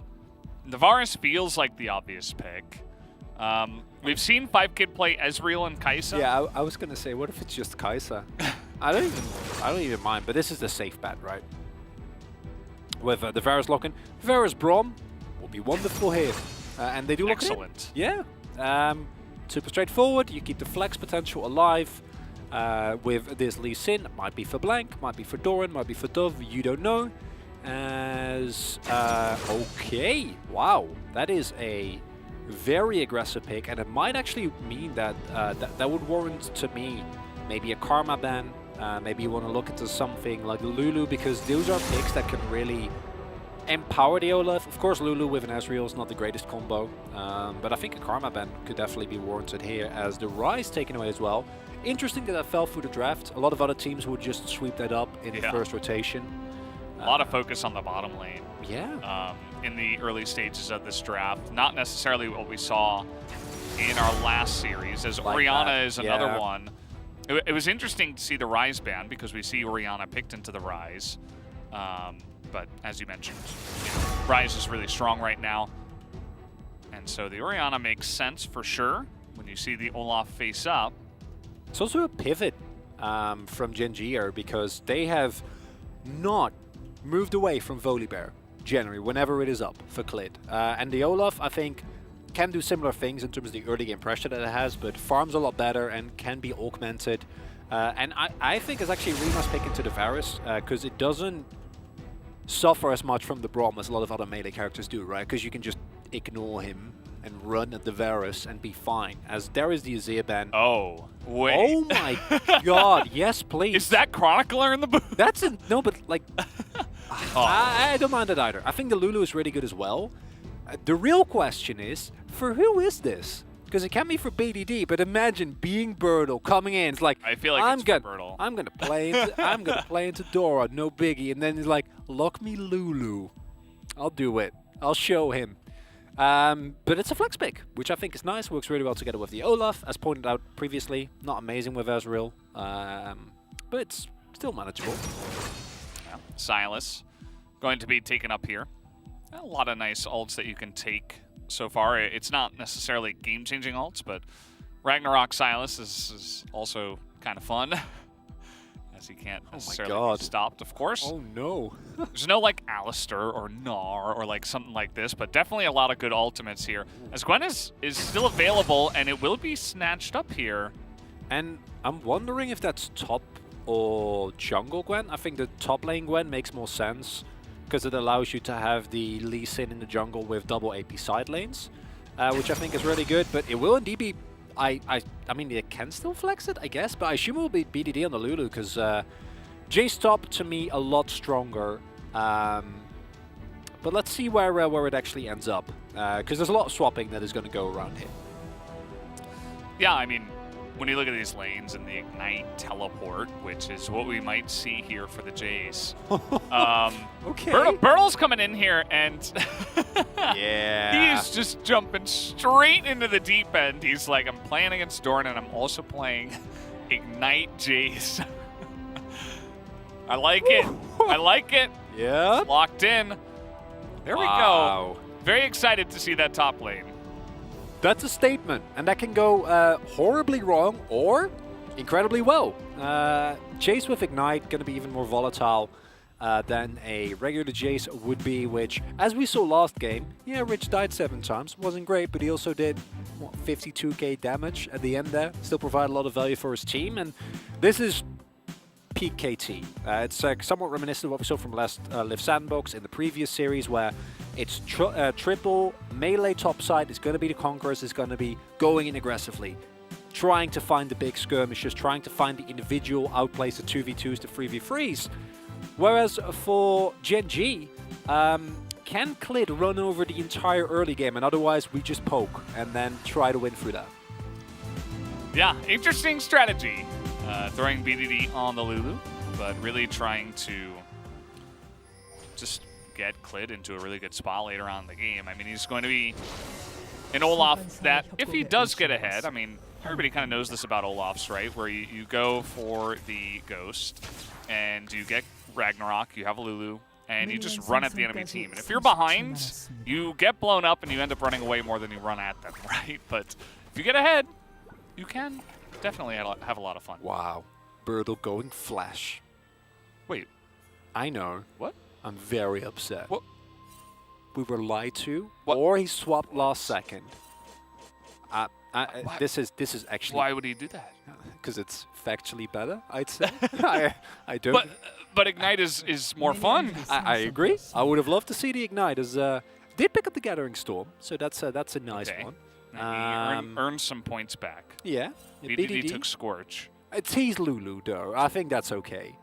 The one downside of this composition is to what extent are you going to have AP damage? I think the answer is not really any, because if BDD doesn't go Shirelias or Moonstone, I will be fine with either. I will be very sad.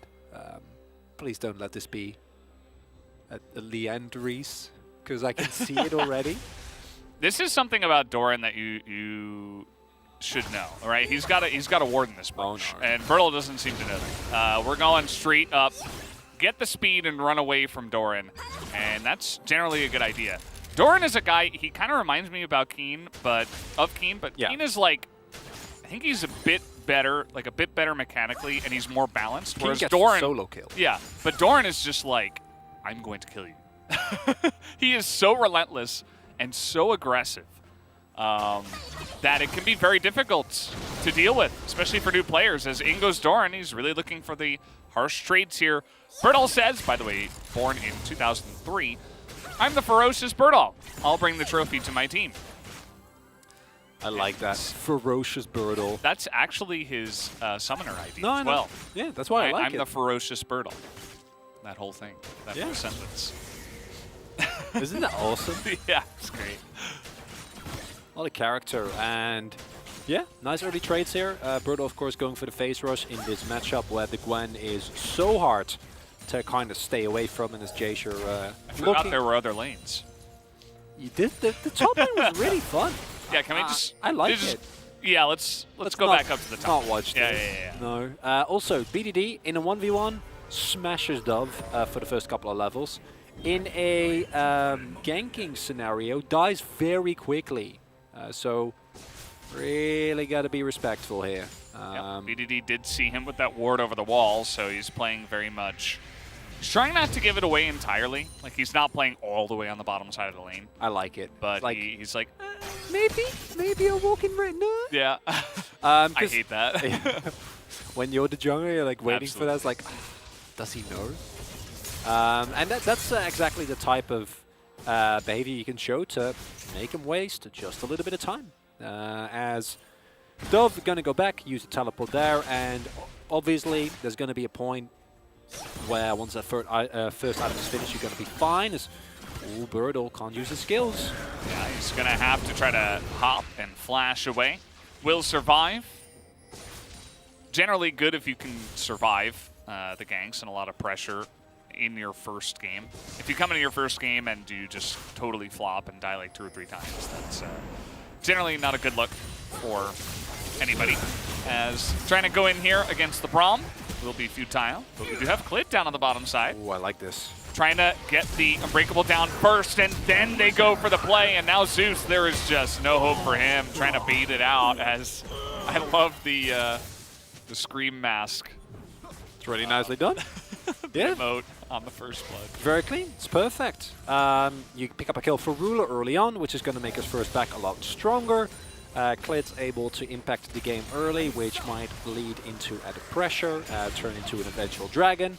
So, really nicely. And as you pointed out, it's really nice because what Ruler on Live did there is like they go in and then they immediately back off once their spells are down, right? Because in a normal scenario where there's no Olaf, you would always back off there. And then KT's like, oh yeah, okay, we're fine. Clean CSing. Surely no Olaf here. You were trying to talk about the bottom side, and I'm like, ooh, he got all the CS. No, but that's good. I don't mind CS talk, Valdez, because I'm going to be honest, I don't always have the brain power to also manage to see every CS that gets taken, and it's nice to know that I got you, who got my back, and can tell me about the state of the CS. Because Jonas Strong obviously think it's very important. Yeah. Jonas Strong, he's got my back. We're on the same page. He always also buys stopwatch on this first back, just so if he needs to make a play, he's ready. I don't know about that. Second back, not exaggerating. True. Small edge here early for Doran. Benefit of that, I think, strong level 1, and also, let's be honest, Doran in general, just a really, really great laner. So I don't mind Birdall playing a little bit defensively. Jace, really hasn't been the pick where you need to win the lane to be valuable for quite a while. Yeah. Eclipse Mana Moon, just an incredible spike that once you hit it, you will always be relevant. So giving up a little is fine. Can't get killed though, and Blanca's coming up. Doran also has the needlework available. Saw some pings going down. Another play on the bottom side. Zeus looks totally isolated here. Easy lineup for the alley-oop Mystic shot. Ruler will pick up his second kill as he's now 2-0 at 6 minutes into the game. 걸각 나오나? 나 갈 수는 있거든? 가볼게 한번. I'll go. Let's go.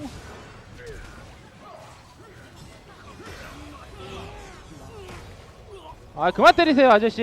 야, 일단 아래서부터 올리고 보상이 칼라브리아 입고 와드 하나 되니? Stop hitting me, man. That was great. It's just played with the attitude. Yeah, it's just a straight up 2v2 kill. And this always makes me happy when we see people actually use the power that a pick like the Olaf has. to turn it into objectives, especially in the LCK. How many times have we seen early game picks and then they do nothing? Very often. It's a rhetorical question that I'd rather not ask, but unfortunately, we do. And picking up an early Drake is nice. 2 kills for Ruler early on. There's going to be a relevant soul, and especially an Inferno is disgusting. But then I look at a Pokemon with a Cloud Soul, or with an Ocean Soul rather, and that's going to give you basically permanent ability to set up and siege. So both are really, really good here. So if you can get some early leads as Gen G, should be fine. Yeah, absolutely. Well, I mean, we'll have to see what else they can get from this, because already, based on the bottom lane, just absolutely dominating, things are looking pretty good. Like I said early, you know, maybe some other Jaces might have had an easier time. Yeah, you got all the CS. Thank you. Thank you for pointing that out. Almost missed it.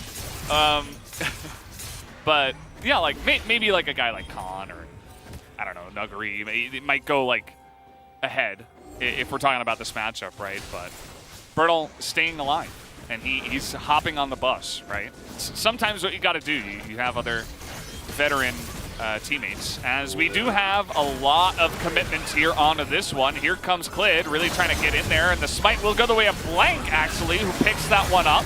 As into the backline goes the Leona, and the Wild Growth is getting a lot of value, actually, there, as they do hop forward, and 2 kills now to the side of Lulu, who's hopping in for a little bit more. As if he could get in range. Ooh, that Q is going to miss, unfortunately, and yes, he will get in range. There it is, a 3rd kill now, as a killing spree for the Lulu. Triple kill for Lulu. Just who you want the cash on. Bertle's farming his lane. Oh, really nicely done there. It will be the eye picked up in the end there. And with this full rotation coming through, I think Gen G also gave a blame on bot side. But with all those kills coming through, you're going to feel incredible as Gen G. Even though, yeah, might not be on the best character, but at the same time, not the end of the world. And this is a 3 versus 4 that they're just opting into. And you do see, yeah, eventually he dies, but you see the value. And it was like, wait, there were 4 people. It was actually 1 kill from Ruler, who was able to just leisurely walk his way to mid lane, fire a true shot barrage, not participate in the fight at all. And that is the power of Olaf Lulu in the early game. It's basically OG Xin Zhao Lulu. You know, like before there was Xin Zhao, there was Olaf, and works out really well. Does a lot of damage, then dies, but BDD cleans it up nicely. And yeah, gold on Lulu. It's not amazing, but it's still better than gold on no one. And Clid getting fed as well. Ruler picking up an additional kill. Means that Gen G are feeling crisp in this early game. Yeah, they ate their Wheaties this morning, perhaps. As trying to make Atlas happy. Yeah, I know how much he loves his. I think it's Wheat Bix. I think Wheaties, that's what they call it over there. Aren't Wheaties? In America, it's Wheaties. Aren't they 2 different things? Maybe. I'm not sure. Maybe. We don't really. As this is a very aggressive maneuver. I mean, the bottom turret is up with 5 plates. As Bertle is trying to get away from this one, but Blank is already on the play. But Bertle able to get away ahead of time means that he will be able to survive here. Nicely done. Doesn't need to blow his flash. Holds the knock up there, or the knock back rather. Just see how long he can wait. Blank goes in, gets knocked away. And that's all you really need to do. This is an ambitious teleport, but I think he should be fine. He has Olaf coming up. And What? What? Okay, doesn't matter, but it's so cool! Wait! Oh! So close! Should have flashed for the eye. Matt, I think if I made that first play, I would have flashed for the eye. I'm like, honestly, I gotta make this happen. It's if you know Gwen and Lee aren't there, I'm sure he would. That was awesome. I've never seen that before. Can we get a replay of that? We gotta see that again. That's so cool. You know what's even better? BDD's going for a support item. He's not building AP on Lulu. It's happening. I'm so happy. It's, you know, well, somebody's been studying these Lulu builds.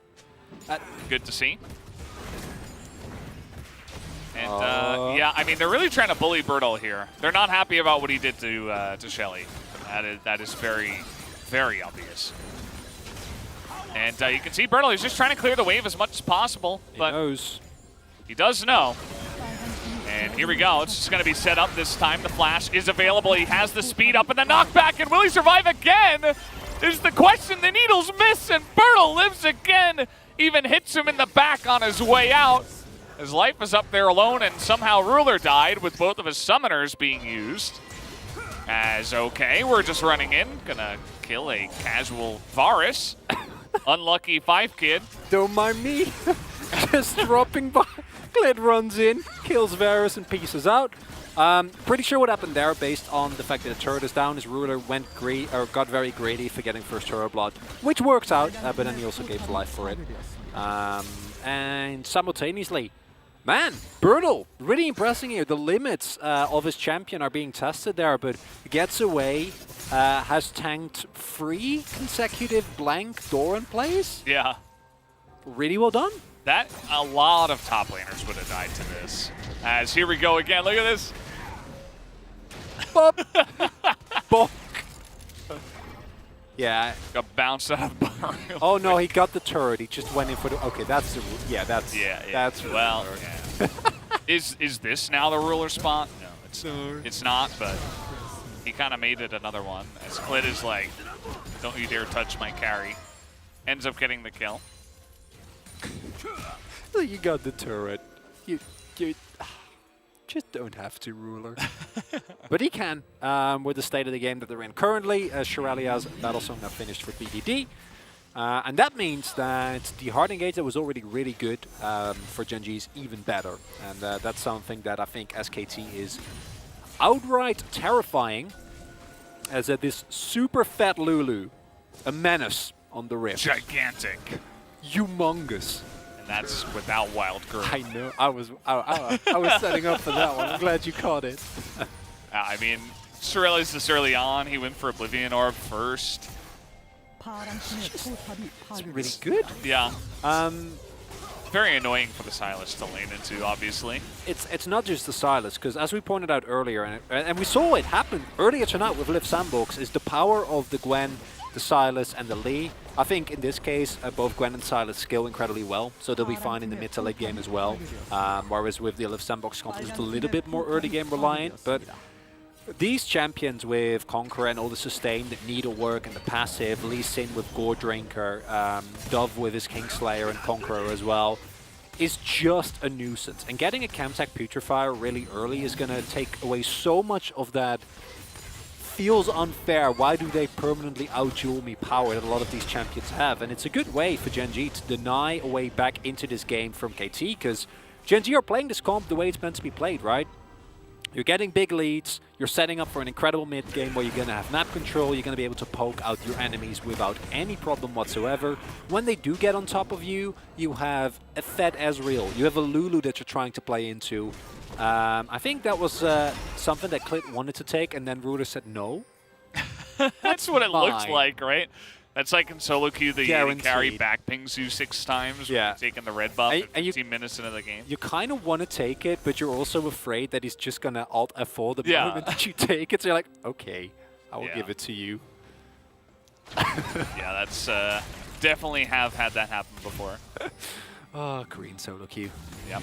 It's a wonderful place. And setting up, it was an Infernal. I haven't really talked about this yet, but Infernal with a poke comp, terrifying in of itself. BDD using the battle song. Yeah, trying to get in there, as you can see.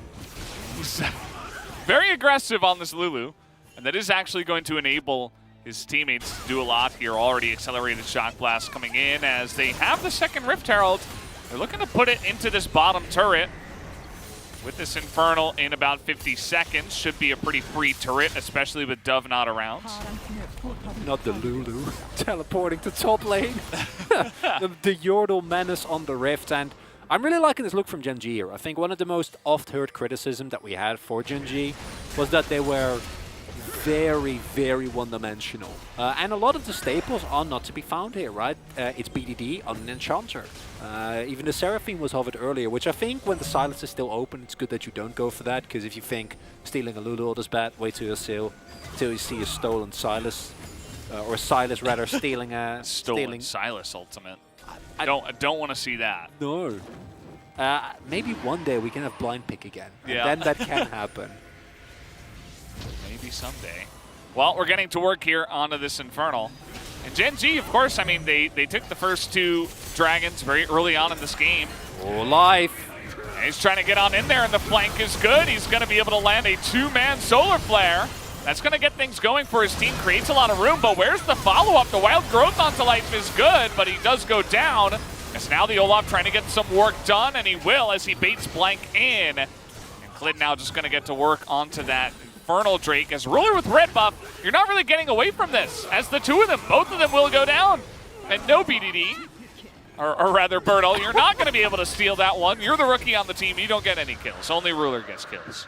Kills up for Ruler, Valdez, and you see, this is where Gen G reap the rewards of what they've done in the early game. Because if that is a fight where their gold is even, might just go all right. It's an enthusiastic engage from Life here, but it doesn't actually get that much done, right? Like, they're still tanking Drake. The Gwen is so hard to focus initially as well. And there you see the value in these extended trades from the Lulu, and then at this point, it's like, yeah, you guys got this, right? And we're like, yes, we do got this. In fact, Bertle's trying to steal the kill. Yeah. How dare he? Do you know how many world championships Ruler has? It's more than you. No, but Bertle's been having an awesome game actually so far. It really does remind me of Zeus that came in for T1 and then had a NA game that was very similar to this, where it wasn't necessarily that like solo carried the game, but his opponents then tried to do a similar thing to what KT did here. Was like, let's show this rookie how it's done. You know, let's welcome him to the LCK.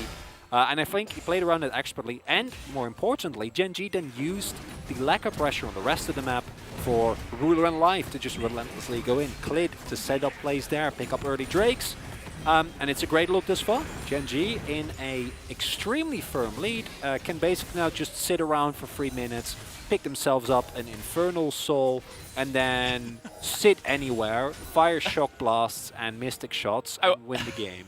I was like, wait, why did that piercing arrow look like it didn't hit him? And then I looked down at his items and I'm like, oh, he already finished Frozen Heart at 19 minutes into the game. Yeah, 2 thumbs up. Yeah. Israel from ahead. Fun champion. Let's see it again. Oh, yeah, like, oh man, that really, that doesn't seem to do anything to him. So now we're trying to get on top of Doran here, but Gwen doing Gwen things. Pops his ultimate. Just to stay alive. And Gen G, you know, just systematically, they're on soul point now after that good fight that they did take down. They're just trying to take down some of the turrets, but oh no. See Ruler looking over on the cam as somebody's got an issue. Uh-oh. Yeah, thus far it's a textbook game, honestly, from Gen G. I've been really liking what I've been seeing. And from KT, some of the old issues reared their head, where we see repeated attempts on top side, which I think were fine, but that's okay if then your bot side doesn't fall behind. But it does happen, right? There is 2v2 kills, there is a kill, or the initial kill, of course, being set up by Clid, where he's able to visit that bot side, and after a nice bait from Life and Ruder, pick up the kill there. And yeah, then it turns into Drakes. Bertle absorbs all the pressure possible, and without a snowballing topside, KT just look a lot weaker. And I wonder, as it looks like it's Life that is having some issues, hopefully not too many. Yeah, and unfortunately, there is so much explaining going on. And that generally makes me feel like, okay, it's like a lag issue, or like, you know, one of these issues that have a longer period of time that we have to wait, but actually we did get the word that it is a mouse sensitivity issue. Which what? maybe it's a bug where like it keeps changing, which of course when you're trying to throw skill shots, I mean, I don't know. I'm speculating, but that could be the case. I haven't noticed it. Life has what feels like hasn't missed a single Zenith late. You know what's weird is I have a little anecdote. I went over to Achilleos' house recently. Okay. And I was playing a game, and I was clicking the middle mouse button, and every time I did it, it increased the DPI on the mouse. Oh yeah, I've had those. Yeah. Yeah. But is it not a tiny button underneath that you're There accidentally is, also but I was clicking? like, absolutely, I'm not clicking this. And it's like not getting clicked. He's like, oh no, it's like a hotkey issue on the mouse. So I suppose, by the way, it's very annoying because every single time you press that button, like if he has that bound, you need to just get it unbound somehow, right? Otherwise, every single time you press it, you need to then again press another button on your mouse that decreases the DPI. That does sound annoying. No, it's, yeah, especially if you use the button a lot, so. I don't know if that's the exact issue, but. Do you use the scroll wheel a lot in League? I mean, for the camp, but that's pretty much it. And like, I don't know why it would zoom in. Yeah, I don't know. I wonder. I mean, for me specifically, I was clicking the middle mouse. Yeah, not scrolling. Yeah, okay. But That not makes sure. sense. There's also a ref on the side of KT. So, oh boy. Blank has a monitor lagging issue at exactly the same time. Maybe he had it and he was like, oh, maybe I'll fix it after the game or something. But now that there's a pause, he's like, hey, I also have an issue. Welcome to the LCK. And unfortunately, you know, Life, it seems like his issue is solved. There's no refs around him. He probably went into settings and unbound something and he fixed it, right? But now, the monitor sensitivity issue, like this is an issue where it's like, okay, first, we need to test it, right? Because you know, it's not like the ref was watching Blank the entire time. And then the ref might be, oh, I don't see any issue. And then Blank might be saying, oh, wait, no, there is an issue. Like, you need to fix it. And if that, I mean, that could lead to, like, replaced monitors. Like, we could go way down the list of things that we could need to fix here. As we're going to take a look at the highlights while we do wait for this one. I think production also knowing that this could take a little bit. The 2v2 kills I spoke about earlier. With Ruler and Life doing what we haven't seen him doing quite a while. Then Display, which initially might look a little bit risky, but is very well salvaged by Gen.G, identifying how strong they really are at this point in the game. When you do have the ultimate available for the Olaf, you can combine it with the Wild Growth, the knock-up, all the damage that you're able to do in such a small enclosed space. And then this is something that I wish we saw, for example, the Sandbox do more, which is when Gen.G have a lead, and this made me really happy, is just force, right? Because here is like Life just, no, I'm going over the wall, and we're gonna really throw down because we have a lead and we need to push it. And now it's 20 minutes into the game, and this is a 7k gold lead. Valdez. It's pretty massive. By the way, guys, we are back in the game. As you may have noticed. Thank you for that clarification. I wasn't sure. You know, you just go straight from highlights straight into the game. Maybe people think it's another highlight. Although I don't know why you would want to watch this highlight here. We're just taking down turrets. And, you know, taking down enemy jungle camps at the same time. Blank not able to steal that one. We've passed 20 minutes, and with Gen.G at such a large lead, they could consider something like a Baron, but they're not going to do that. They're going to play it safe. Going to go ahead, use some of that gold, buy some new flashy and cool items. Have you gotten any new flashy and cool items recently, Chronicler? I'm thinking, not anything you've bought recently? I think. Are you talking League or are you talking in general? Because I feel like you want me to talk about my most recent purchase, which was cooking related. Maybe. Well, you know, I'm a fairly enthusiastic hobby cook. And when I came in today, I was very enthusiastic to share that I bought a really nice bag of dried beans. 2 bags, actually. How many beans exactly? It was a lot of beans. I don't quite know how much. I think it was 2 bags of a kilo. So that's 2 kilos of beans. Whoa. Dried kidney beans. Yeah. That's a lot of beans. It is. What are you planning on cooking with the beans? Maybe bean soup. Refried beans, I think, is quite nice. Okay. Make some chili. It's always good. Nice. Hard to find some of the spices here, but if you really try, you can definitely manage. A big fan of chili. Yeah, it's really good. It's, you know, a lot of sustenance. Can throw It's a a lot hearty of veggies meal. there and out. Yeah. Yeah. Really fills you up quite nicely, you know. That's good. I get hungry Yes. He's fine. Doesn't care at all. And in the 30 seconds, it's going to be the Soul, which should fill up Gen G nicely. Nice. Hopefully. It's nice hearty meal of Infernal Soul. Spicy, but worth it. Is it as good as a bag of dried beans, though? No, I don't think so. As Blank is just okay. He's just got to run away. That's their jungler, by the way, who is getting to half health here. And Ruler is so massive. I mean, he's got 3 items, right? Like, he is a one-man poking and wrecking machine at this point. So you can see KT, they're like, well, we can't exactly give away the Infernal Drake, but if we go in there, we're just going to die. So I guess we just have to give away the Infernal Drake. That's Soul over to Gen G, as if this game wasn't, I want to say, doomed enough? I'm not sure. It's as KT, with this comp, we've already seen this happen many a time in the LCK, that even if you fall behind very early on with compositions like this, there is a way for you to fight your way back into the game. Liv Sandbox are expert at this. We've seen Afrika do it as well, where just by the sheer virtue of how strong you are in 2v2s, 1v1s, and 3v3s, you find a solo kill, then you turn it into another objective, and then you start snowballing from there, take back control of the map. However, at this point, with how fed Gen G is, that is not a possibility anymore, right? Because everyone on that team is just monstrously fed. Okay, trying to lock down Life, and he might be the weakest member on the team right now, especially with the Aftershock down now, but not able to really get on in there. The Solar Flare actually perfectly timed as he's in mid-animation. Now as Bertle gets on over and a huge amount of damage with the True Shot Barrage over the top. Ruler and Bertle are going to get to work here. Doran desperate to try to kill anybody on the backside here of Gen G, but it will not come to pass. Only 3 members of KT die, and that should be the Baron into their pockets. And that's Bertle's first kill ever in the LCK. Just not even in the fight. Walks in, fires a single Shock Blast and gets it done, as the rest of Gen G are going to take this Baron for free.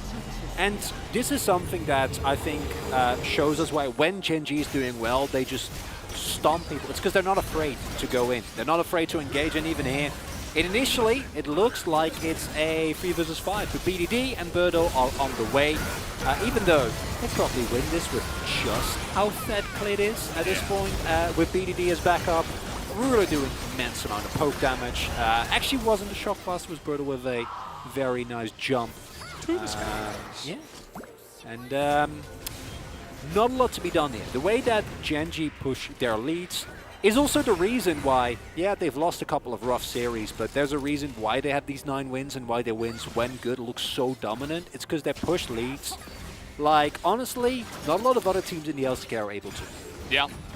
Gen G is, okay, we're looking for a play here. Nicely done by Blank. They're once again trying to bully Bertle, but he's got some friends, and he will not die, as even the Wild Growth will come in. And that is one Jace that will just not die in the series, as, okay, Ruler's just going to kill everybody, and Dove is still alive. So no hope for the Penta, although he will try to come in here and take down Dove.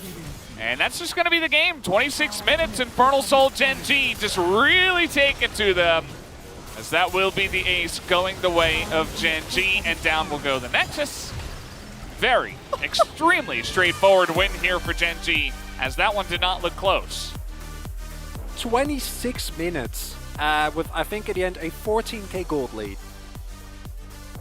That's a lot. Yeah, I saw you. Yeah, I was like, you better not vote for Bertle. No, I really wanted to. You can't in this scenario, because I think it was a great debut, but unfortunately, not getting killed, not as important as getting killed.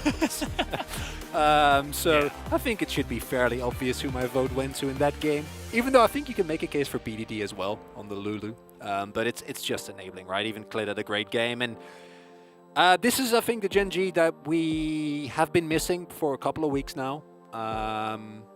With them just looking moderately lackluster overall. And this is a good old-fashioned Gen G against a weaker team game that we got right here. Yeah, I mean, you remember Spring. It was like this all the time. And that's why Gen G were just like, okay, they have equal matchups against the top teams. Sometimes it's a little bit weak. We're like, we're not sure about the consistency. But when they face a bottom team, they just crush them. And as you mentioned, very succinctly, this is just what they do against bottom teams. And again, this is KT. Like, this is their really, they need this win if they want to have a chance of making playoffs. Without this, they have a 5% chance based off of like matchups and stuff like that.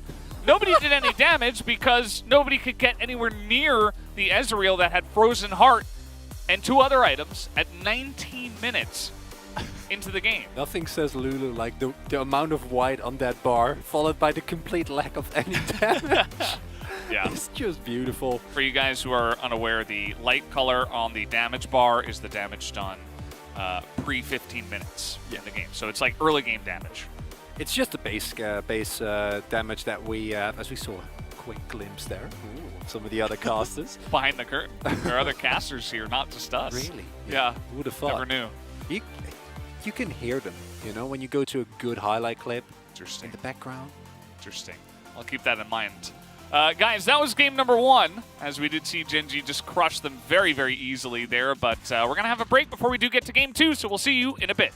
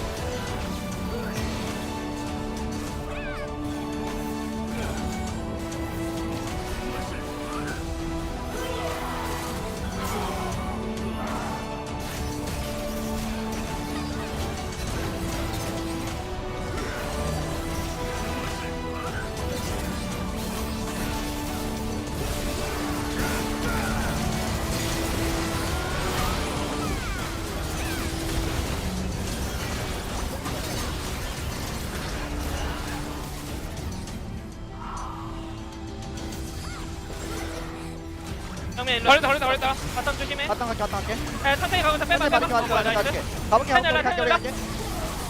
갈게. 자, 궁합다. 바로 스턴. 그냥 미드 타워 올래? 천천히 아, 그냥 바텀으로 와. 게임 끝내게. 바텀으로 와. 게임 끝내게. 끝까지 가. 바텀으로 와. 게임 아, 끝내게. 펜타킬. 가자. 갈게. 펜타킬 왜 아니야? 아, 내가 하나 먹었어. 누구 먹었어? 야, 잘했다, 야. 실드 받아라. 바텀으로 가서 끝내자.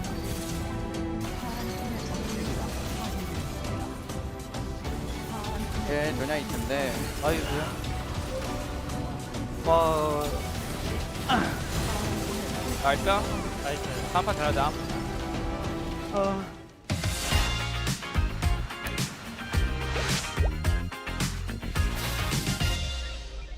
In Week 7 LCK news, the Romanticism movement explodes as Live Sandbox take down Gen.G and T1. Nongshim Red Force ascends to first place in the standings. The LCK's official sponsor, McDonald's, releases LCK merch. And the fierce battle among the middle-rank LCK teams. Hello everyone, I am Junghyun Lee and this is LCK Weekly Newsfeed. The Romanticism movement of Live Sandbox gained even more steam last week with their exciting wins over Gen.G and T1. Last week, Live Sandbox took down Gen.G and T1, putting them on a 3-win streak. It was Liv Sandbox's bot duo that took the spotlight for their incredible performance. In the match against Gen G, even when behind in the game, Prince held strong and was the center of the team. And in the match against T1, Effort stole the Baron in Game 3 to win the game and earn himself POG. Storylines and results hitting two birds with one stone this season is Liv Sandbox. During Week 7, Nongshim Red Force dethroned Genji and took the first place position in the standings. The team bringing the most heat this summer has been Nongshim Red Force. Although their goal was to just make playoffs, Nongshim Red Force ended up taking the first place spot from Genji. Their success has left many LCK fans wishing to see the Noodle Boys at this year's World Championship. We will be watching to see just how much Nongshim Red Force can spice up this summer split. Last week marked the official release of the LCK and McDonald's merchandise. The LCK's official sponsor, McDonald's, collaborated to release official goods for this summer split.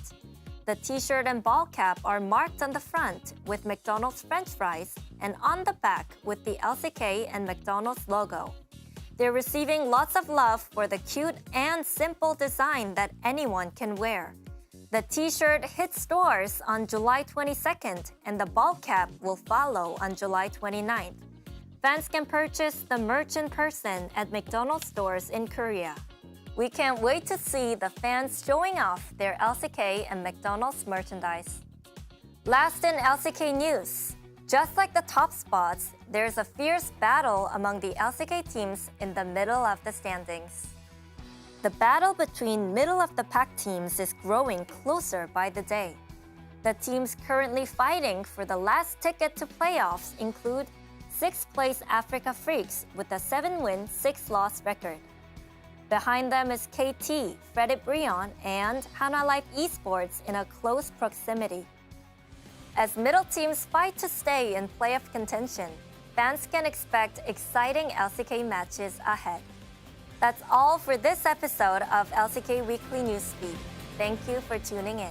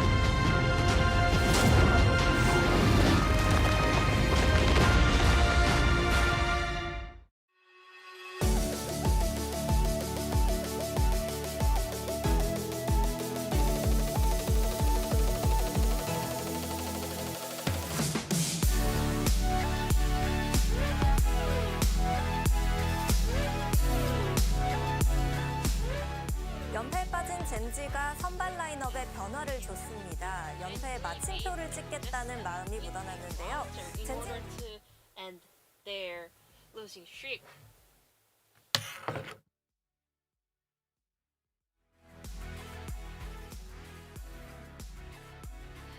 KT roster banned out Kalista, Irelia, and Diana in the first rotation of the ban, whereas Genji banned away Renekton, Lucian, Diego in the first rotation of their ban. This time around, we had a very quick walk in from Genji after bottom duo.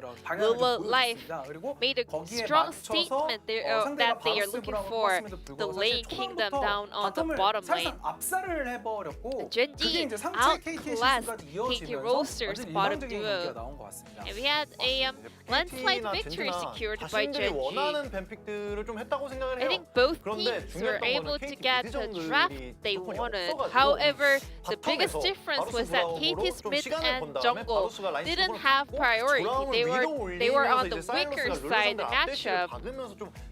Silas, should be able to dash forward and connect his chains onto Lulu, but because their mid and jungle didn't get the priority early on, those kind of aggressive play was not available, and Klid was so brilliant, making his first gank down on the bottom lane. Varus is a champion that always wins Ezreal in lane in the early game. However, Klid was able to revert the champion matchup with his early gank. And Genji executed their straightforward game-winning play, ruler carry. This time around, Genji came back from their losing streak and displayed the better performance. Whereas KT Roaster, they were shaking from the get-go, so they were desperate to make a play up on the top side of the map. They saw Jace resetting to base. The Doran tried to shove in the wave. Jace was recalling in front of Gwen because he didn't feel the dive pressure because KT were around the Herald. And because KT had the information is that Birdo will not be able to get to this fight, they commit so hard in order to take that objective. However, you have to keep in mind that Lulu actually reset it prior to this Herald fight, so she was able to purchase some additional items, whereas Gwen or Listen, Silas, those kind of main characters on the side of KT Roaster had so much gold in their pocket. In this kind of an early team fight, getting outnumbered is something that actually happens a lot. Because KT Roaster got too confident with just the fact that Jace is not here for the fight, but because Genji's players and champions were able to hit the higher level, they were able to hit some more items, Genji was the one winning out the team fight.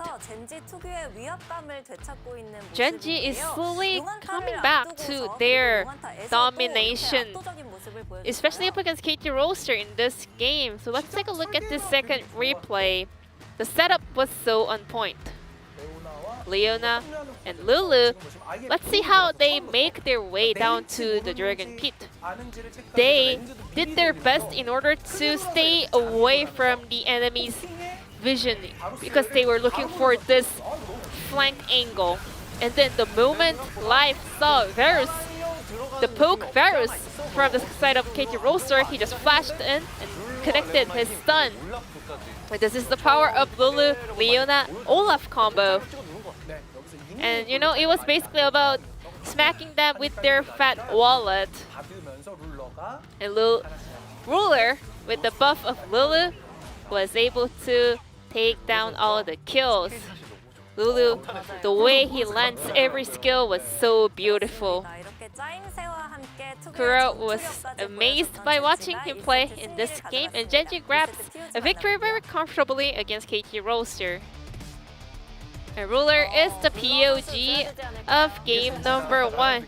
A very well deserved POG, and this is the color, the play style, and game-winning recipe of Genji. Well, other players on the side of Genji also deserve the POG, but I think Ruler had the biggest impact for sure. He did die once, but that wasn't really relevant to the result of the game. And Ruler is the one that always pays back if you kind of put all the resources over to him and also set up the play for him to pop off. And Silas was not able to do anything in this game, playing against this kind of a high-range champion. And unanimous POG will be ruler on the side of Genji after that Ezreal performance. Even though he couldn't get the penta, he did get the 12 out of 12 POG vote after that performance. We are heading into game 2 between KT Roaster and Genji, so I'm gonna throw it back to our casters. Don't go anywhere. Thank you, Ji-sun, once again for the wonderful translation of the analyst desk. As of course, Ruler picked up 12 out of 12. I think that Bertle maybe deserved 1 vote, but probably not actually for how fed and amazingly hard Ruler carried that game. And yeah, it was pretty much that. I mean, he got ahead. There was a lot of focus on Bertle, who avoided all of the pressure. And then Ruler just single-handedly carried the game. That was the story of Game 1. Yep. It was honestly not that much to be done for KT. They made 3 consecutive plays on top lane. None of them worked out. Genji made 1 play on bot lane, and that was used to then win the game. Basically, is what happened. And it's good to see this form of Genji back. And obviously, it's only a single game. And I think it's too early to say that this is them kind of returning back to form, especially because I've always been vocal. I don't feel like KT is particularly strong, even though they had a really great series recently. And they might bounce back in this game. But I personally am hoping for a similar game from Genji, because they are still our #2 team. And I would like them to look the part. And I think in Game 1, they did. Yeah. And it's now, for game #2, a question of can they do it, and in the same fashion as KT picked blue side, which normally I'm like, yeah, that's the right call. But against Genji, I never know. Because they love red side more than any other team in the LCK. And I think they've actually been using it well in terms of what they do with it. Of course, in this scenario, it was a Jace pick. But that also means that Genji isn't blind picking Jace, which a lot of our teams do, and we don't love. Because he can backfire immensely. Yeah. But now, dude, are you going to leave Diana open? Are you going to... No? Probably Diana Aurelia. taken away. Yep. Yeah. Maybe first pick Aurelia. But then you get the Aphelios Fresh lock in, and you're very sad. Playing Aurelia into Aphelios Fresh sounds like a horrible time. Yeah, I mean, Ruler and Life were potentially, I mean, they were hovering it, right? Down to the wire for Bertle, who was picking for them. And Aurelia's left open, and they're like, yeah, sure, go ahead and pick Viego. We don't seem to care. I hope it's for Bertle. I don't know if it will be, but that would be nice. After that Jace game where he was the archetypical, I will absorb pressure, and then I will fire a couple of shock blasts, and that will be my role this game, with Ruler taking up the complete spotlight. Aurelia, a very different pick, is a bit more reliant on finding lane dominance, but especially since the changes, also scales absurdly well, and now remains relevant throughout basically the entirety of the game. Quick pickup of the Leona here, which means that if 5kid and Zeus want to go for it, they can opt into a fresh lane to try and get a comfortable matchup there. But knowing KT, it's probably going to be double solo. Yeah, with the jungle, the lock in here. And what AP are you bringing in if you're picking for? Do you lock in the Lulu? Zig. Okay, that's another way to handle it. You pick up the Ziggs here. Ziggs was ignored in our first game. Yumi's not available. Leona's already locked in, so the classic Nongshim counter not going to be a thing. Ziggs, an incredible power pick at the moment, I think for good reason. This I love though. This I'm okay with.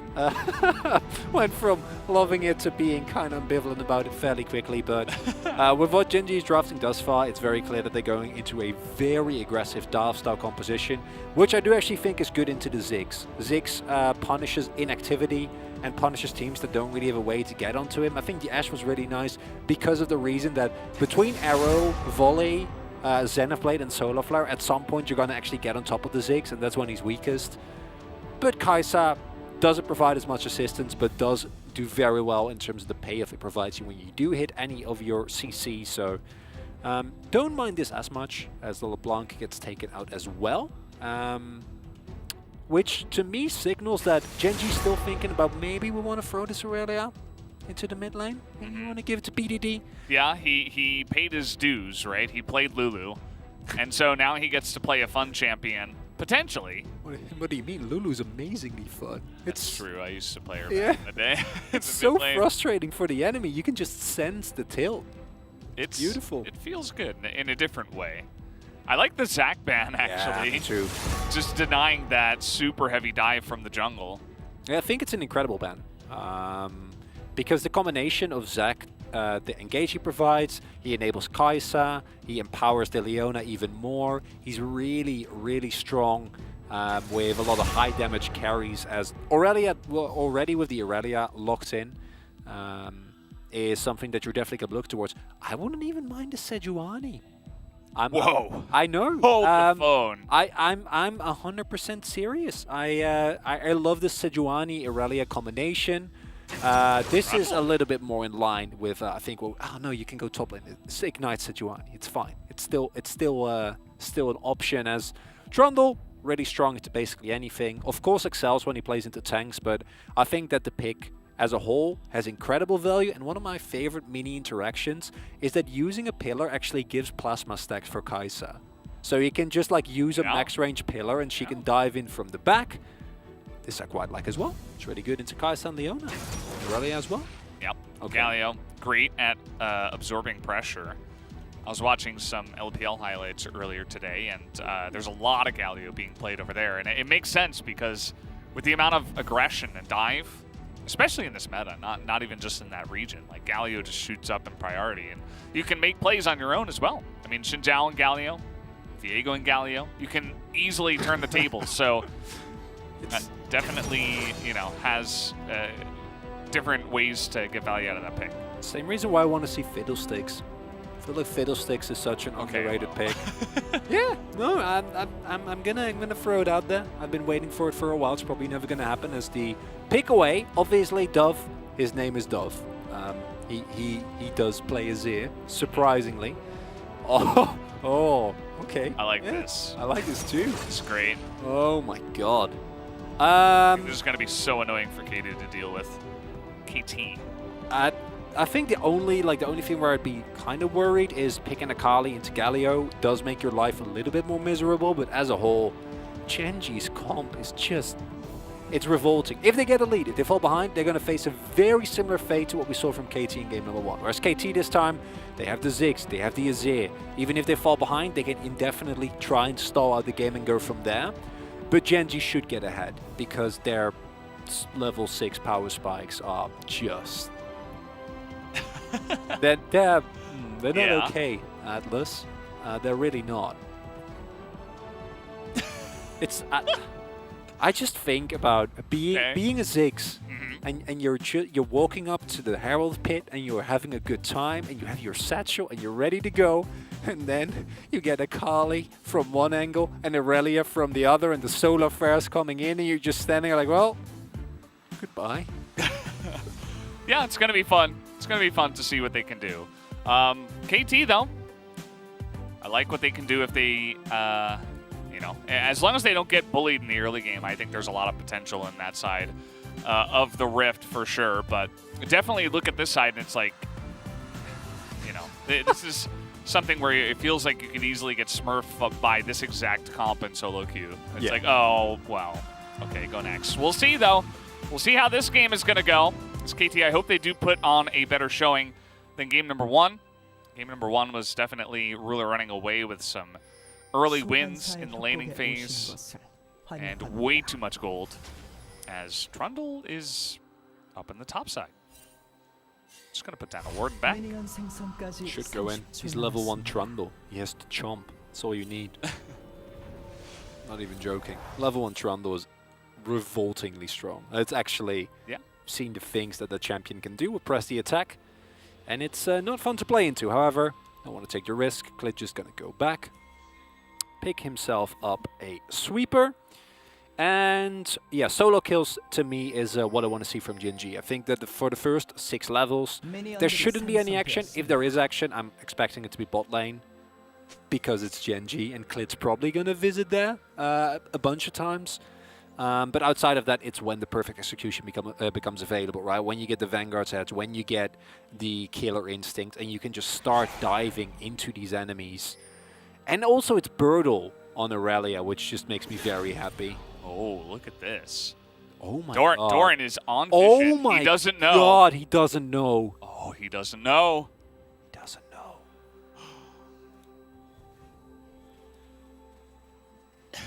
know. Doesn't actually matter, I don't think, though. It's probably not, but... Okay. oh, there he was. Oh, he was... Of course. Of course, he was back in the cubby the whole time. Alcove Gaming, right there. Yeah. Imagine if we don't have alcoves, or didn't have alcoves, rather. Imagine that. That would have never Couldn't happened. imagine a world of League of Legends like that. I've actually gone back, like when I watch VODs, I actually miss the alcoves, though. Like, I do miss them. Okay, I guess we're just going to try to kill Zeus at level 1. And you know what? It nearly worked. They did get his exhaust and his flash for Ignite. And that's a problem. That should not be happening. That's, you know, that's not normally a play that we see here at the pro level. It's the power of the... okay, well, Dove's having a really fun time in this lane, even with the fleet footwork. I'm trying to set up a play up on the top side. I think they're definitely getting flash out of this one. As Doherty stuns and he doesn't have flash. Yeah. As I looked at his summoners and I'm like, wait, he does, yeah. Hold up.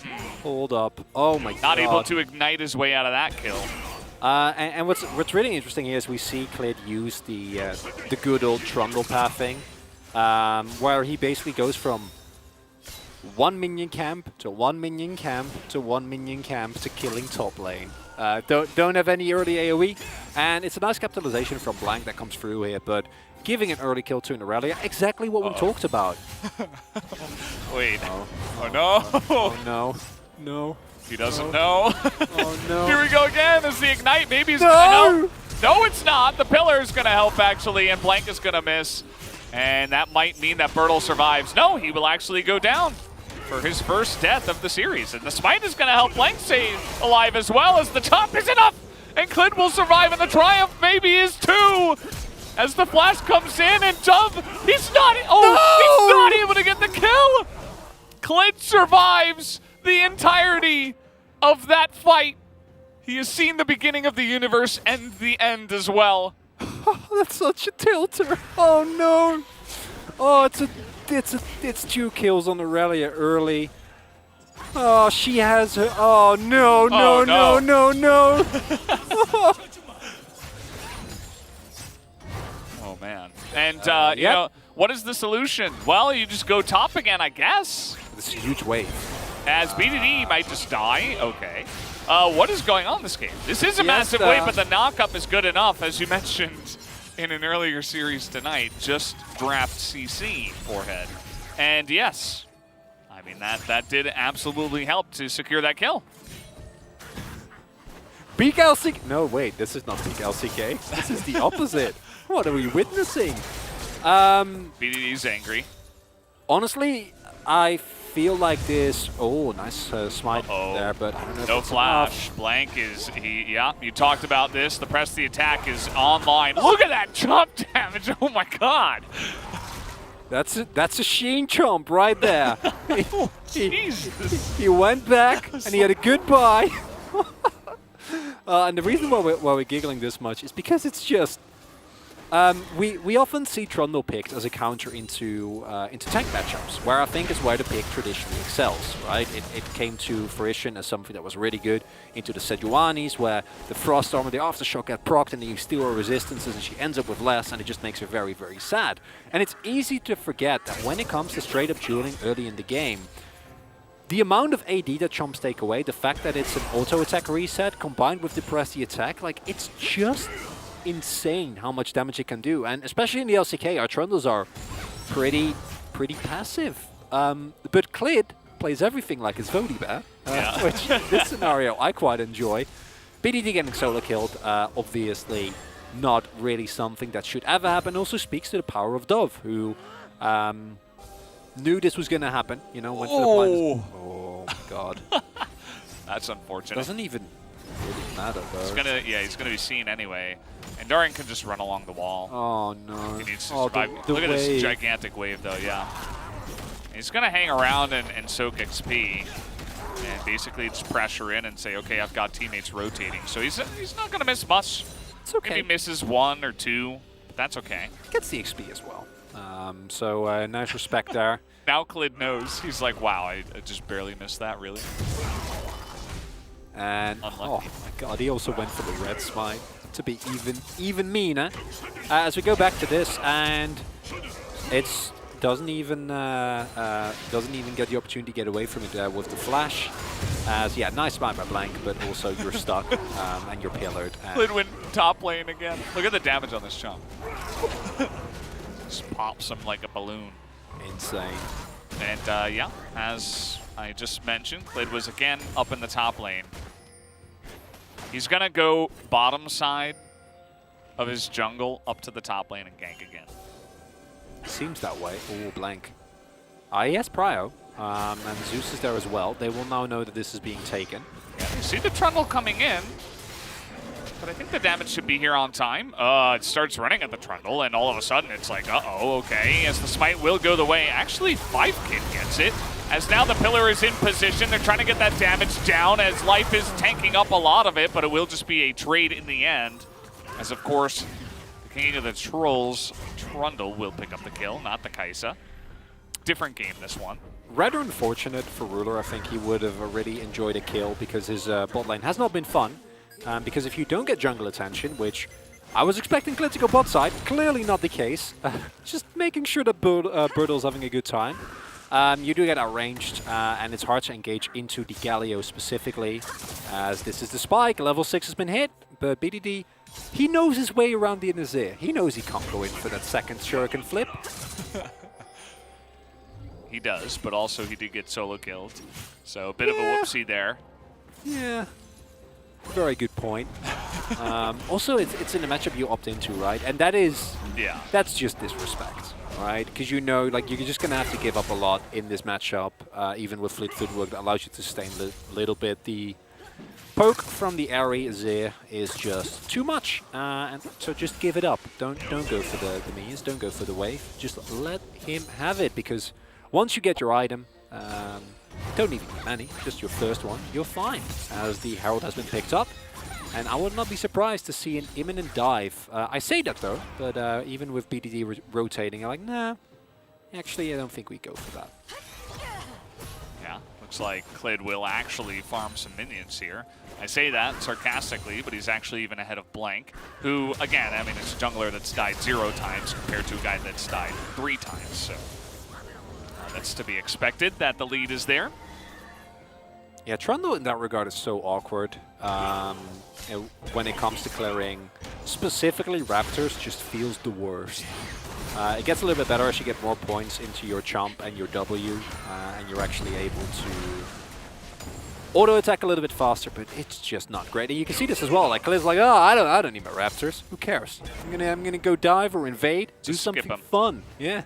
Take the enemy blue. Blank will get him. That's fine. And by the way, he's here again, and they see him this time around. So Dorian in a bit of trouble. They're looking for the... okay, Birdle's going to get aggro actually on the turret and has to eventually flash away. A little bit awkward on that dive, and now he's a little bit trapped in as BDD is rotating on over, trying to turn it now as Birdle, as he will go north. And with BDD here, over the wall now, actually does get stunned up against that. He's still looking to potentially go in, but eventually has to flash. Very awkward dive, that one, is a lot of low health bars, and now a dragon into the pockets of KT.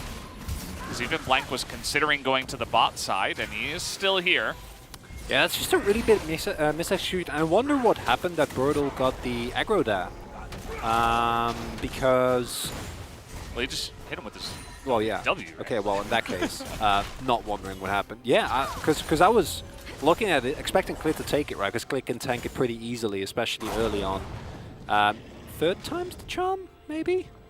You mean like 15th. Yeah, no, it's been a lot. I would honestly not mind if they just drop the Herald there, but not going to go for it, which would also make sense to just drop the bot side and get some gold into Ruler. Because there has been a lot of attention paid. Birdle also might be fine picking up more plates by himself. Would like to see a replay though, because that was also like BDD going in there, but because he used the shuriken flip to get over the wall to get into the fight in the first place, like made it even more awkward. Didn't actually end up costing Gen.G a lot outside of a lot of time, but still not a great look as Birdle's performing every top laner's worst nightmare, which is a freezing Aurelia that's just standing there waiting for Doran to walk in. Oh, the cannon. Dove has an army of soldiers looking to deny it, and he will be successful. Jonah strong. As, of course, Ziggs things. On the bottom side, he's going to take down that turret with the satchel. Yeah, that bit of indecision there, because what happened was Cleared backed and then walked top again and dropped the Herald. Would have much rather seen him use it and force Doran off the turret, and that way at least be able to pick up the first turret blood. Second charge here though. Gonna try, but Galio is around and so is Dove, looking for the Emperor's Divide potentially. I think they're just gonna go for Birdle here, as yes, they will try to get on top of him. Even the exhaust committed to. They're not messing around. As Doran not quite as fast as Trundle. And it's a very different game, and it's Dove that really sells this, and that is really the instigator of most of these nice plays where he's able to consistently find these roams. Oh, don't face check that. Oh, he is. You just know he is. And, you know, no flash now. He is still a Gallia, though. They're just going to wait that one out. Oh, he's also got a stopwatch. Will it matter? Even the Ziggs is going to try to get in there and help out, and that's not going to do the damage necessary, as yes, Clid will have to sacrifice his life, but it's still 2 kills over to the side of Gen.G.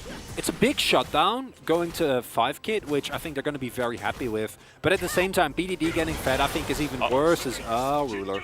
He has both some, so should be able to get away here. That's one. Heal, and that will be enough. And meanwhile, in the mid lane, the Ziggs not going to have a fun time against the Aurelia. An absolutely just unfortunate situation that he found himself face to face with Aurelia here. And that's a problem that's going to keep happening whenever Zeus is not there, because there's nothing that you can really do about it, right? Like, there's too much mobility, and if it's not the Aurelia, then it's the Kai'Sa or it's the Akali. So for KT, it comes down to how well can they utilize the other members. And whereas Dove has had a great game thus far, Doran has been on the receiving end of a lot of hurt, unfortunately for him. But it's also due to just this really aggressive laning that Birdle was able to put out, right? That kind of enabled those plays in the first place. And very different game from game number 1. I think KT being able to match a lot better as we get into this mid game. Also able to pick up a single Drake. However, I think this is where it gets really hard for KT, because you haven't really hit the point where your champions just say, we're basically just going to stomp you, right? Even with some kills on Dove, kills on 5-kit, you're still looking at only a single item. Whereas the champions on Gen.G, like with a single item, maybe a second point in their ultimate, they will decimate anyone. So you need to be really respectful. But I'm loving these map plays from KT, right? Because this is, Dove is already rotating. We see Zeus going in very aggressively. Really nice CC chain, as you pointed out, the exhaust, just to make sure that there's no Aurelia business happening there. This, unfortunately, very straightforward. Yeah. Just. I mean, Aftershock was down because he had already just as much in. Yeah, double kill goes the way of BDD, shutdown does go the way of 5-kid, but then he immediately gives over his own shutdown. 직스 스펠은?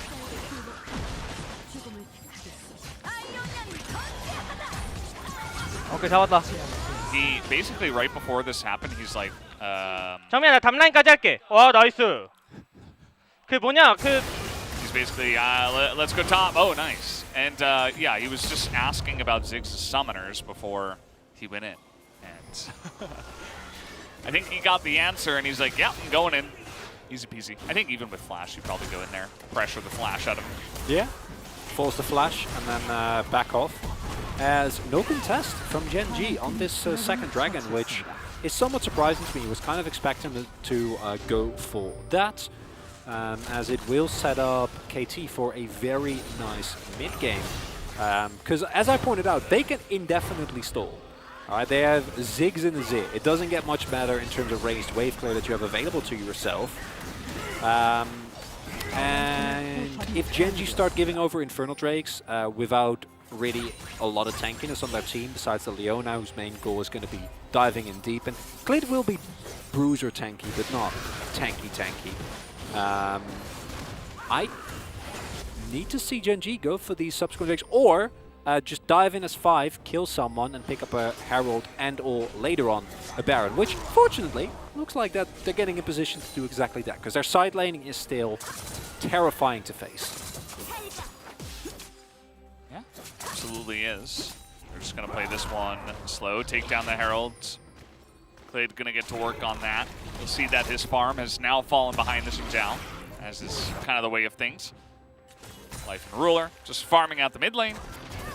Already the mid turret going down is definitely pretty annoying. It's going to make things a little bit more dangerous for the Kai'Sa to farm out the mid lane. Just has to be that extra bit of, you know, a little bit more safety. Stay alive there. Looks like Ruler is going for the Wits and second, which I really like, specifically because of what you're saying. You're facing into a comp that, outside of Doran and Blank, doesn't really have that much AD damage going on. The brunt of the damage is going to be Dove and 5-Kid, so a Wits End gets incredible value in that situation as setting up a trap here. Yeah, they're all backing, and you know what?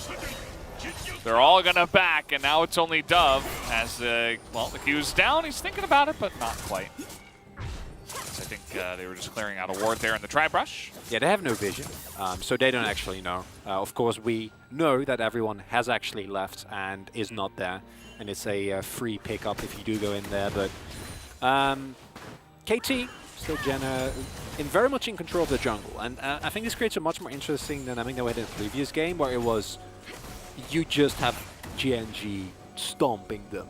Right, like there was just nothing that KT could ever do, whereas in this scenario, as long as they keep control of their jungle, never have to actually face check in, and can stay relatively grouped, or at least within each other's general vicinity, so that a Galio ult, as well as the teleports can come through if someone gets collapsed upon, they should be fine. On the flip side, Genji, if they're the ones setting up a dive and they're able to actually execute their target before the rest of the team come, you just always fight with a man advantage. And that is something that in a 1-3-1 scenario this comp just excels at. Like it's disgusting, the kill pressure that they have. It absolutely is. And see that they're just going to group up as 3 actually on the bottom side here. Nice Mega Inferno Bomb is going to jump down onto the bottom side, clear out that wave. And we will just go back to pushing out the waves. Dove's doing a very nice job up on the top side. Just doing his own work as BDD's considering it. A little skirmish here in the enemy jungle for Genji as they look to take away that rep buff. Fight up on the top side, and BDD will easily secure that solo kill even under the Azir turret. So nicely done there. BDD able to scoop up yet another one. It's a really big one. BDD getting more and more fed means that the backline threat on Dove and 5K in team fights is going to be even harder to deal with, right? And Akali is one of those champions where if you pick up a couple of leads, you're unstoppable, both in a side lane and in team fights. It feels like there's very little that you can actually do. And a problem for KT is that their only reliable CC into the Akali is Zeus. No one else really has a way of dealing with her. Obviously, Shurima's Shuffle can help, but she has a lot of ways of getting through that. And Xin Zhao getting free attacks isn't great. Said, I have teleport, I'm gonna go in slowly. 잡았다. Got him. That was 이건 좀 크다. really smoothly done. Able to completely negate the Emperor's Divide there. Yeah. Very nicely. He made it look so smooth. Yeah, it's like, it is in fact a biggie, as if you don't do that, you are knocked up under a turret and die. As now the setup starts here. Poke, not amazing for Genji. It's more about the dive. Yeah, and you know what? I seeing the way they've been playing this so far, I think they will not be scared to just go in on this one. As Blank now, he's looking to potentially engage. Still has the Crescent Guard, will be popping it now. getting a little bit of healing, but here comes the dive. How do you get away from this one as the Xin Zhao now? As the Emperor's Divide is just put up as a wall, it's like, don't come at us. We do not want to fight you, please. And the Infernal Drake, because of that, will just be given over for free to Gen G, as immediately 2 guys just go down. Gen G exert their dominance. It's exactly what we want. And the jungler is down. I think it's enthusiastic to go for Baron here. Not loving this. You're up against a Ziggs and an Azir. Okay, thank God. I was like, it's 20 minutes in the game. These health bars are not high enough for this gang. And fortunately, they decide to back off. And the value of this double withstand on Gen G is just insane. And as you point out, Gen G, not afraid at all. This fight is looking good before we ever see BDG join it, right? Yeah. Blank is immediately forced back, just fighting over the wall. And then, yeah, Birdo and Blank are there. And you are loving this open space that you get if you are Gen G, because there is so much opportunity for you to find flanks, to go in aggressively, to use the incredible amount of mobility that you have on all 3 of your offensive carries to just blow someone up. Meanwhile, Klid has resigned that he will no longer, in fact, be an actual carry. He's picked up his chains and will now just be there to alleviate. He's retired now. Yeah, he's just there to press his pillar on people so Ruda can make highlight plays and nothing else. Just so we all clear on that. He had a very, fun, eventful, young stage of his life. Yeah. Back when he was level 5. He remembers the good old times, right? He's retired now. He's too old for all that action, but he's just happy sitting there. It's a good retirement, right? Yeah, looking at his kids. They've grown up so fast and they're looking so good. Prime of their life. Just wants to sit on the porch and throw out some some tea, right? Yeah. Look at the sunset. Drive his kids to soccer practice with his pillar. Are we married to soccer? What? I mean, can't it be football? Oh, sorry, it's the American okay. me. No, I know. Not even. I'm more of a hockey player myself. True, same. Hockey practice. You and I like. But it's different hockeys. That's fine. I mean, That's it's okay. still hockey, right? I'm with you there. Yeah. Absolutely, on this cast, at least, it should be hockey. If I'm casting with Wolf, it's like 2 Americans on the cast. Maybe then I can go for the soccer practice angle. I like it. I'll have to work on that. Yeah. Yeah. The meta of the casting duos. Ever changing. And I love seeing Gen G play around with this vision, trying to set up these little pockets as BDD found Dove. Yeah, he's going in for it again. This time not quite as clean. He's still going in. Kills the turret. In the combo, just gets a casual auto onto the turret. He's like, yeah, that's all I wanted, actually. I'm just leaving now. I'm good. Goodbye. Thank you very much for the turret. He's got a very interesting build as well, where it's like, you can see he doesn't want to finish the Zhonya's yet, because he has stopwatch, right? But then once you build the stopwatch, I mean, getting to your Zhonya's when you already have arm guard, I think it's like, it's 1,200? He's gonna lose the value. I think it's a bit more because Codex is 900, and then I think you need 350. So 1,250. Yeah. Or it might be 250. I'm not 100% sure. Some of the it's around there, yeah. Yeah, it's in the general vicinity. Has now finished it, so losing out, but retaining the ability to go for a stopwatch Zhonya's play later in the game. So I'll take it. I think it's fine. Third item spikes now hit. We see Gen G Birdo with anything that you could basically want, as if he wasn't terrifying enough. Ruder, after a very fun first game, this one a lot more subdued, but I'm loving this look from Gen G, looking for an angle. Meanwhile, for KT, just hang in there. Just keep clearing waves.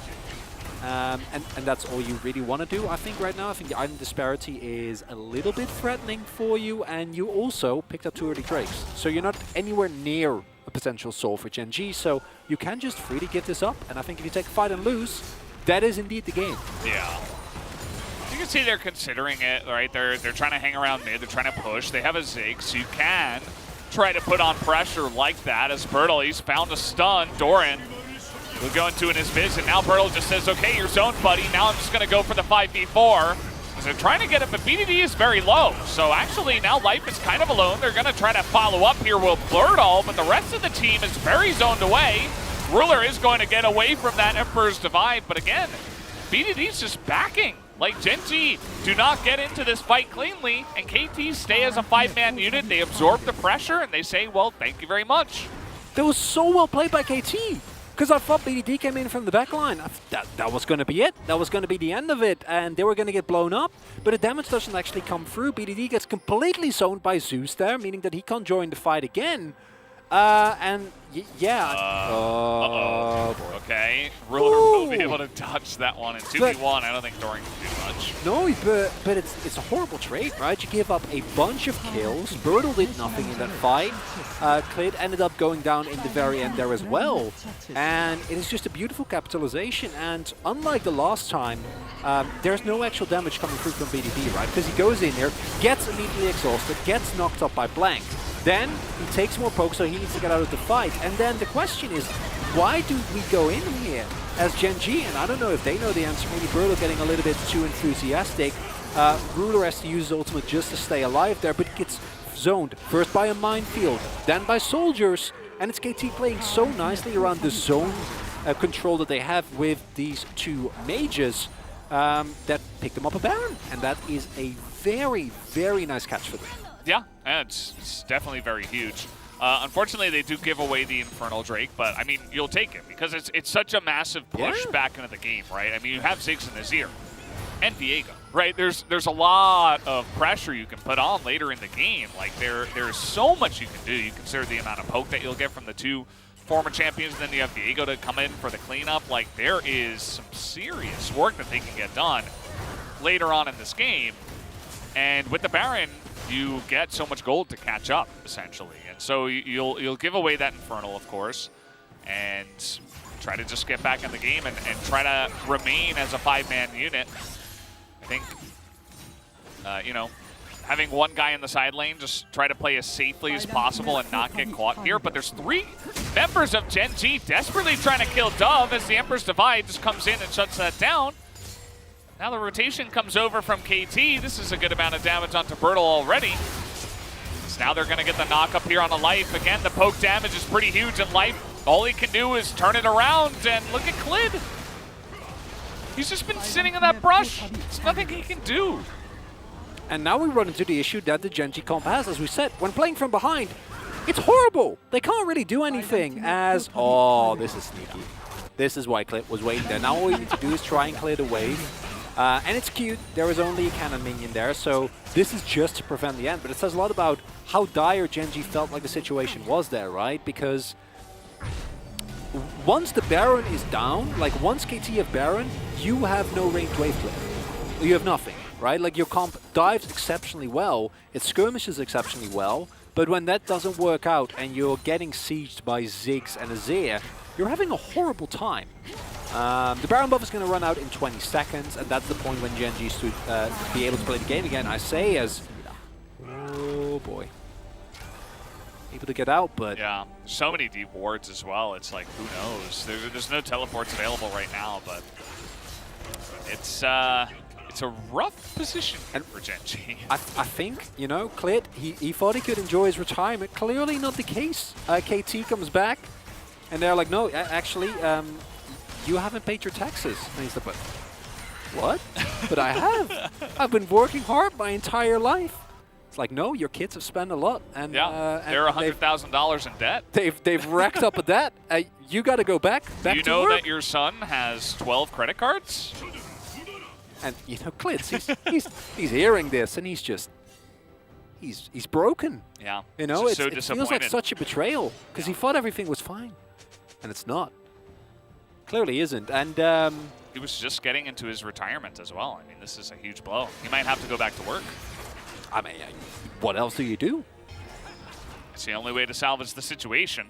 And salvaging it is incredibly hard, because as pointed out, once KT gets control of the map, your approach as Gen G is literally limited to you go in and kill them. There's no poke, right? There's no wave. You just need to get on top of them and kill them. But we've now gotten to the point where the damage from Dove and 5-Kit is incredible. which means that every time that you go in for a play doesn't work, you lose, right? You don't fully commit, you lose. You need to all in here.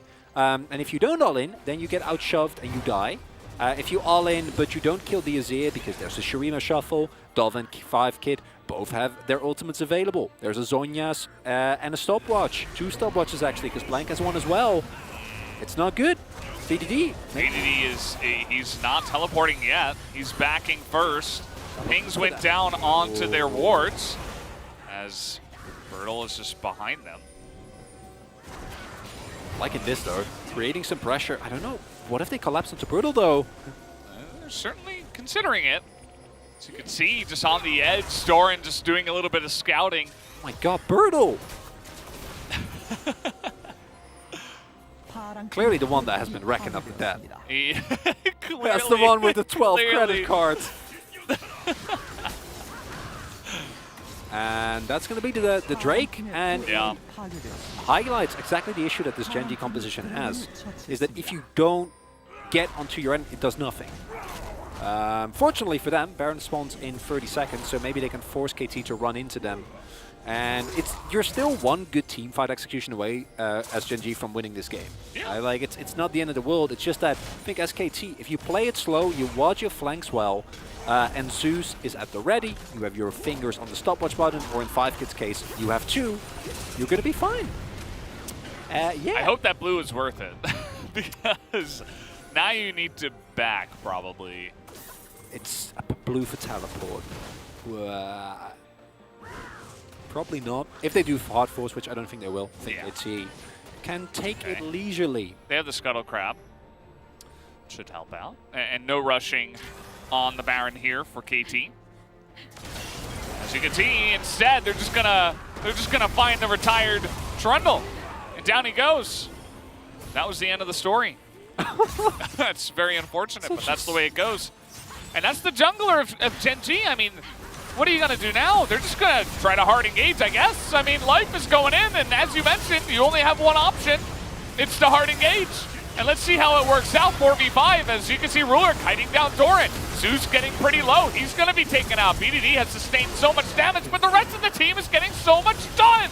As Bertle and Ruler are just single-handedly carrying this team fight. And 4v5, they will get it done.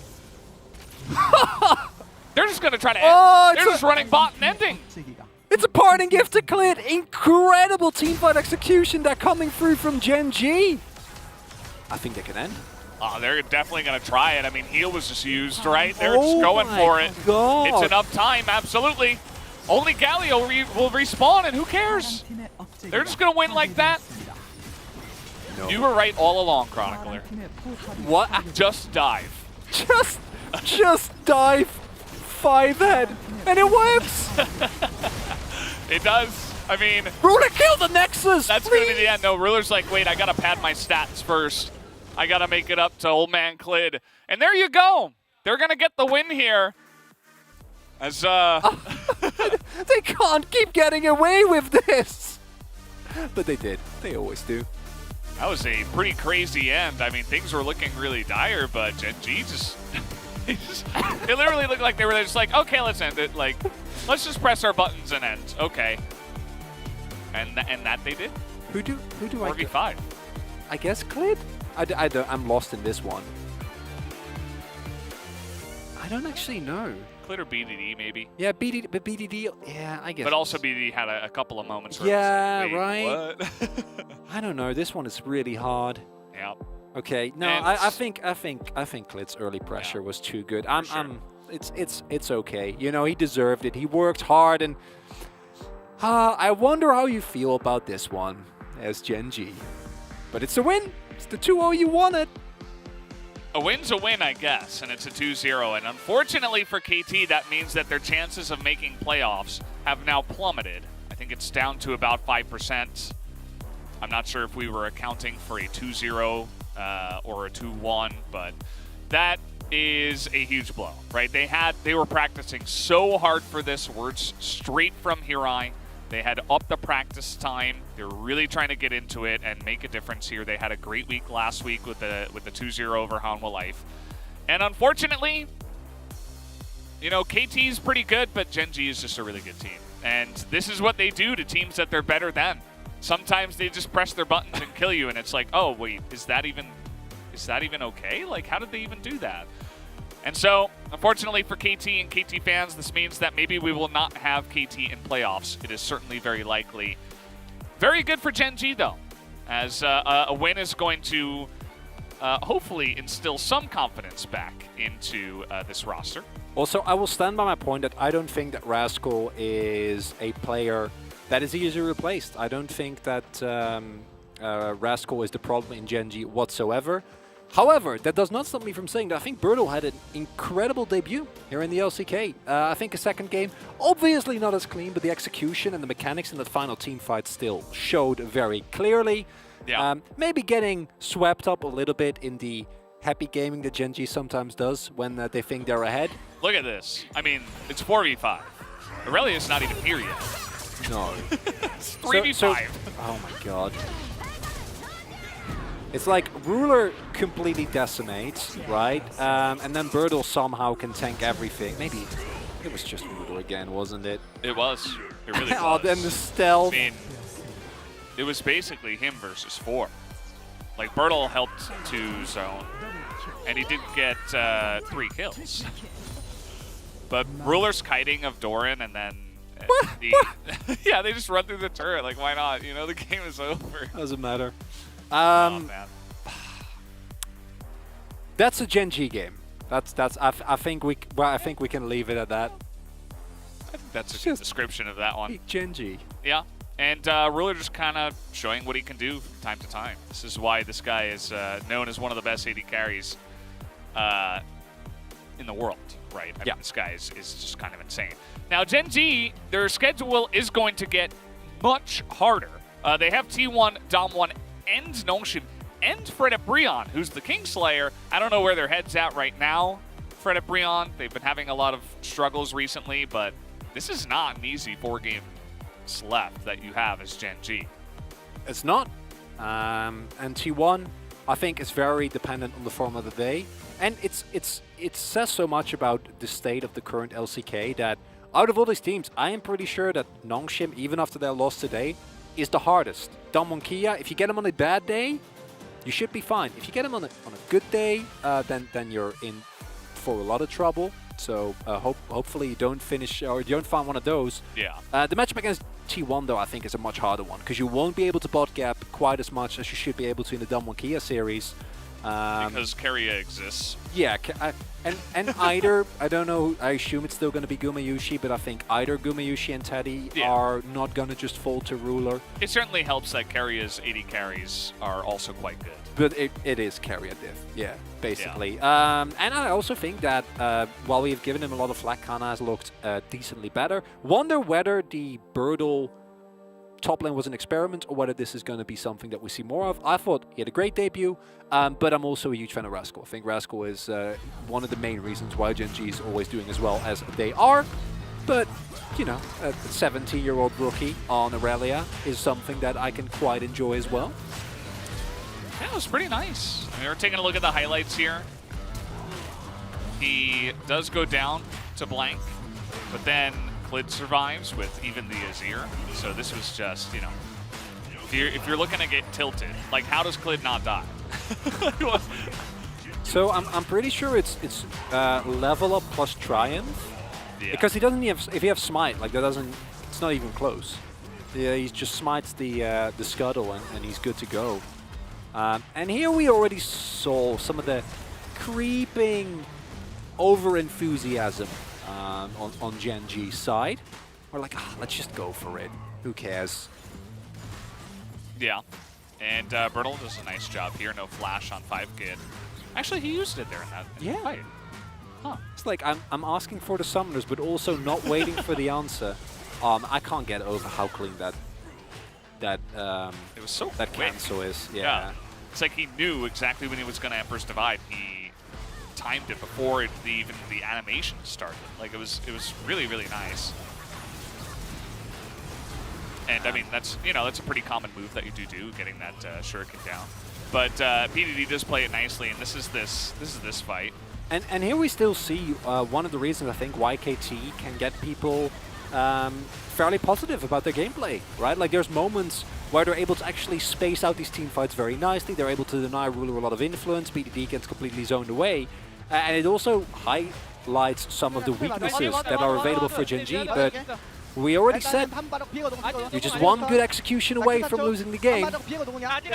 Case in point. I mean, they're shouting for a ward to teleport to in this fight. It's over. They're already calling it's over. Right? Is he screaming Penta? No, I think he was saying it's over too. Okay. And they were right. You know? They're like, oh my god. We really need to hit this turret as hard as we possibly can. Every second counts, basically. Every second, and then he spends like 20 seconds killing a Galio. He needed it for his KDA. I mean, this is very important things.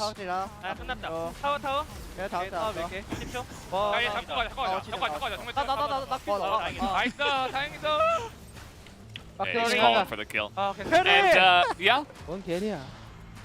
someone said, "Oh, I carried," and someone else was like, "What do you mean you didn't carry?" Like some talks being thrown back and forth. Obviously, they had a lot of fun today. It's gonna be Ruler again, isn't it? I think for that last fight, it could be. I do still stand by my point. Like we made a lot of jokes about Clit retiring, but he had a 100% kill participation, and he's the main reason why they were even able to get such a gold lead at 20, 27 minutes. You know, around that window, it was looking peachy. Then it went very poorly off of one fight, and then it was from that point on, it's just waiting for Gen G to somehow get it together, you know, pay off their debts, get rid of those credit cards. Worked there out. You have it. We had the player of the game ready, so we're going to take a look at that and see who does pick it up. It will be Birdall on Aurelia. Okay. Beginner's luck, perhaps, with some of the votes. But yeah, I mean, he had a good game as well. We can't take it away from him. I don't think personally that he was a player of the game, but... It's Clit. Look, it's Clit highlight. Just... yeah. No, remember that time he killed the Ziggs 1v1? As a Ziggs player, this Brendan's burns like... my Ziggs soul, actually. I know. It was a good look.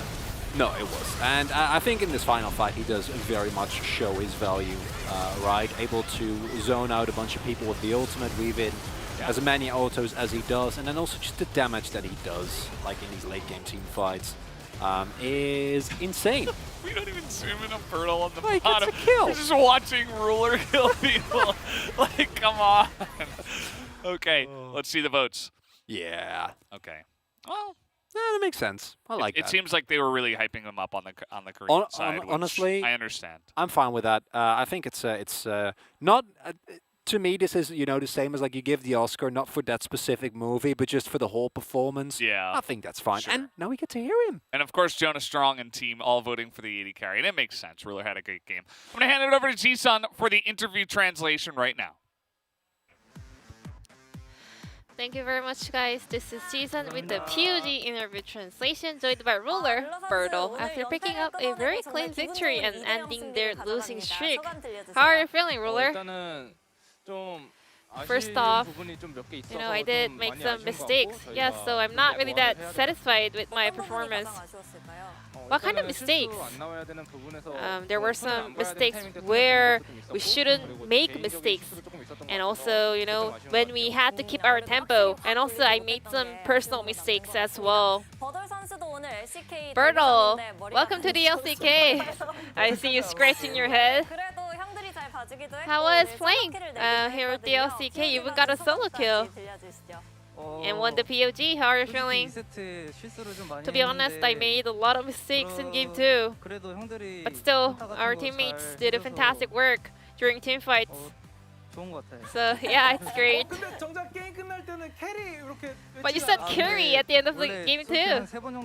I was supposed to get like 3 more solo kills, but it's a bummer that I couldn't. But I did carry the final team fight, so I do deserve the carry statement. He's cute. You know. 그두분 관계 이야기 나온 김에 사실 아까도 Speaking of having a cute young rookie player, at the end of game number 1, you actually cried out for Penta. It was actually Birdo who got the kill, and you said, "Great job, kids." So tell us about that. That's not the ruler we know. I mean, it's his debut series. You know, I really wanted him to get more kills. It was a little bit of a bummer that I couldn't get the Penta. But still, it's a ruler. At the beginning of the split, Genji stood so strong as the best team in the LCK, but you guys fell off to a bit of a cliff and slump. What kind of actions or things you guys did in order to overcome this kind of a slump? We didn't really get a lot of vacation, and also COVID is so serious right now, so we had a lot of discussion inside our gaming house. And Birdo was the starting top laner for Genji today. And Genji did make multiple roster change throughout the split, but it was pretty new challenge that Genji was trying to throw. Some fans were a little bit worried about it, so what kind of team color were you guys pursuing with Birdo on the lineup? No. A better atmosphere. I hope we can do better with him from now on. Birdo, what kind of role did you play to bring Genji to victory?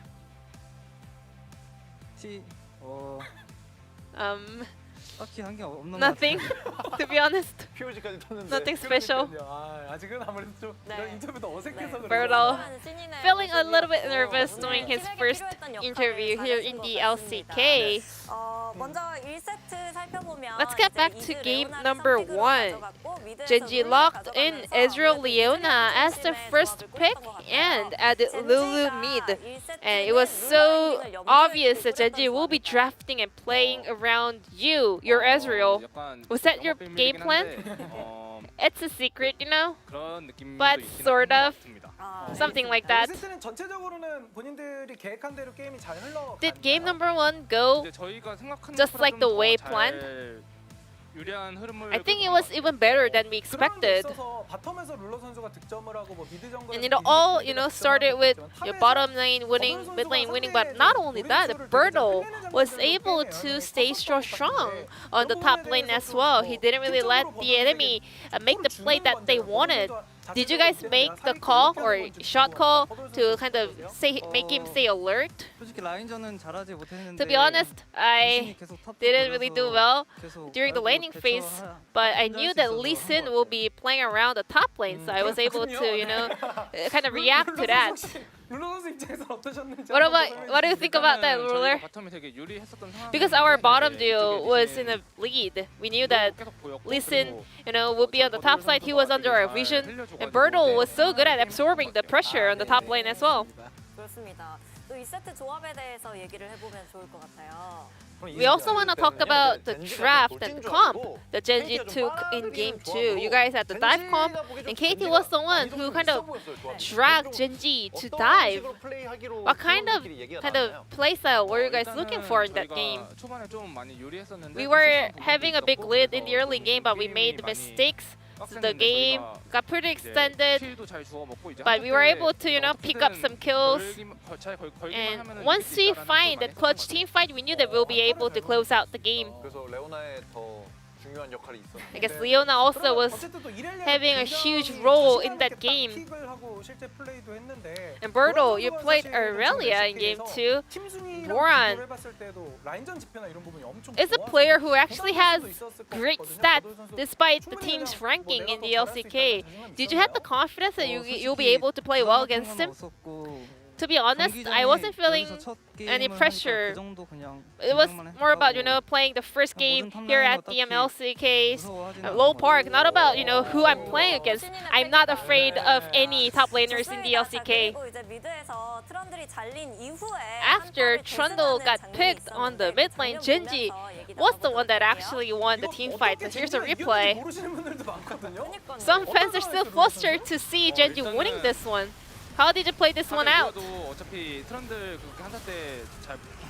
I mean, even if we kind of group up, Trundle has nothing to do during team fights, you know? So we just wanted to, you know, initiate team fight and win it. Because if we let KT to snowball off of that, we knew that they will take the momentum, so we wanted to take the action and keep our lead. And Bertle, you were also having the presence of mind throughout the team fight. What was exactly going on in your mind? I just wanted to TP and kill all of them. Bertle, now you have a nickname in the Korean community. 짱도, you know, the great Do, which translates to English. They actually call you Bitdo because Bit means lights, and Do is the one that in the ending of your nickname. How do you like that? I think that's cute. But I also prefer the 짱돌 one. So keep that in mind, fans. That's the nickname Bertle wants whenever he carries a game or a team fight. And you will face off T1 Daman Kia in the upcoming week. How are you going to prepare for that matchups? I think last week or the week before, I was not having enough confidence. You know, I was losing my confidence. I was underperforming because of that. But now, I think I have my confidence back online, so I will be able to perform in that T1 Daman Kia series. Bertle, now that you made your successful debut in the LCK, is there anyone who comes to your mind? Thank you for the head coach for giving me this opportunity. And also, I want to say thank you, Ruler, for helping me out. Also, everyone who played 1v1 against me to help me practice. Bertle sharing credit with everyone that was around him and helped him out. If I get to play against Kana, I hope we can have a good one.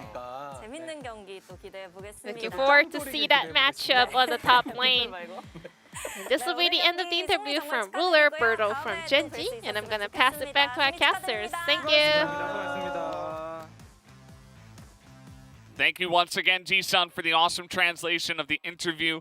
Cute to see Bertle in his debut actually getting up on the stage, right? And giving us a nice little interview there, as we do have the play of the day ready. We're going to hop straight into that and take a look at who was able to pick it up here for our Friday night.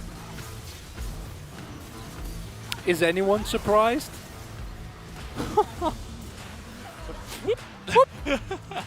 Yoink! Exactly. And yeah, I mean, it's pretty straightforward, right? He gets in there, smites, really nice lantern from Effort, not surprised. That's it. That's it, that's the play. He smited Elder away at 38 health. There you go, play of the day. 10-4 now is Genji, and now they're only 1 game point behind Nongshim. The win-loss in series is exactly the same, and unfortunately for KT, as we mentioned before, this does kind of kill their chances to make it into playoffs. Not a good look, unfortunately, and again, like that win that Afrika was able to find was so big, as tomorrow is a day of League of Legends. And honestly, I expect Fred Brian to upset as per usual, but with the current form of DRX, like that second match, don't know how that one's going to go. Yeah, certainly. It's a bit interesting to watch, that one. We'll have to wait and see. Yeah, everybody on the bottom side of the bracket is hoping that Afrika loses, by the way. Yeah. So that's one of the ones where they're just like, please, this one time, DRX, you can do it. We'll have to wait and see, though, guys. As thank you, Chronicler, for joining me tonight. That's going to do it for us here on the desk. We had some fun games today, especially that first series, and we'll see you more tomorrow for more of the LCK. Have a good night.